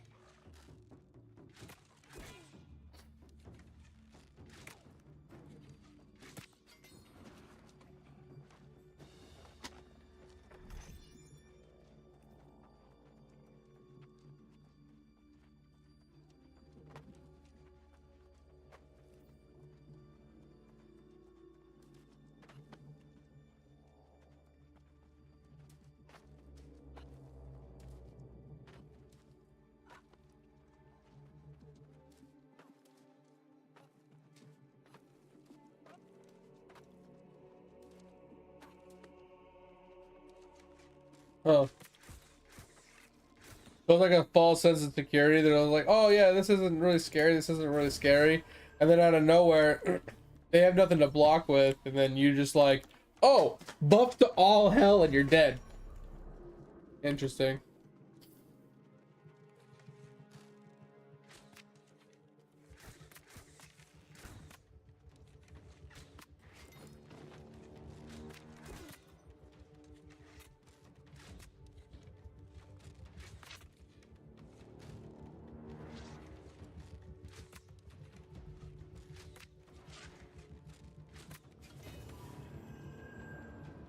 Yeah, then like when that happens, they're like, ah, got me. That's why you almost always need to have like a block all incoming damage skill, just in case something like that comes through. You always save it for like that oh shit moment. The prevent death moment.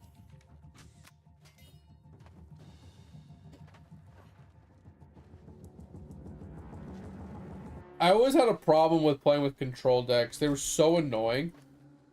It's like anytime you go to play something, like, oh, can't do that. Oh, you try to do this? Oh, can't do that. Oh, you try to do that? Oh, can't do that. Like, how many anti-blocks do you have, bro? Like, how many different cards can you have that block me from doing something? It's so frustrating.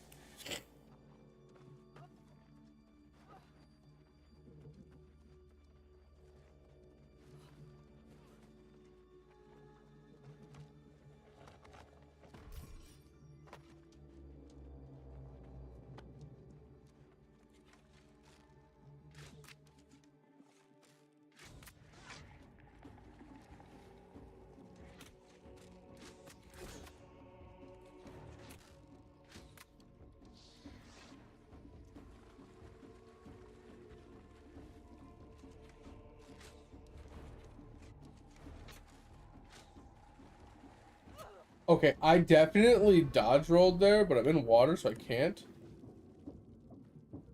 I have to wait for fucking heal.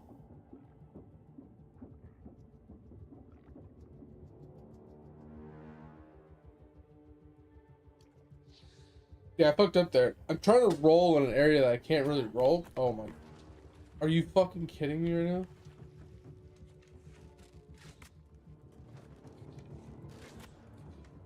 No! Bro, he wanted a combo shot right as I went to kill him. So stupid. This is what happens when you fucking strength build on a dex bow. I don't do as much damage as I should. That was unfortunate that he pulled from behind me. I was waiting on my health back, and then I fucked up, and I tanked it. Instead of just hiding in the water and waiting for my heal. No, you don't drop anything when you die. It's not a big deal. I just had to run back up there. I was just trying to get all the reagents from the chests. That's all I'm trying to do. I'm just chest farming. It's just that one guy I'm trying to farm is right next to a chest that I want, and he's also a little harder to kill, especially when I don't have full dex. So my attributes, I'm running on a bow, which scales off of dex, and I'm all strength right now. Because I didn't want to respec. If I respec, I would do probably twice the damage I do. And it'd be fine. But I didn't feel like respecking because it costs like 50 gold every time I do it. I mean, I could bypass the gold, but it's not that big a deal. I mean, we're gonna do it in a second here once I get up here.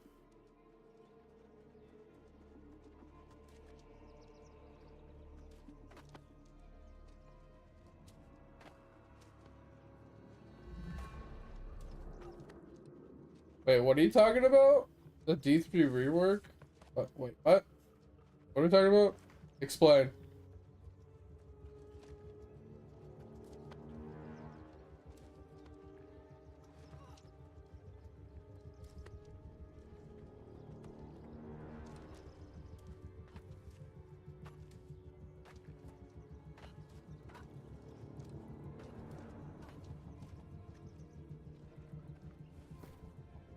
Alright, so what we're gonna do is we're gonna first do this, then this. This. And there we go. Yeah, attributes are set. Should be able to actually do some fucking damage now. We can jump. For the love of God.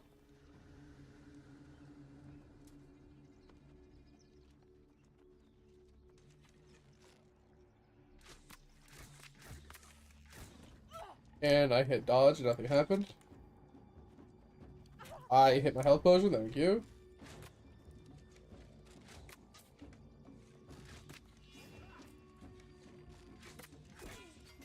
Better.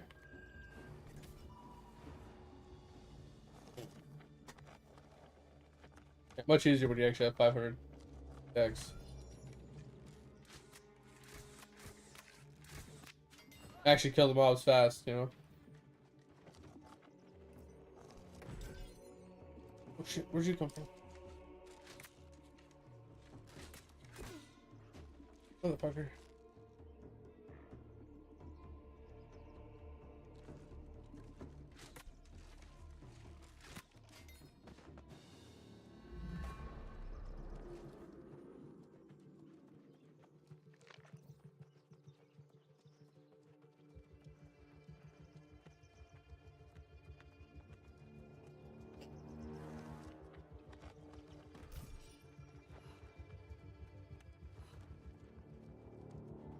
Oh, really?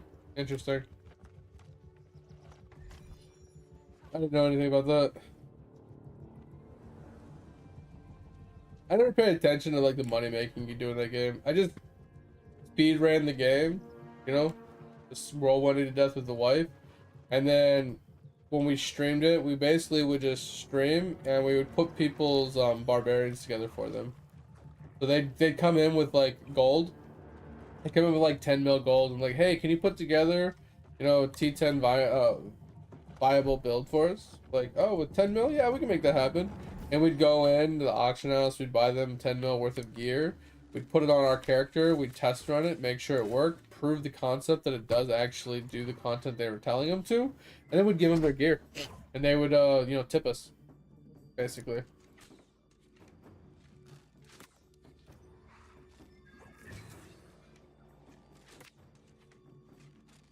Okay, seriously, bro? Like...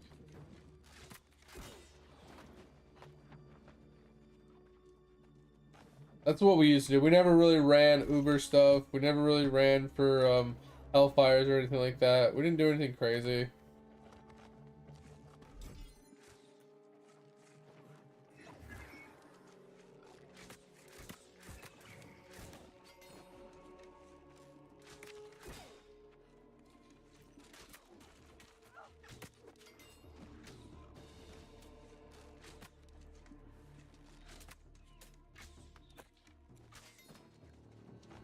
That guy almost got fucked.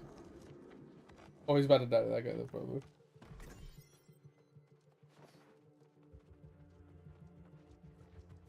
Fun game, just never really got super in depth into it. The problem I have with a lot of games though is like I love playing the game, but once I find things I like about the game, I don't know everything that happens in games, right? Does that make any sense? Like, take BDO for example. The things that I like playing in BDO, the things I liked doing, I did all the time. But like the things that like I didn't know everything you could do in the game, right? I was kind of oblivious to a lot of the content in the game that you could, you know, participate in. And that guy actually hit me with that.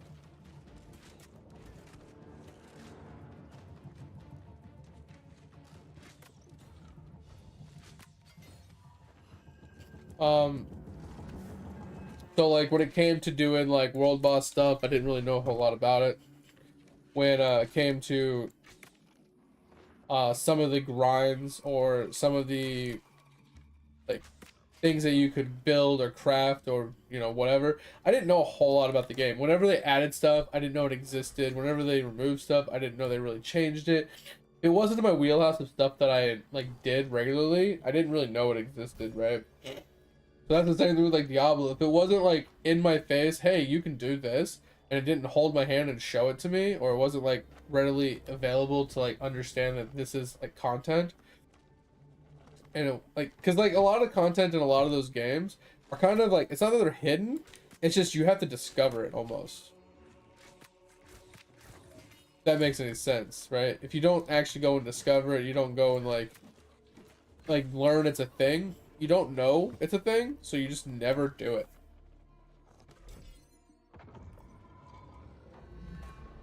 Oh.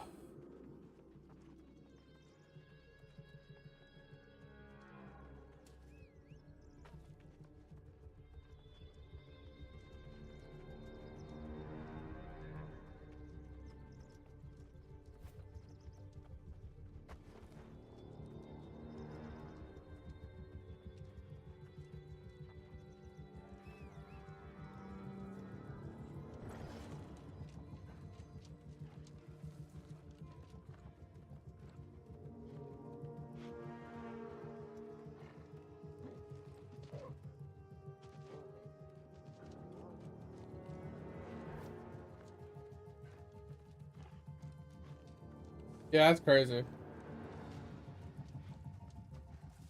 Yeah, I didn't like when they removed the auction house. I was fine with them removing the real money auction house because I never really used it anyway. I thought it was stupid. But yeah, I heard a lot of people made a lot of money off of the real money auction house because I didn't know you could sell gold there. If I knew you could sell gold, that would have made a lot more sense. But people were making a living off the money auction house. It was crazy. I didn't know that. That shit was wild. You going to bed, Tovert? All right, man. I appreciate you. Take it easy. Thanks for chilling. Thanks for hanging here. Lurking. Appreciate you. Like I said, I'm gonna post up the community thing tonight. So when you get around to it, vote on it. Let me know what you want to play, if you can make it or not. But have a good one, Dover. Take it easy. Sleep well. And talk to you this weekend. Need me in the meantime. Discord as always. See it. Starting to fall asleep? I thought you were already asleep. It's like I'm like an ASMR channel at this point. You guys just come in just to fall asleep to my sexy, sexy voice.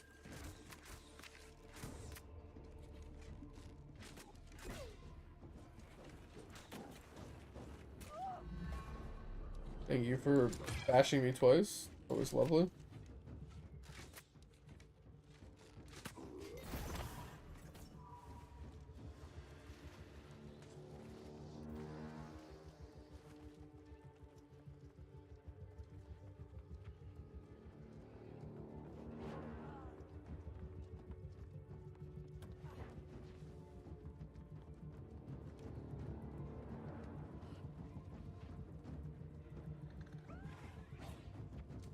So I think the problem with the real money auction house, Diablo, is they don't, since they had to deal with multiple money markets, right? Because you had people from EU, you had people from, you know, overseas, you had people from NA, and everybody has different taxes, everybody has different problems, and you can't just tax the company for all the transactions.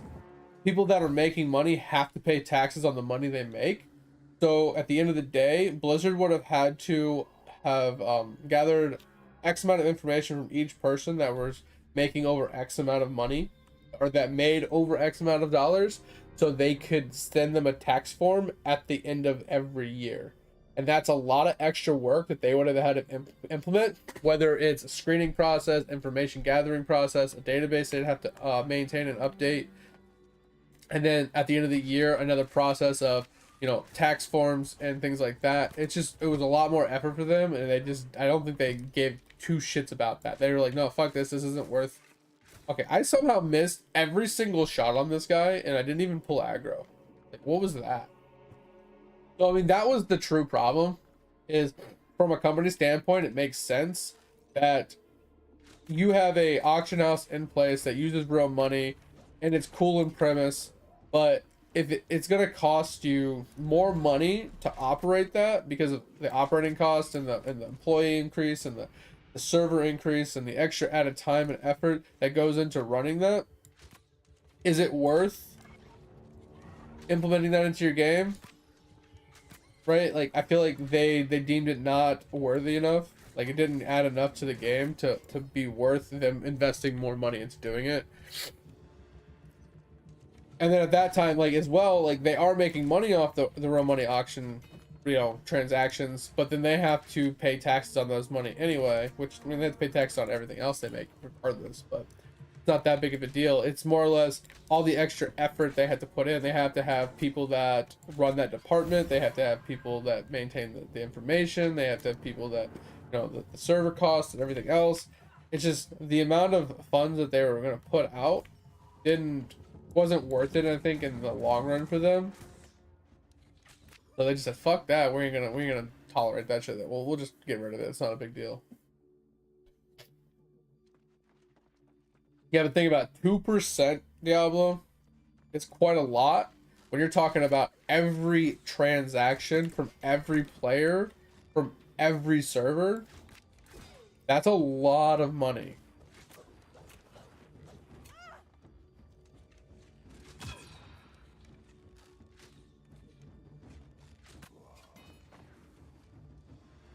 I mean, 2% of a million, right? Is still 20 grand. And you did nothing.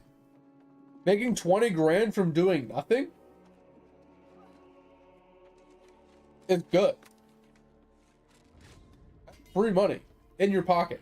And you did nothing to obtain it. You just let people play your game, right?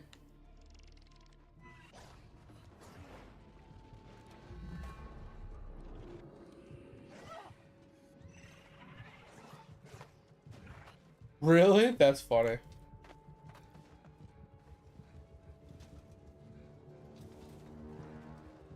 What do you mean, how do you tax it? If you made 20 grand off of people, like, off of your cut of people buying stuff, you pay the taxes on the 20 grand.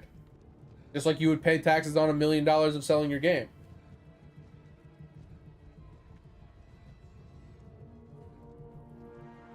Because you don't tax the $1 million. So if there's transactions going back and forth, right? Let's say $1 million in transactions get sent through your server, and you take a 2% cut from the transactions going through your server. That means you, as a company, made $20,000. Doesn't matter how much money passed through. If you made 20 grand, you pay taxes on 20 grand. That simple. You don't have to pay taxes on all the money that flew through your operation, because that's what other people are making. They have to pay taxes on whatever money they made as profits. So if you as a person sold $10,000 worth of items, right? Yes, Blizzard took the tax. So instead of $10,000, you only received 9,000, for example. You would pay taxes on $9,000 because you received $9,000.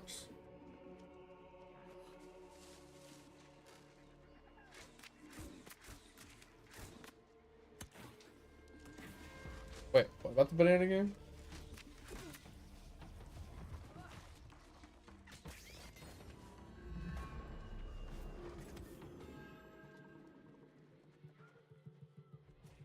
What does the banana game have to do with anything? Who doesn't want to click on a banana? Other than me, because I think it's like fucking Trojan horse.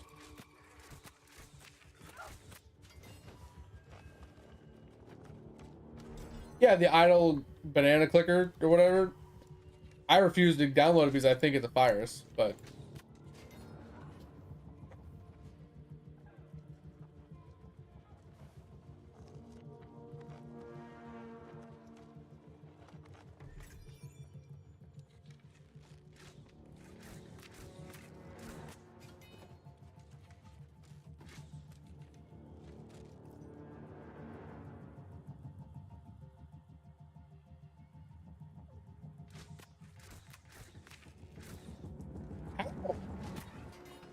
So fucking irritating. I somehow missed that shot when I was even waiting for him to run in a straight line. Fuck that one up. Ugh. Yeah, I just don't know what you mean by the banana game, though. Like, why do... You said that's why a lot of people have the banana game. I don't get it. I don't know why they would have the game. I don't know. I'm lost on that one. As I know what the game is, I just don't know why people would have it, other than playing it to play it.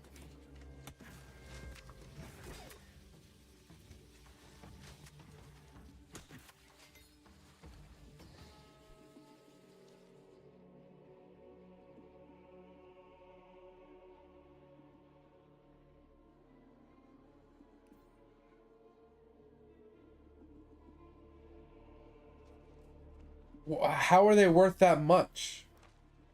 Like, who are you selling it to? Like, where do you get the money from if you obtain it?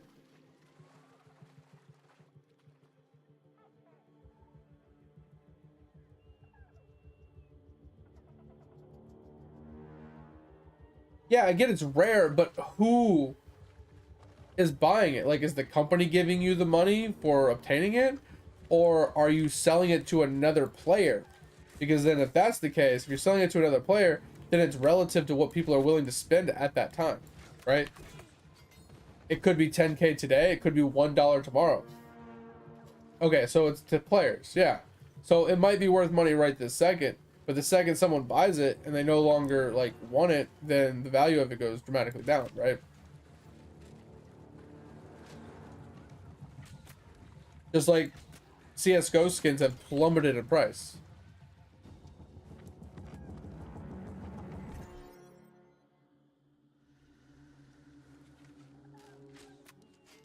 Yeah. I don't know. I feel like playing a game to sell skins is just a weird way of making money. I mean, don't get me wrong. If you're taking advantage of like CSGO skins, by use like, because you see it all the time in like public lobbies and public games and like stuff like that, where there's bots that literally launch into lobbies and idle inside of Counter-Strike games for hours every single day, and then like once they get their X amount of drops for the day, they switch to another account. And they have like 50 accounts that they run 24/7. They have a bot that just runs these accounts, and every day they get their free drops, and they just accumulate these free drops. They do trade up contracts, and they hold on to the chest for like years, and they turn around and eventually just sell all this stuff, and they make money off of it. Like, people do that in games all the time, especially since CSGO is not free. You can just make as many accounts as you want. You just make a buttload of just extra money from selling skins.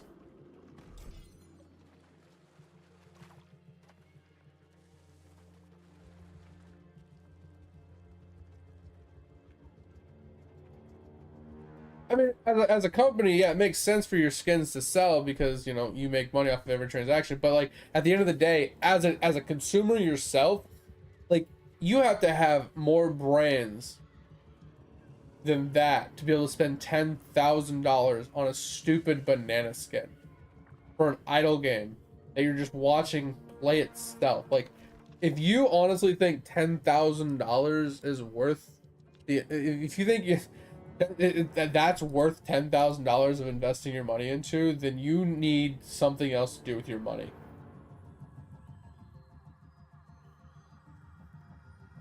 But see, that the difference in Diablo 3 is you're actually buying power with your money, right? You're buying progression, you're buying power, you're buying, you know, enhancements.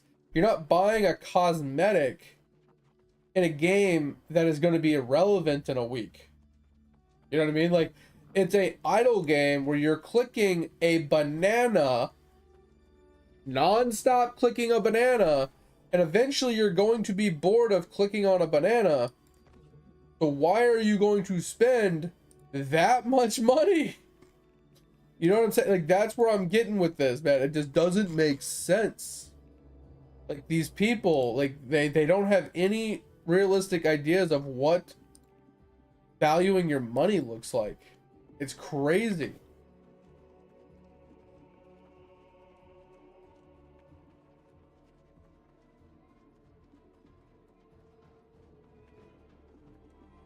And there are people that spend money on stupid things, but that's what I don't understand is, like, if you have that much money to spend on frivolous shit, like, I want to know what you do for a living, because that's wild. Like, I understand Shroud does stuff like that, and XQC, and these, like, big streamers that make big money off of content like that.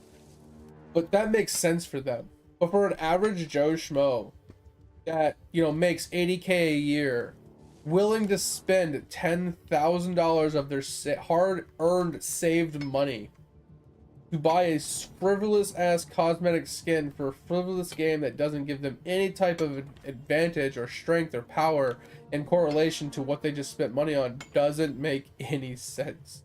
It just doesn't.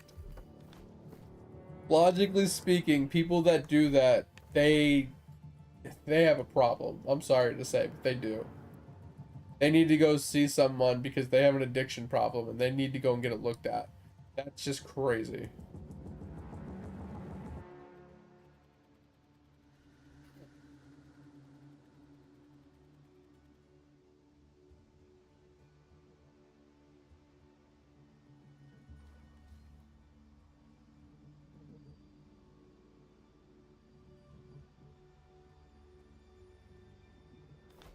I mean, mobile games make sense though. You spend $5 on like a bundle package to get like in-game items. Like, yeah, some of it's cosmetic, but some of it's like buffs and some of it's like actual like items and stuff like that. It's just like we're talking apples and oranges here. You can't compare something that actually gives in-game benefits to something that gives zero benefit.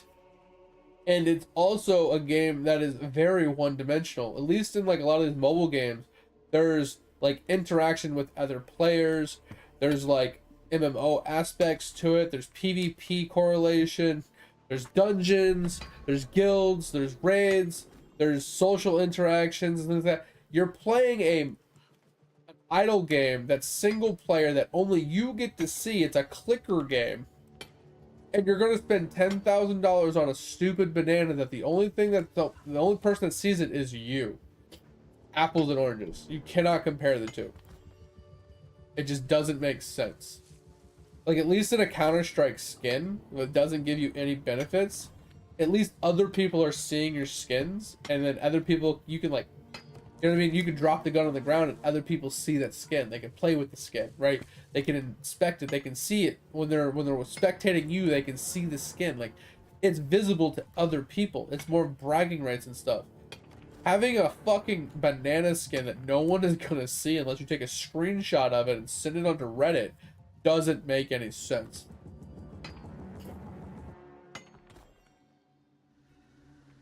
Yeah, on your Steam account. So someone would have to navigate to your Steam account, randomly find you out of millions and millions and trillions of other Steam accounts, just to see you have a random banana skin. That's still completely different than socially playing games with other people that you randomly run into while playing the game.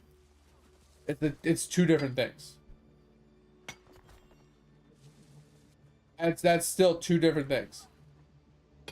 Now, it'd be different if the banana thing had like some sort of person versus person, some leaderboard standings where people can inspect your account, or, you know what I mean, like some way of like spectating like the top players to watch them play, or if there was some sort of interaction like that where you could actually see people's skins and what skins they're wearing and acquiring. That's different.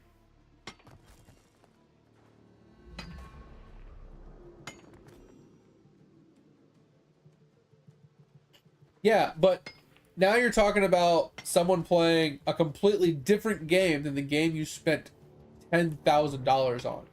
You're talking about, oh, I'm gonna go play Clicker Heroes. I'm gonna spend $40,000 on Clicker Hero skins, but I'm gonna go into Counter-Strike and I'm gonna go and flex my $40,000 worth of skins for a completely different game that these people probably don't give a shit about.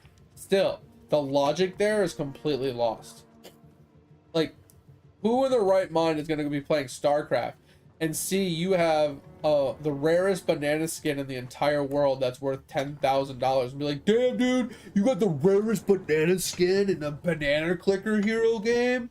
Bro, that's awesome. Right? Like, very, very, very few people are going to even recognize what it is when they see it. You know what I'm saying? Like, unless they actively play that game and they understand that skin is worth that much money, they're gonna, like, the odds of them looking at your Steam account just to inspect your other skins for your other games is so rare. If that's what you're banking on, once again, we need to have other conversations.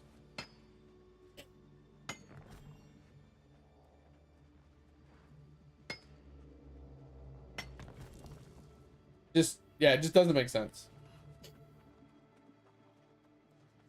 That's just like, it almost feels like, hey, I'm gonna invest into a ton of Google stocks, and I'm gonna invest like a bunch of money. I'm gonna go spend a ton of money on Google stock, and then I'm gonna go and put it on my resume, and I'm gonna go apply to a completely different company that's not Google, and be like, but I have $100,000 worth of Google shares. Like, yeah, what does that have to do with anything? What does that matter? Like, that's what it feels like. Like, why does it matter that you spend a ton of money on something stupid and frivolous in a completely random game that has no correlation to what we currently are doing or talking about? It doesn't make sense. Welcome back.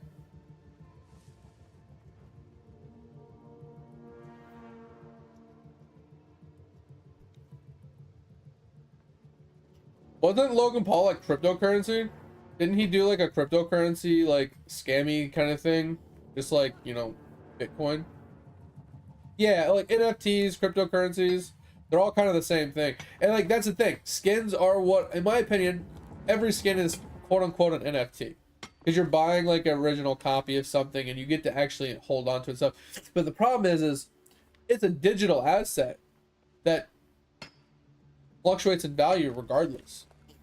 But like that's why some of them are so expensive, is because there's only X amount of them in the world, right? So take Dragon Lords for example. There's only so many factory new like Dragon Lords at a specific graded rating, and that's why they're so expensive, because there's so few of them, and there's even fewer of them being sold at any given time, that they're worth a lot of money to people that still want to collect it. And once again, the price of the collections of any item is only worth as much as somebody deems it worthy. Just like me and Edge talk about this all the time, but currency is only as valuable as someone values it, right? That's why cryptocurrency works, and I still disagree with it, but that's how it works, right? Cryptocurrency is only as valuable as people deem it's worth, right? Just like stocks, right? If people didn't think Google was worth $100,000 a share, they wouldn't spend $100,000 a share on it, right? If they didn't think a fucking first edition Charizard was worth $1 million, they wouldn't spend $1 million on it. So you might value it at $1 million, but someone willing to buy it has to also value it at what you value it at for it to be worth what you think it's worth. So when it comes to skins, they fluctuate up and down depending on the price that someone else is putting on it, not what you're putting on it. Because you can say, hey, I will sell this for $1 million, but if no one wants to buy it for $1 million, it's not worth $1 million, right? Same thing with cars, same thing with cell phones. If you price a cell phone at $10,000, if no one's willing to buy it at $10,000, it's not worth $10,000, right? At the end of the day, like, you can say that skin is worth $10,000. That might be true right this second, but the second that one person buys it that thinks it's worth $10,000 buys it, the price is instantly dropped to what the next highest price someone's willing to pay is. That's all it boils down to. And I personally don't like the idea of investing money into something like skins that have such a volatile change in price.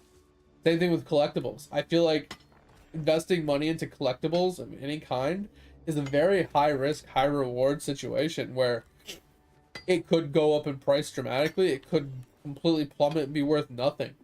And you just don't know what you're gonna get. It's not like real estate, right? Where it's guaranteed to go up in price at some point. It might temporarily go down in price, but if you wait, it will go up because inflation will eventually make it worth something. Because there is monetary value in a house. Because you could put monetary value onto a house. i.e., the price of all the amenities inside the house, the quality of the materials used, the square footage, you know, the location, everything about a house can have a monetary value correlated to it versus a piece of paper with printed ink on it or a piece of metal with a stamped image on it, right? Like coins, rocks, playing cards, digital skins in video games. All these things don't have a true numerical value correlated to what it is, because you can't say, oh, well, the ink is worth this much money, the paper is worth this much money. There's no correlation to what it is because it's an artistic thing. Art is always subjective, and it's always worth what someone's willing to pay. It's just what the crazy part about it is. There's no way we can argue it one way or the other. Windows 11? No, I haven't heard anything about Windows 11.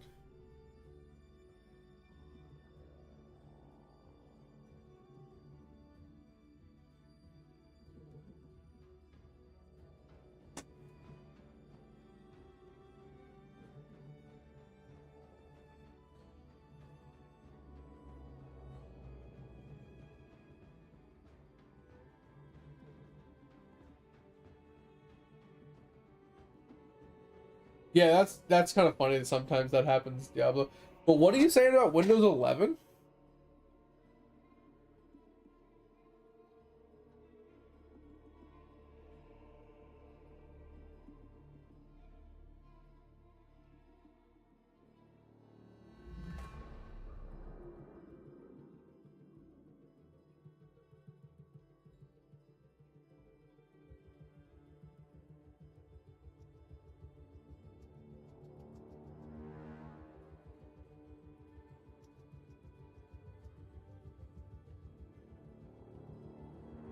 I don't have an account that I know of.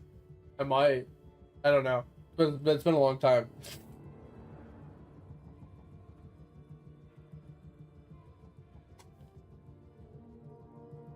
I might. I don't remember. It's been a long time since I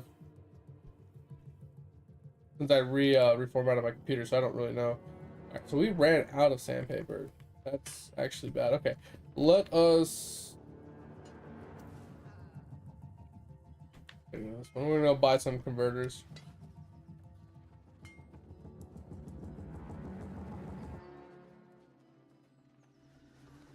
Well, I don't remember. Like I said, it's been a long time, so I can't remember. But I mean, it's possible that when I went to when I reformatted the computer, that it prompted me to input a valid Microsoft account information. It's possible. Like I said, it's been a long time. I don't remember.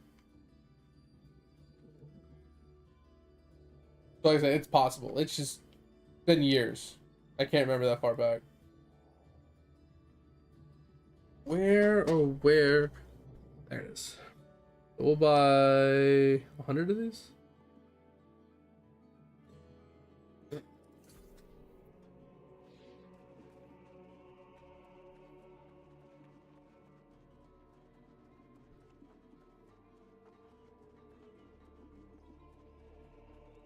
I mean, I could open a paint. Paint just opens.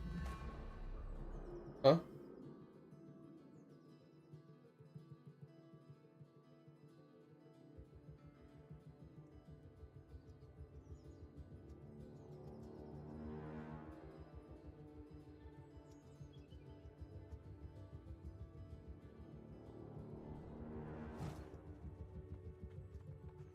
Yeah, I'm just trying to gather what you're saying, because from what I'm understanding, you're saying is like, in order to reformat your computer with Windows 11, in order to complete the reformat, you have to assign a valid Microsoft account, which has your account information, which could be valid or invalid. You know, you could lie on that form.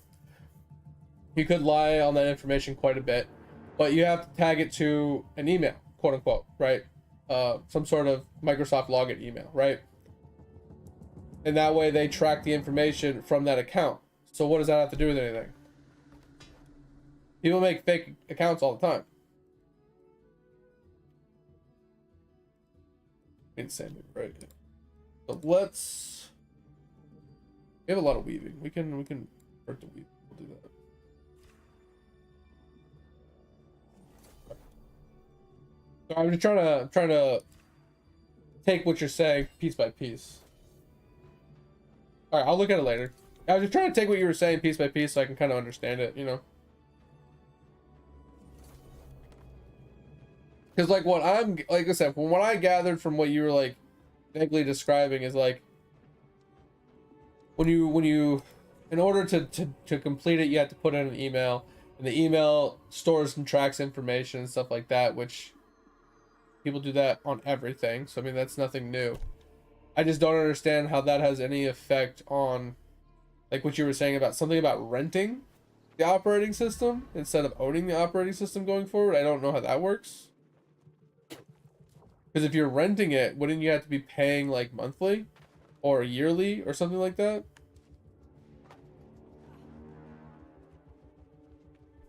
Unless it's like a one-time purchase for a rental fee, like that still doesn't make sense either. Because any type of rental usually comes with a time allotment, right? When you rent a car, when you rent a pickup truck, when you rent a moving vehicle, when you, I don't know, when you rent a apartment or whatever the fuck else you could rent, everything has some sort of numerical like time associated to it. So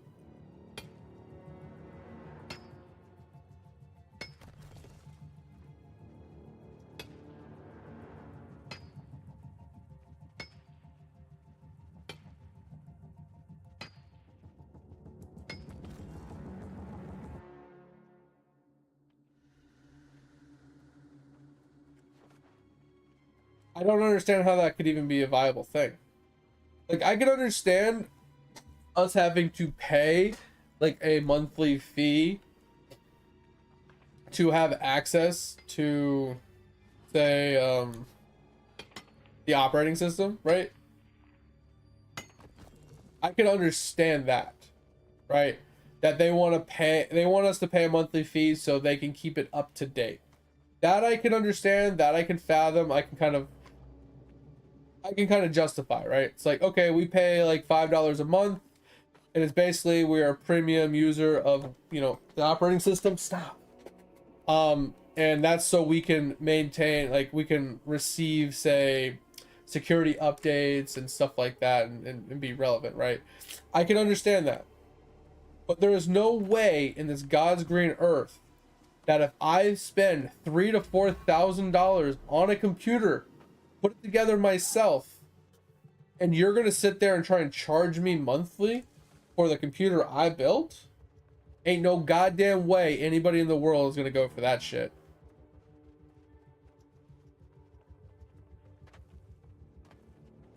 There's no way that passes. Ain't no goddamn way anybody's gonna allow that to be a thing.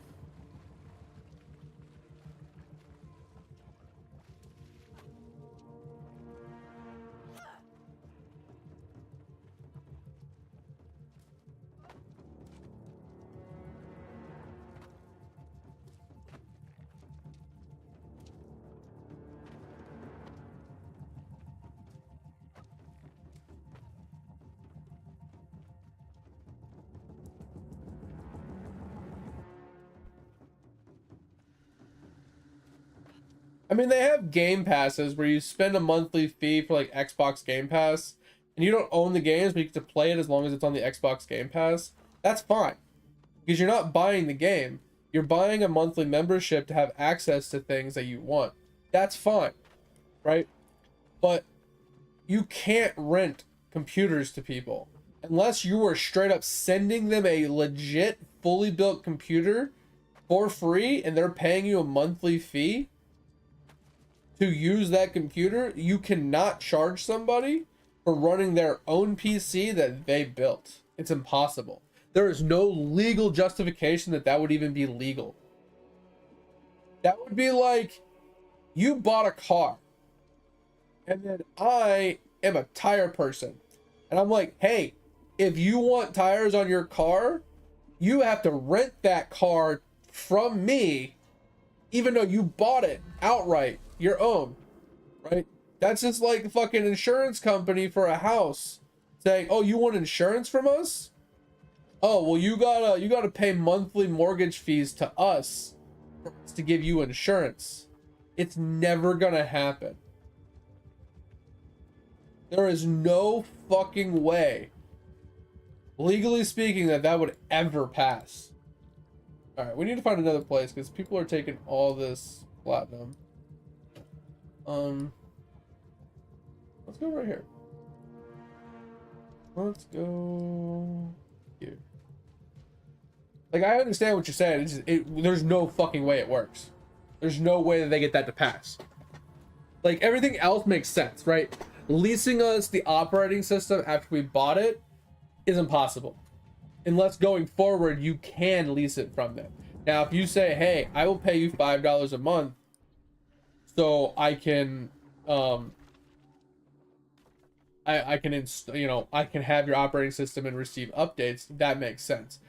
But there's no way that anybody goes for, hey, I spent $200 on your operating system. Now I have to pay you $200, like I have to pay you like $50 a month to have access to it. That doesn't happen. That's not going to happen. That can't happen. You can't charge people something after they've already purchased it outright. Now you can charge them service fees. You can charge them monthly like fees for updates and things like that. It's just like OnStar, for example, in your car. You have OnStar. You don't have to pay to have the OnStar, but you have to pay for the service, right? That's different. So you pay them monthly or yearly to have the service active, but you don't have to pay them for the equipment in your car because the equipment's already paid for. Does that make sense? That's why the computer purchase or the computer rental would never work, because then at that point, then everything in the world that you've actually full on purchased, aka your car, your house, your cell phone, your fucking skateboard, you know what I mean, your fucking mouse, headset, microphone, all these things could then be monthly chargeable renting fees even after you've full on purchased it. It's legally not possible. It's never gonna happen.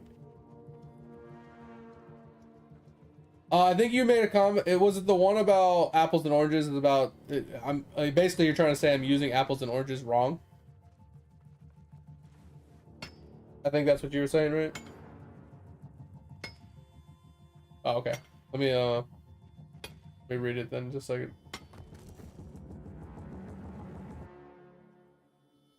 Oh, 808 drill. 111 Kruk bubbles. Insane!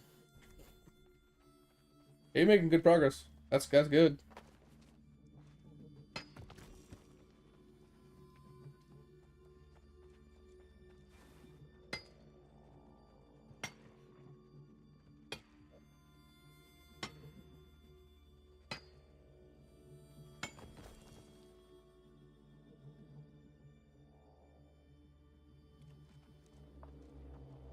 Yeah, I'm gonna be real. There's no way that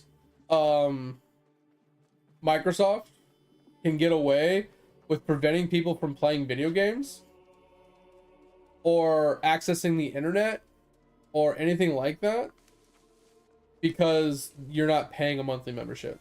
It won't happen. There's no way in hell that passes. Because they can't dictate what games you're allowed to play when they don't even own the rights to those games, right? That's like saying that Blizzard, let's just take this for example. Blizzard makes a game and fucking Amazon says, well, you're not allowed to play that game because you didn't pay us to have access to that game.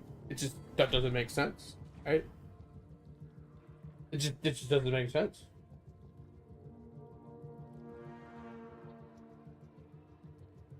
But that's a different thing, Diablo. Xbox Live is a service that you pay for to connect to the Xbox servers. You still have internet access, right, on your Xbox. But also, Xbox is only tied to Xbox stuff. We're talking about a personal computer. We're talking about a computer that has no affiliation to a company. It's a hodgepodge of personally picked parts that are combined into a specific machine that you make yourself. It is not a Macintosh. It is not a Mac. It is nothing to do with Microsoft. It is a hodgepodge of stuff that can have any operating system it wants on it, right? It is not a set piece of gear sold by a set company with set hardware that is proprietary to a specific company. Once again, we're talking about two different things here.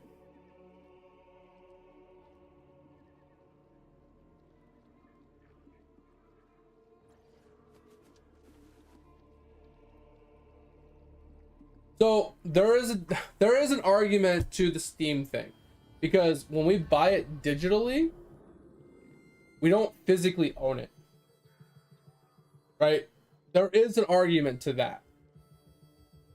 But what I'm saying is Microsoft cannot prevent a personal computer from accessing the internet because they did not license an operating system through them. They cannot block access from your computer to, say, Steam or another company because you didn't pay them for access.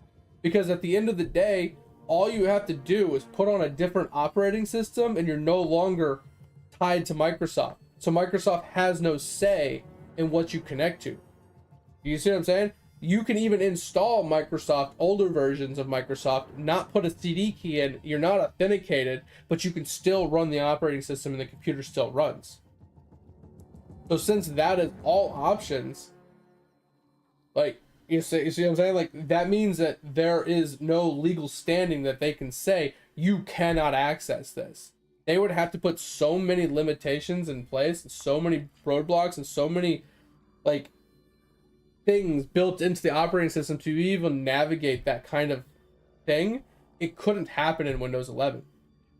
And at the same time, you can't expect people that have already purchased Windows 11 for how many years, and you forced so many people into Windows 11 with no choice by their points, to then abide by a random choice and decision to change the terms of service that they have already agreed to something different that they need to now agree to again. And if they don't agree to it, you just kick them out? No, because the legal binding of the previous thing that you accepted is grandfathered in. So you can't force people to now pay you a monthly fee to have an authentic version of the Microsoft, operating system so I can access non-Microsoft related stuff. Doesn't make any sense.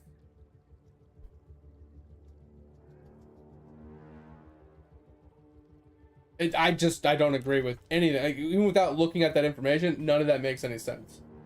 Like, I can see, like, the idea behind what they're trying to do, but at the end of the day, it doesn't make logical sense that it would even viably be remotely possible to happen.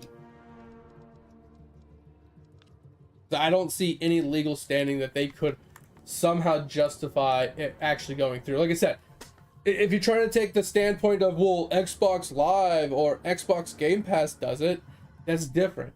That's completely different. It's not an operating system. We're not talking about an operating system installed on a piece of hardware that isn't, like, that is specific proprietary stuff. That's like Nintendo Switch is from Nintendo. Nintendo owns it. Nintendo proprietary information and stuff. PlayStation by Sony, proprietary. It is what it is, right?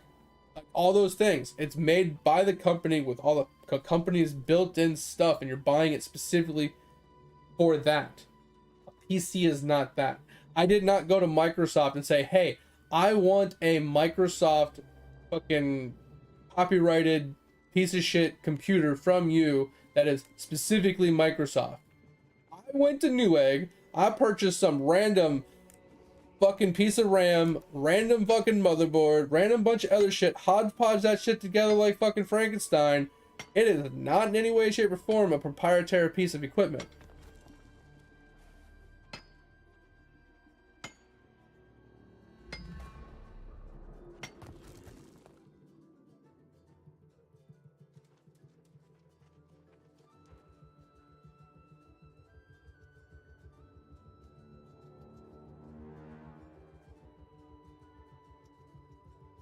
there's a difference between wanting it to happen and having actual fears that it would come true. I have zero doubt in my mind that that would ever come true. I am 100% convinced that that is never gonna happen.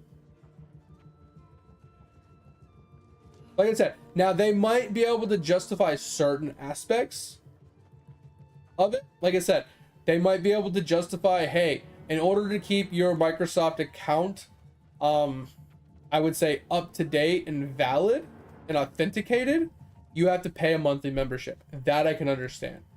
So in order to receive security updates or any types of backing by Microsoft, yeah, you have to pay a monthly membership. But they can't turn your internet off because you're not authenticated. They can't block access to the World Wide Web purely because you didn't pay for their monthly membership fee. And I'm going to tell you right now, if they do, 99% of the population is going to switch to Linux. I almost guarantee you.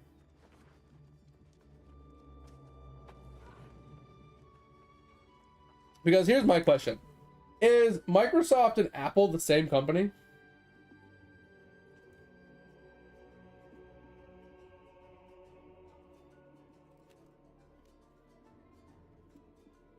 No, okay. But Microsoft and Apple are not the same company. Okay, so that's what I was kind of curious. I thought they were like, kind of like parents or children of each other or whatever. Well,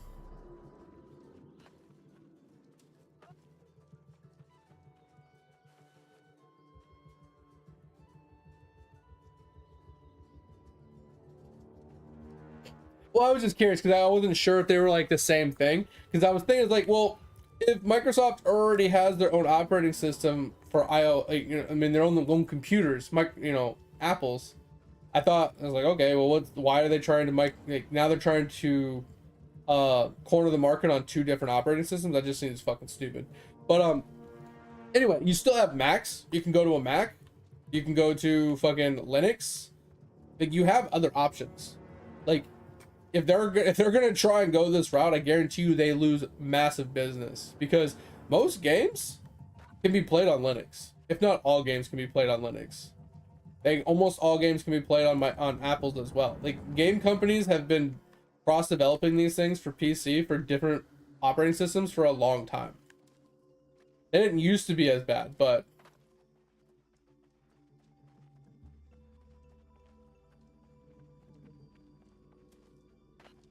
only use Apple, not Orange. I don't know, man. Like I said, I'll look at that video later, but without looking at the information, I'm 1000% convinced that there's no way in hell Microsoft survives a move like that when it comes to operating systems. There's no way in hell they survive that. Because in the short term, yeah, they might make some money, but people are going to get super fed up with it super fast. And unless it's like the top of the line, best ever fucking devised fucking equipment and speed and security ever known to man, ain't nobody gonna pay a monthly membership to rent their own PC and operating system through them when they already have to pay for it up front. It's just not gonna happen. Now, some people would pay a monthly subscription fee to rent a computer, right? Because it's cheaper for them, right? If they wanted a computer, but they didn't want to spend like 3-4 grand on a computer and they get one for free and they can just pay monthly fees on it, people would do that. I don't see a problem with people doing that. But if I have to pay for my own computer thousands and thousands of dollars, and then I have to then say, hey, I bought a $5,000 computer, I want to play, I have to now pay you $50 a month to rent the PC that I just bought. Doesn't make any sense. It just, I can't fathom it.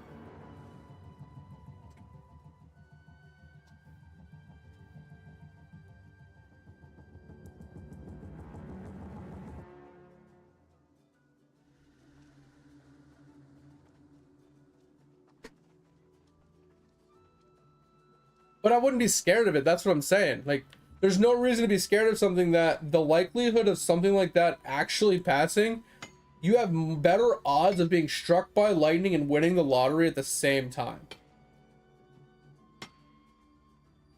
I highly doubt that something like that would ever fucking pass, because it doesn't make sense.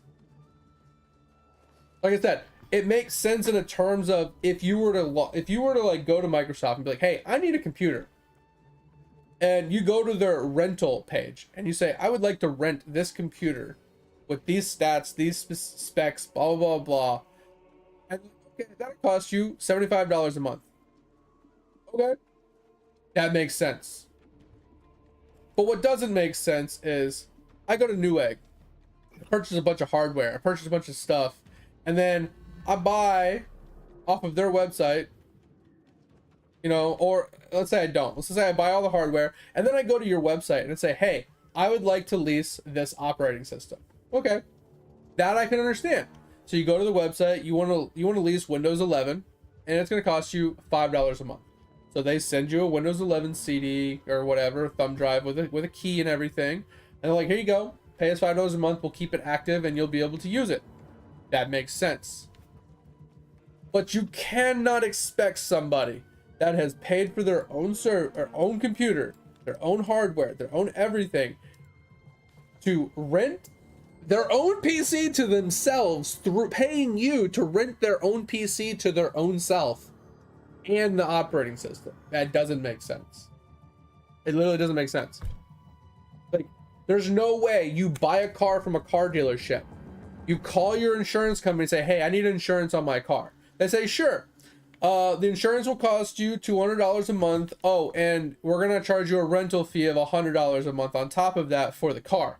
Huh? That's not how it works. Unless you purchase the item directly from that company for a rental fee, you can't be charged a rental fee for something you already own. Just like if you were going to a phone place, right? If you were going to go to like Verizon and you were gonna get a phone, right? And you walked in and you're like, hey, I have a phone, I just want to plan with you guys. You know, what's the cheapest plan you got? Oh, it's $50 a month. Cool, let me add the plan. So they sign you up, they you know, put your phone into their system or whatever they have to do. They attach it to your plan. Bob's your uncle, you have cell phone. You know, you have the plan attached to the cell phone you already brought in. They're not going to be like, all right, your cell phone bill is $50 a month, but even though you brought us a phone that you already owned, we are going to charge you $25 a month to rent that phone. That's not how that works. You see what I'm saying? They can't do both. They can charge you a monthly membership for access to their operating system, yes. But they cannot force you to pay for something you already own. But a phone plan is a subscription fee, Diablo. It's different. That's what I'm saying. I can understand you having to pay a membership for the operating system, but not for the computer itself. You see what I'm saying? No, shut up. Sorry, I was talking to my Alexa. Shut up! Stupid Alexa. Stop.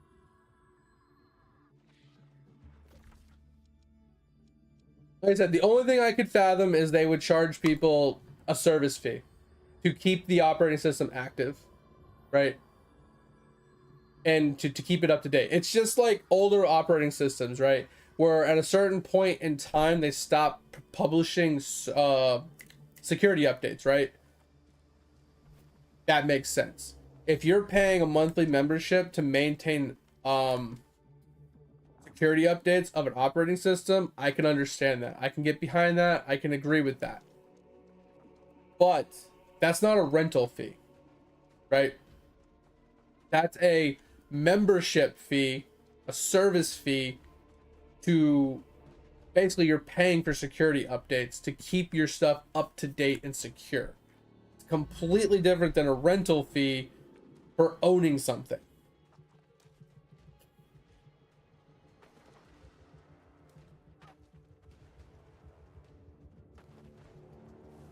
Now, everybody's fucking farming lodestone and I can't get any. God damn it, dude. Never gonna be able to level this shit up.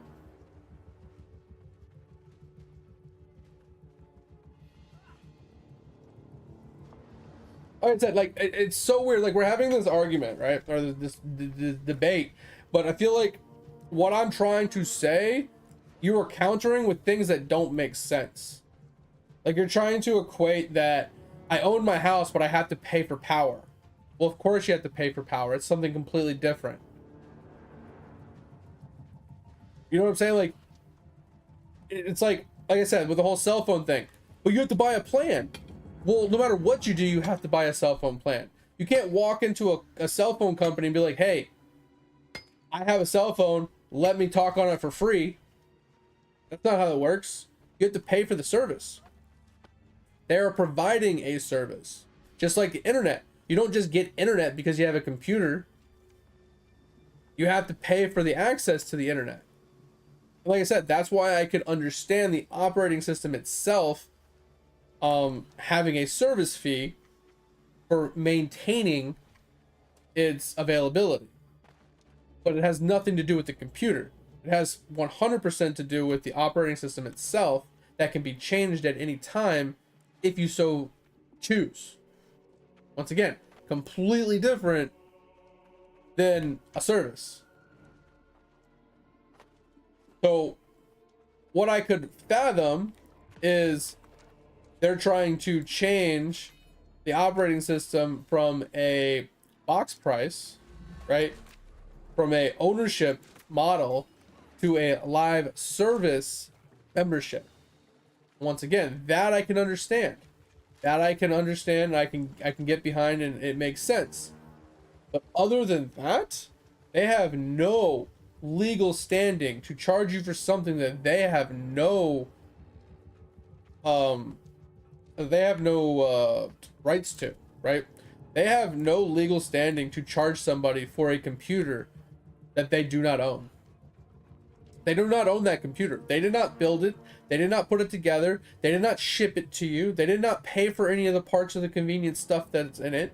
They had nothing to do with that computer, so they cannot charge you for it. It's just like if you bring a cell phone to a cell phone company and you want a plan, they can't charge you for the phone because you already own the phone. It's not their phone. It's not their device. It's not their money that was input into it. They can't charge you for it. They can charge you a service fee for for activating that phone on their network, but that's a one-time service fee for activating it, not for maintaining it month to month. What?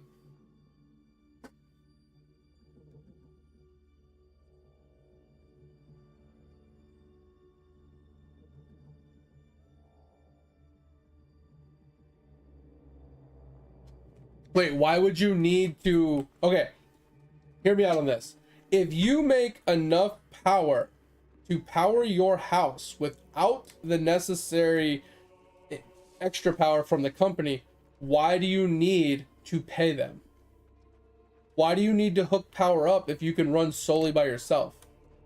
AKA, how is it that people that live in the woods that have no power, that run the same way you're speaking with solar, wind, water, whatever, how do you think that they operate on power without paying any monthly fees?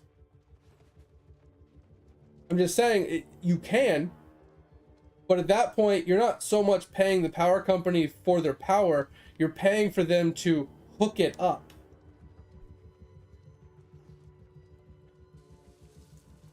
Called rates. Rates have nothing to do with it.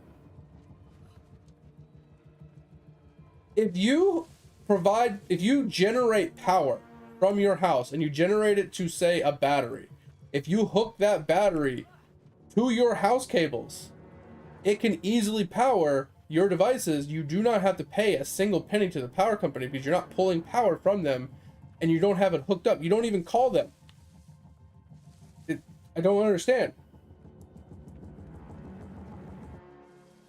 Also, 9 times out of 10, if you talk to the power company and you do generate power, if you generate more power than you're using, they pay you for the extra power. It's a thing. Very few people can take advantage of it, but it is a thing.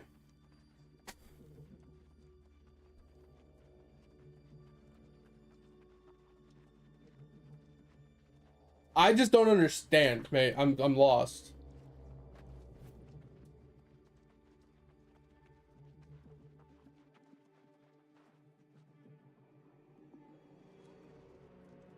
Well, here's the thing, Diablo. Like, at the end of the day, if you can provide 100% of your own power, you don't even have to call and turn power on your business or your house or whatever. You just don't. I can't find any fucking lodestone. They're taking all of it, dude. You guys are annoying me.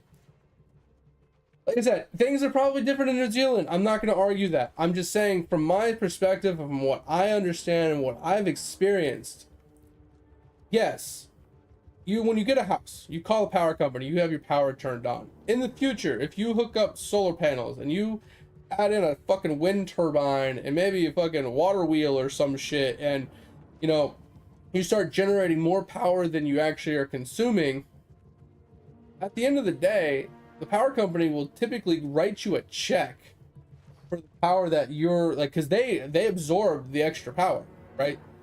Anything excess goes right into the power grid and they absorb it, so they write you a check for that.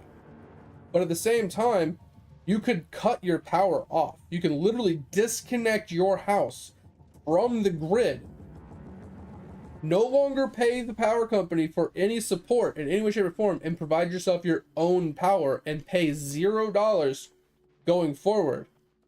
It is possible. It is a thing. People do this. People live 100% off the grid, providing their own power and water. And if you tell me that that's not possible, then we're in a completely different argument, because it's 1000% possible. People do it all the time.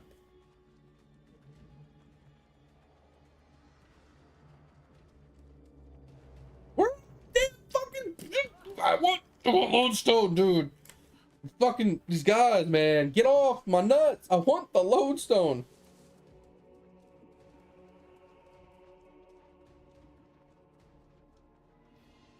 Yeah, I mean, they obviously buy it at like a reduced rate. I'm not going to discredit that. That's 100% true. The power might be worth $100, but they're only gonna credit you like $10. Like, that is definitely a valid thing. Like, it definitely undercuts you for what it's worth. I'm not going to discredit that. But what I'm saying is like, at the end of the day, if you can survive without support from the company, you don't have to pay the company. As long, like, the only reason you would end up having to pay the power company anything is for maintenance, right? Like, if you needed power lines maintained, or you needed, you know, repair services to, you know, your stuff around your neighborhood. I mean, that's a possibility. Like, that's part of what your bill covers when you pay for, you know, power. But you're mostly paying for the amount of electricity you're consuming. But like, at the end of the day, like, this has nothing to do with you owning your house or not.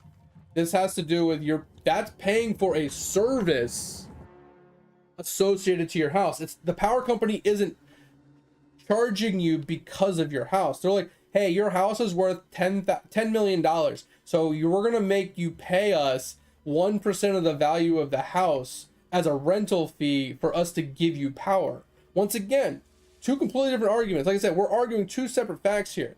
You're trying to say that Microsoft, as an operating system, is going to force people to pay them a rental fee for the computer that they own. Well, that the person owns, not the company owns. It doesn't make any sense. It's impossible. Like I said, it's just like if you buy a car from a fucking dealership. You go over here, you buy a car. You drive it across the street. You go to a completely different company and you say, hey, I would like insurance on my car. They're like, oh, okay, cool. Nice car. You didn't buy it from us. This isn't our car. We have nothing associated to this car, but we will insure it based off of the month, you know, how much it's worth, blah, blah, blah, what kind of insurance policies you want, and then blah, blah, blah. Oh, but by the way, we're also going to charge you a percentual rental fee for your car going forward as well, even though, you know, you bought it outright and you own it. That's not going to happen. But you're not paying the government either. Oh my God. Do you not understand how buying a house works?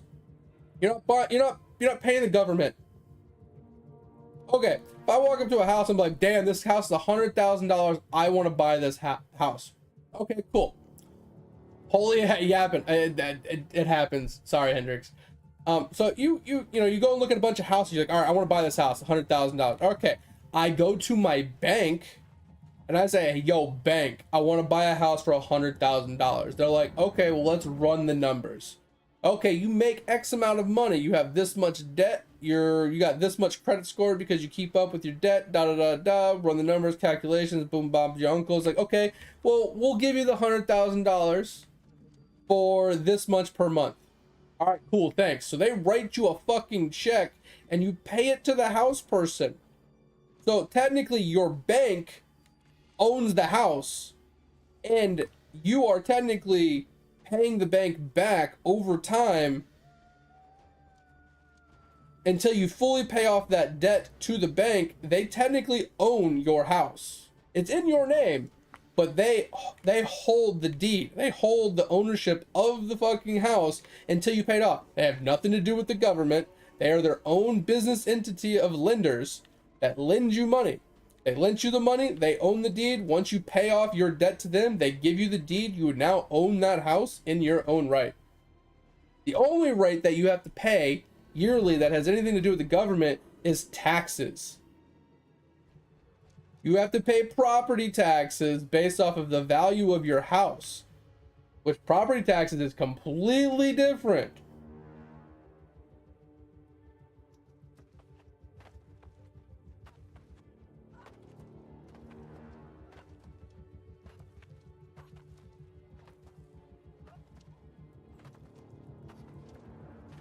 Yeah, so property taxes are different.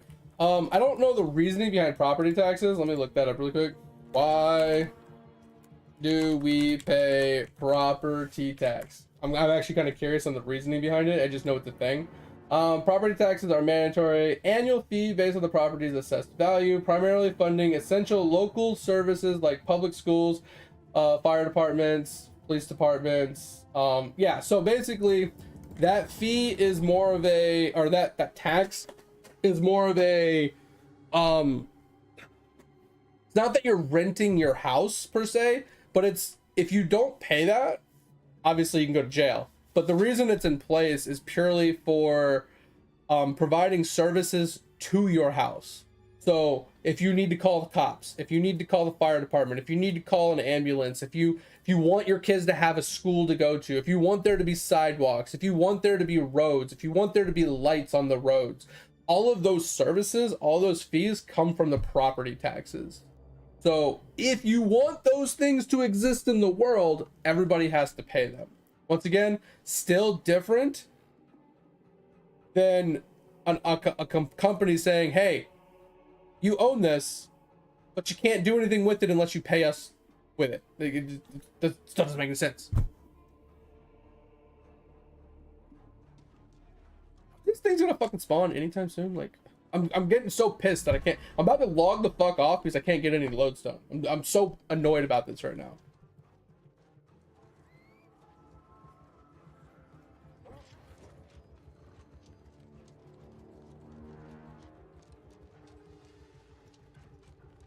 I mean, I wouldn't say, I mean, do you technically own the land? So there's some gray area in that sentence for us. Like, you own the property and it's technically your land, but I think you only own a certain depth of the land, if that makes any sense. I think there's a certain depth limit that technically you don't own, even though you bought the house. I don't know about that one. That one's over my head. Calling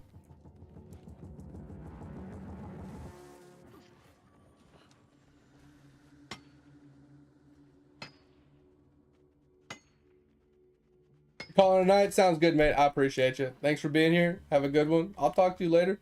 Yeah, we're gonna continue this on this weekend. I guess we'll have to wait for people to not be stealing our lodestone. But we're gonna log off here too. I'm hungry and I'm tired. So like I said, yeah, well, owning your land versus owning your house versus paying services for your house to actually stay lit up or have water or for the street lights to be on because you're paying property taxes or whatever. That's all completely different than a Microsoft thing.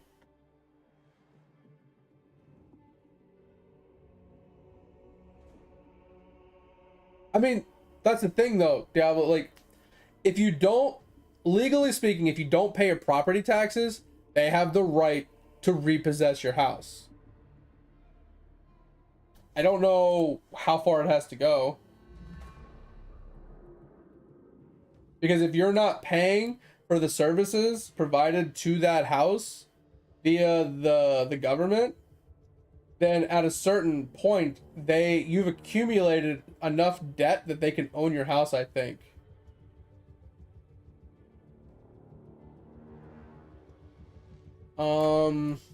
What happens if you don't pay property tax? I'm just kind of curious on like how much you have to do.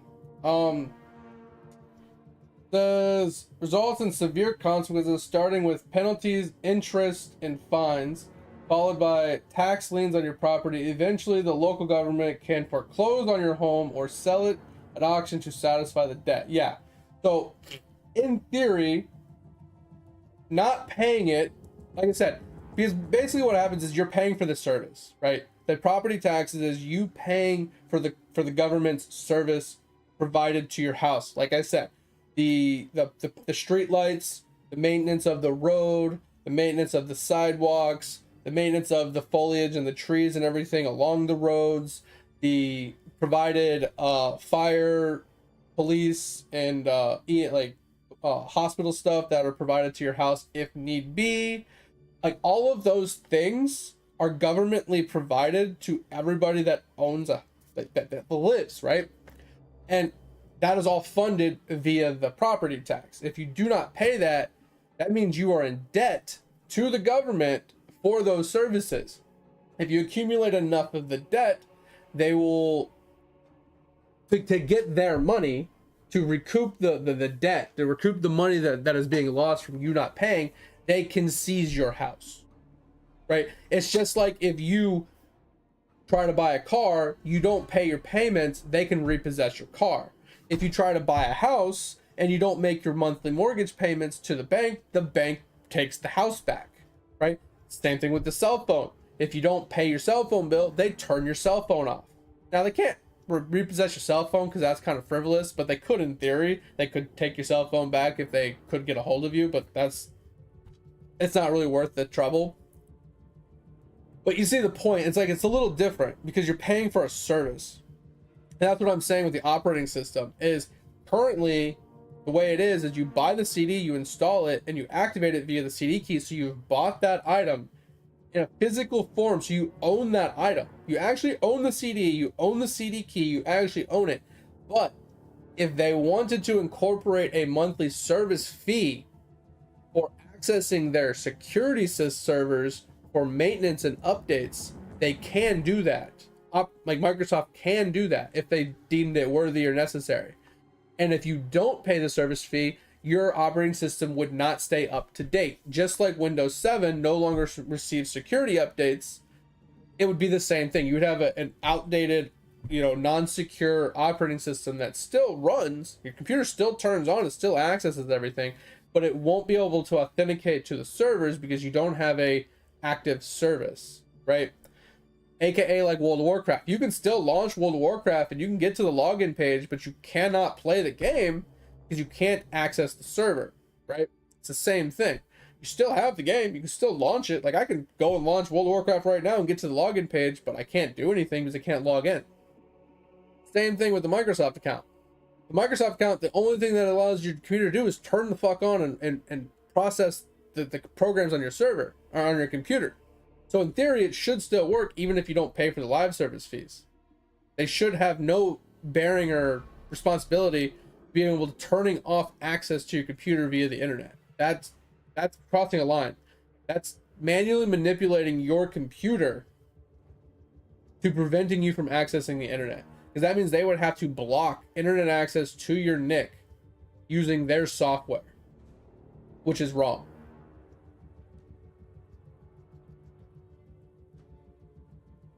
Yeah, you can make a solo server. Like I said, those are private servers, right? You just have to have a login.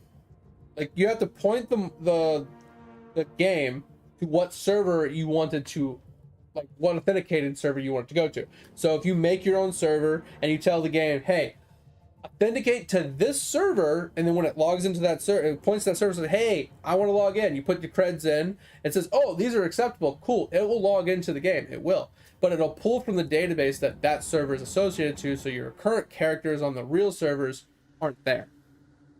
So yes, that's what's called a private server. Once again, WoW can't stop you from doing that. They can, if they catch you doing it, they can definitely fine you and put you in jail and stuff. But that's, once again, they can't prevent you from doing it. World of Warcraft can't say, hey, since you have our game, you pay for our game or whatever, we're not going to let you log into any other World of Warcraft server, period. It's impossible for them to regulate that. Because then that means they would have to be able to track any comings and goings of your computer for everything that you could possibly do. And they'd have to flag every piece of information and track everything and then block what they wanted to block and not block what they did. That's not what they're allowed to do. They're not allowed to do that. Now, they can track any information while you're connected to their servers. Anything that you input into the server, yes. But if you're not connected to the servers, they have no authority to do anything to your computer. You have to be logged into the servers for them to do anything.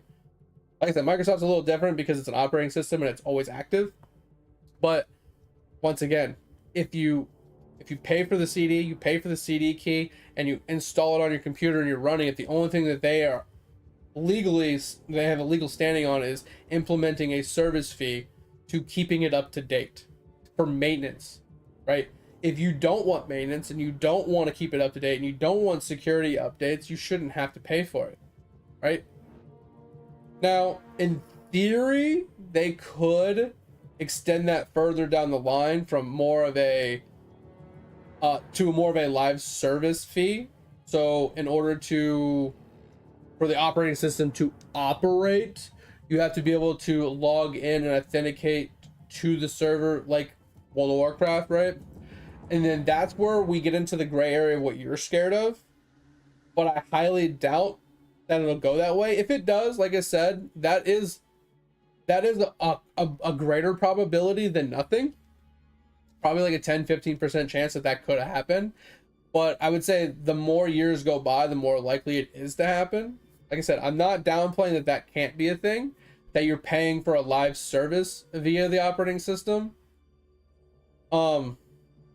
Which is fine. But at that point, it won't be Windows 11 because they already have too many people that have purchased it, physical copies and everything else, and have agreed to certain terms of service. It would have to be a brand new operating system going forward with this in place from the get-go for that to even be legally standing. And then that would be how it would go that way. And then people would probably just say, I'm not going to go that route and go with a different operating system. It's possible, but there's no way that they can go from that to saying, hey, we're also going to charge you for the computer you're running. It just that doesn't make sense. It's not even in the same hemisphere or universe of ideas that is even possible.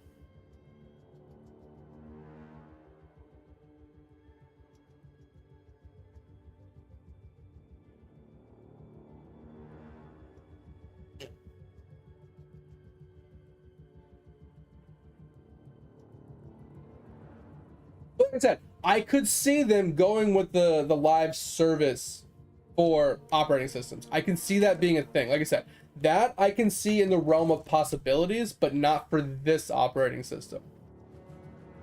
specifically because it's already been out for so long and there's so many people that have agreed to the terms of service already. You can't go back on those originally agreed upon terms of services. From my understanding, you shouldn't be able to. That it would be, I think it's unfeasible to happen for Windows 11 for a live service access, right? I could see that being for the next operating system. I could see that being a thing.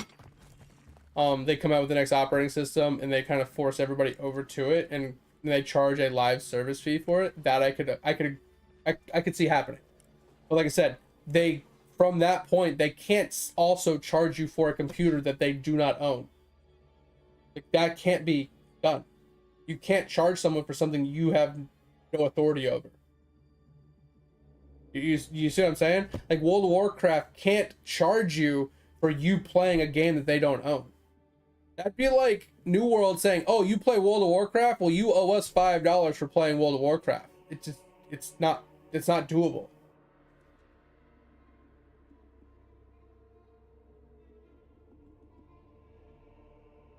Well, I mean, you can release new terms of services, but the thing is like, if I don't agree to them, you can't legally bind me to them.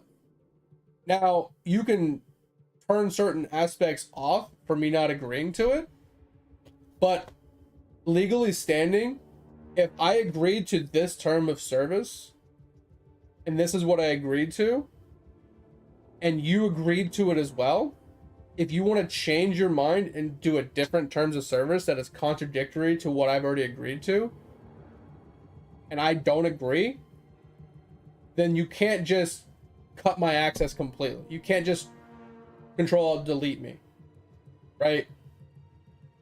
Now, there is some gray area where they could downgrade you. They can, limit your access, do some other things. Like, there's things that they can do legally, obviously. But I think, like I said, I'm not a legal person here. I think you do have legal standing to fight back and to still maintain your autonomy of owning the item because you purchased it flat out for a purchase price and stuff like that. And they agreed that this was the standard. Now that they're changing their minds and they're moving to a different standard, they can't go back on what they've already agreed to. That's what I'm saying. And that's why I say I don't think Windows 11 it'll happen, but I think in the next Windows it will be, right? Like, maybe going forward, the new terms of service might be that way, but people should be grandfathered in from beforehand. And those people shouldn't be penalized because we purchased it and agreed to it based off of these things. And just because you want to change it, we shouldn't have to suffer because we don't agree with this, right? That's my standpoint and thought process on it. Like I said, I'm not a legal guy. I don't know all the ins and outs. I didn't read the full terms of service. There might even be a fine print in there that says, hey, even though you agreed to this, if we change them later and you disagree with it, we're control deleting your shit and it's going away. There could be a small little tidbit in there that says that. I mean, it's totally possible. You know what I mean?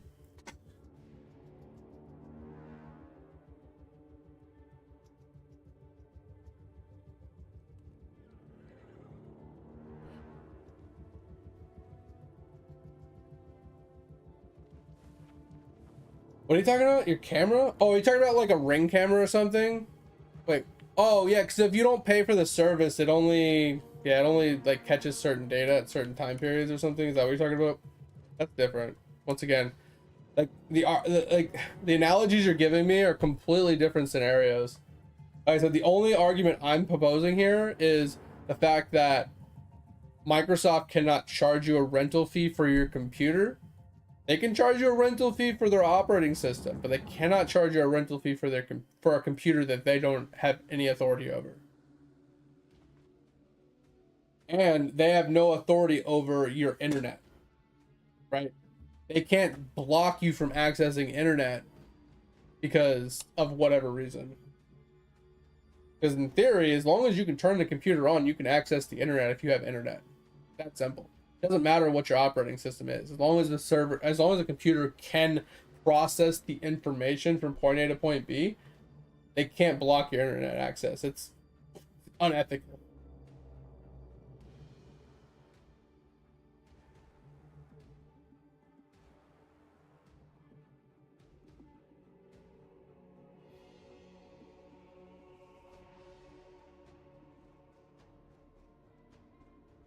Wait, what? That's fucked. I don't know how that's even legally binding either. That's weird. I don't know. Like I said, I don't think it'll be a thing. I don't think it'll be a problem. Now, if I hear more about it later, and they're like, "Oh yeah, Microsoft's doing this," and there's more validity to it, then I'll take it more seriously. But at this point in time, like I'm not opposed to paying a monthly fee, to having security updates and live service stuff for Microsoft, for having a good operating system. Like, sure, whatever, that doesn't bother me. But if they try and charge me more money because of my computer, I'll take them to court. I'll straight up take them to court. I don't give a fuck, because that is no way legally binding that you can legally charge me a rental fee for a computer that you did not provide for me. They will lose that fight 10 out of 10 times. There's no way. It's literally impossible to charge someone for something that you do not own.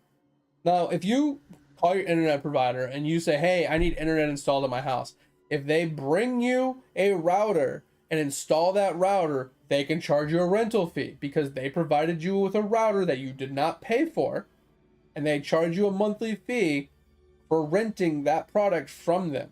That's fine. But if they show up, you have your own router that you've purchased, and they install it. Now, they might be able to charge you a service fee for it, but it's not a rental fee. And then what they do with the service fee is it's a cheap rate. It's like a $2 service fee for the device. It's a monthly service fee. It's basically a service fee to for them to access it and kind of maintain it, right? They're not gonna send updates to it or anything, but it's basically you're paying them to be able to access and keep it kind of up and running. So if there's ever problems, they can access, restart it, and do stuff and things to it. But you're not paying a rental fee. It's different. Once again, everything's nuanced. Everything's labeled specific ways to avoid, legal backlash and stuff. But you cannot legally charge someone a fee for something you do not own.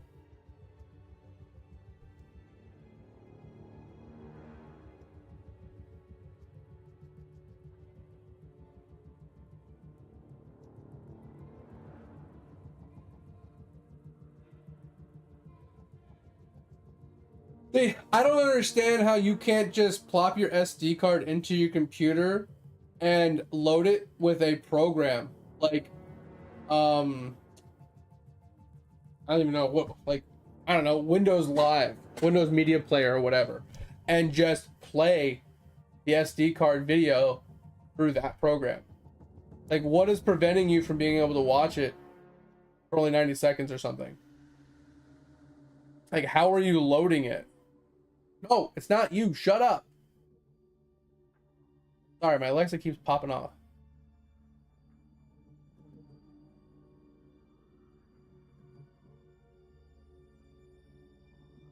I'm confused on your situation. Okay, it's because you're using their app. That's why, right? Is that why? Right? You're loading the video via their app, and the app is what's preventing you from watching it for more than 90 seconds. Technically, I think you can get a different video player on your phone as well. So instead, you could probably go into your settings. You can download a different app, and you can set that to be the default video player on your phone, and you should be able to just watch them freely. Because I think what's going on is they changed the terms of service with the app, and the app is what's limiting it. So the app is limiting to only being able to watch X amount of time at a time unless you pay real money for it, but there's other ways to watch it. Once again, same thing with operating systems. You don't have to run one operating system or the other. You just choose to.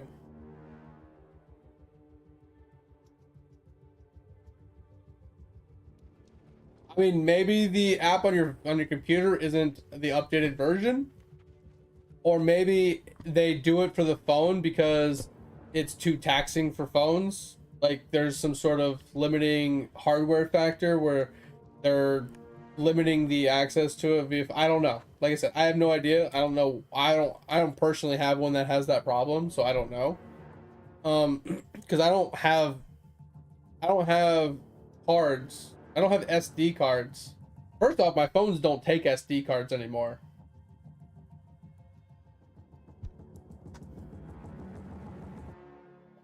Welcome back. So yeah, I don't really know the details of yours because, like I said, I have cams that I pay for through a service, but I don't.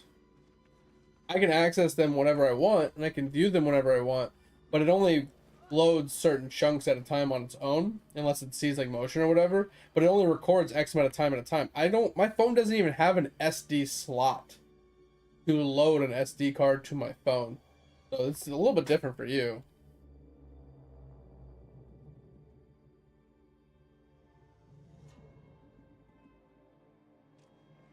That's what I'm saying. Like yours is a little different. I don't know. It's just that seems weird.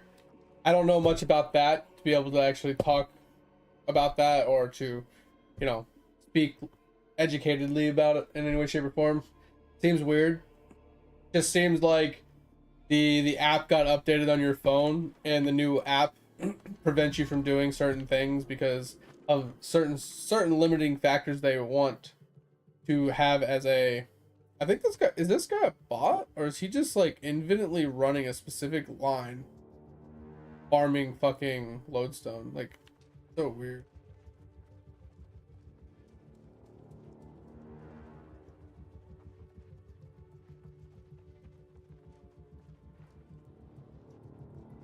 Yeah, like I said though, like I don't know enough about it, Diablo. I can't really speak educatedly on it.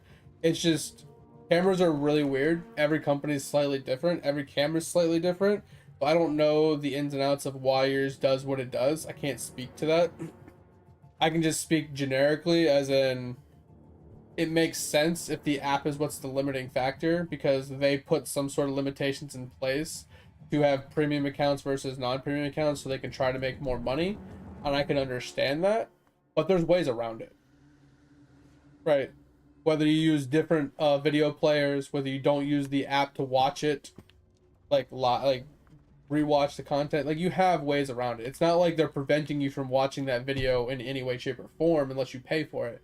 They're just making it annoying for you to actually do what you got to do.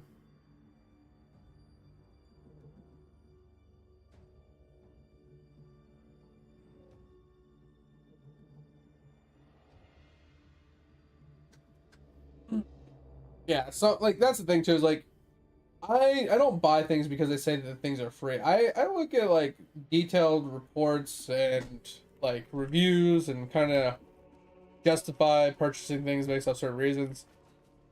Like not saying that those cameras probably aren't great or anything, but if I was having the same problem you're having, I would have probably looked in. I probably would look into a different camera, or I would look into a solution that isn't paying for that service. Yeah, I mean, I agree with you. Like, if I paid for these a while ago and I've been using them the same way for a long time, and then you just decide at a spur of the moment to change your terms of service and now start charging me for access to things, oh man, I don't know how much legal standing you have to be able to fight that, but I would want to fight that. That's just annoying. But that's the thing, is like when it comes to terms of service, no one truly reads them, and I'm assuming a lot of terms of service have this clause in them that states these terms of service are subject to change at any time for any reason, um, and they are binding. And like you accepting this means that you're accepting any further changes going forward. I'm assuming there's something along the lines in those terms of services.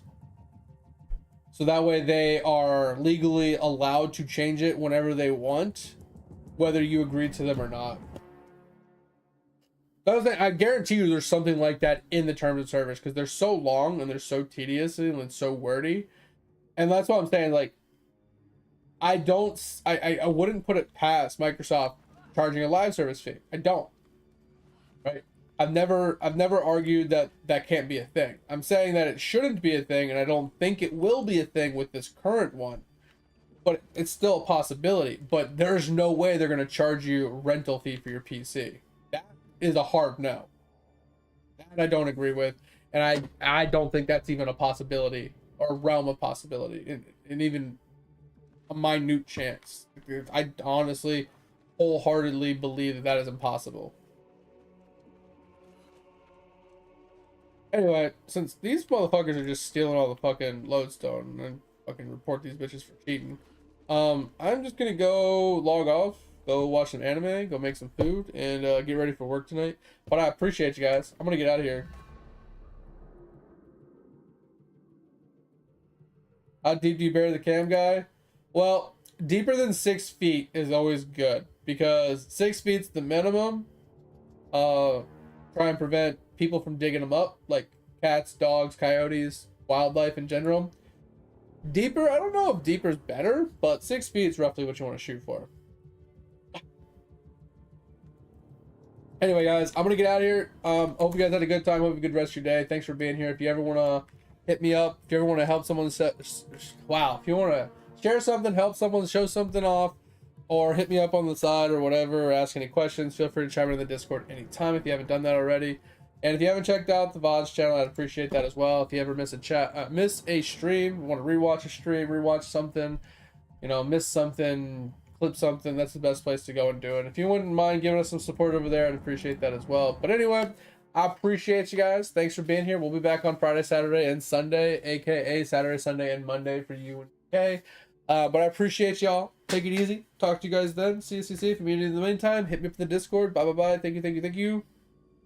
Hit me. And an animal at 6. Oh, God.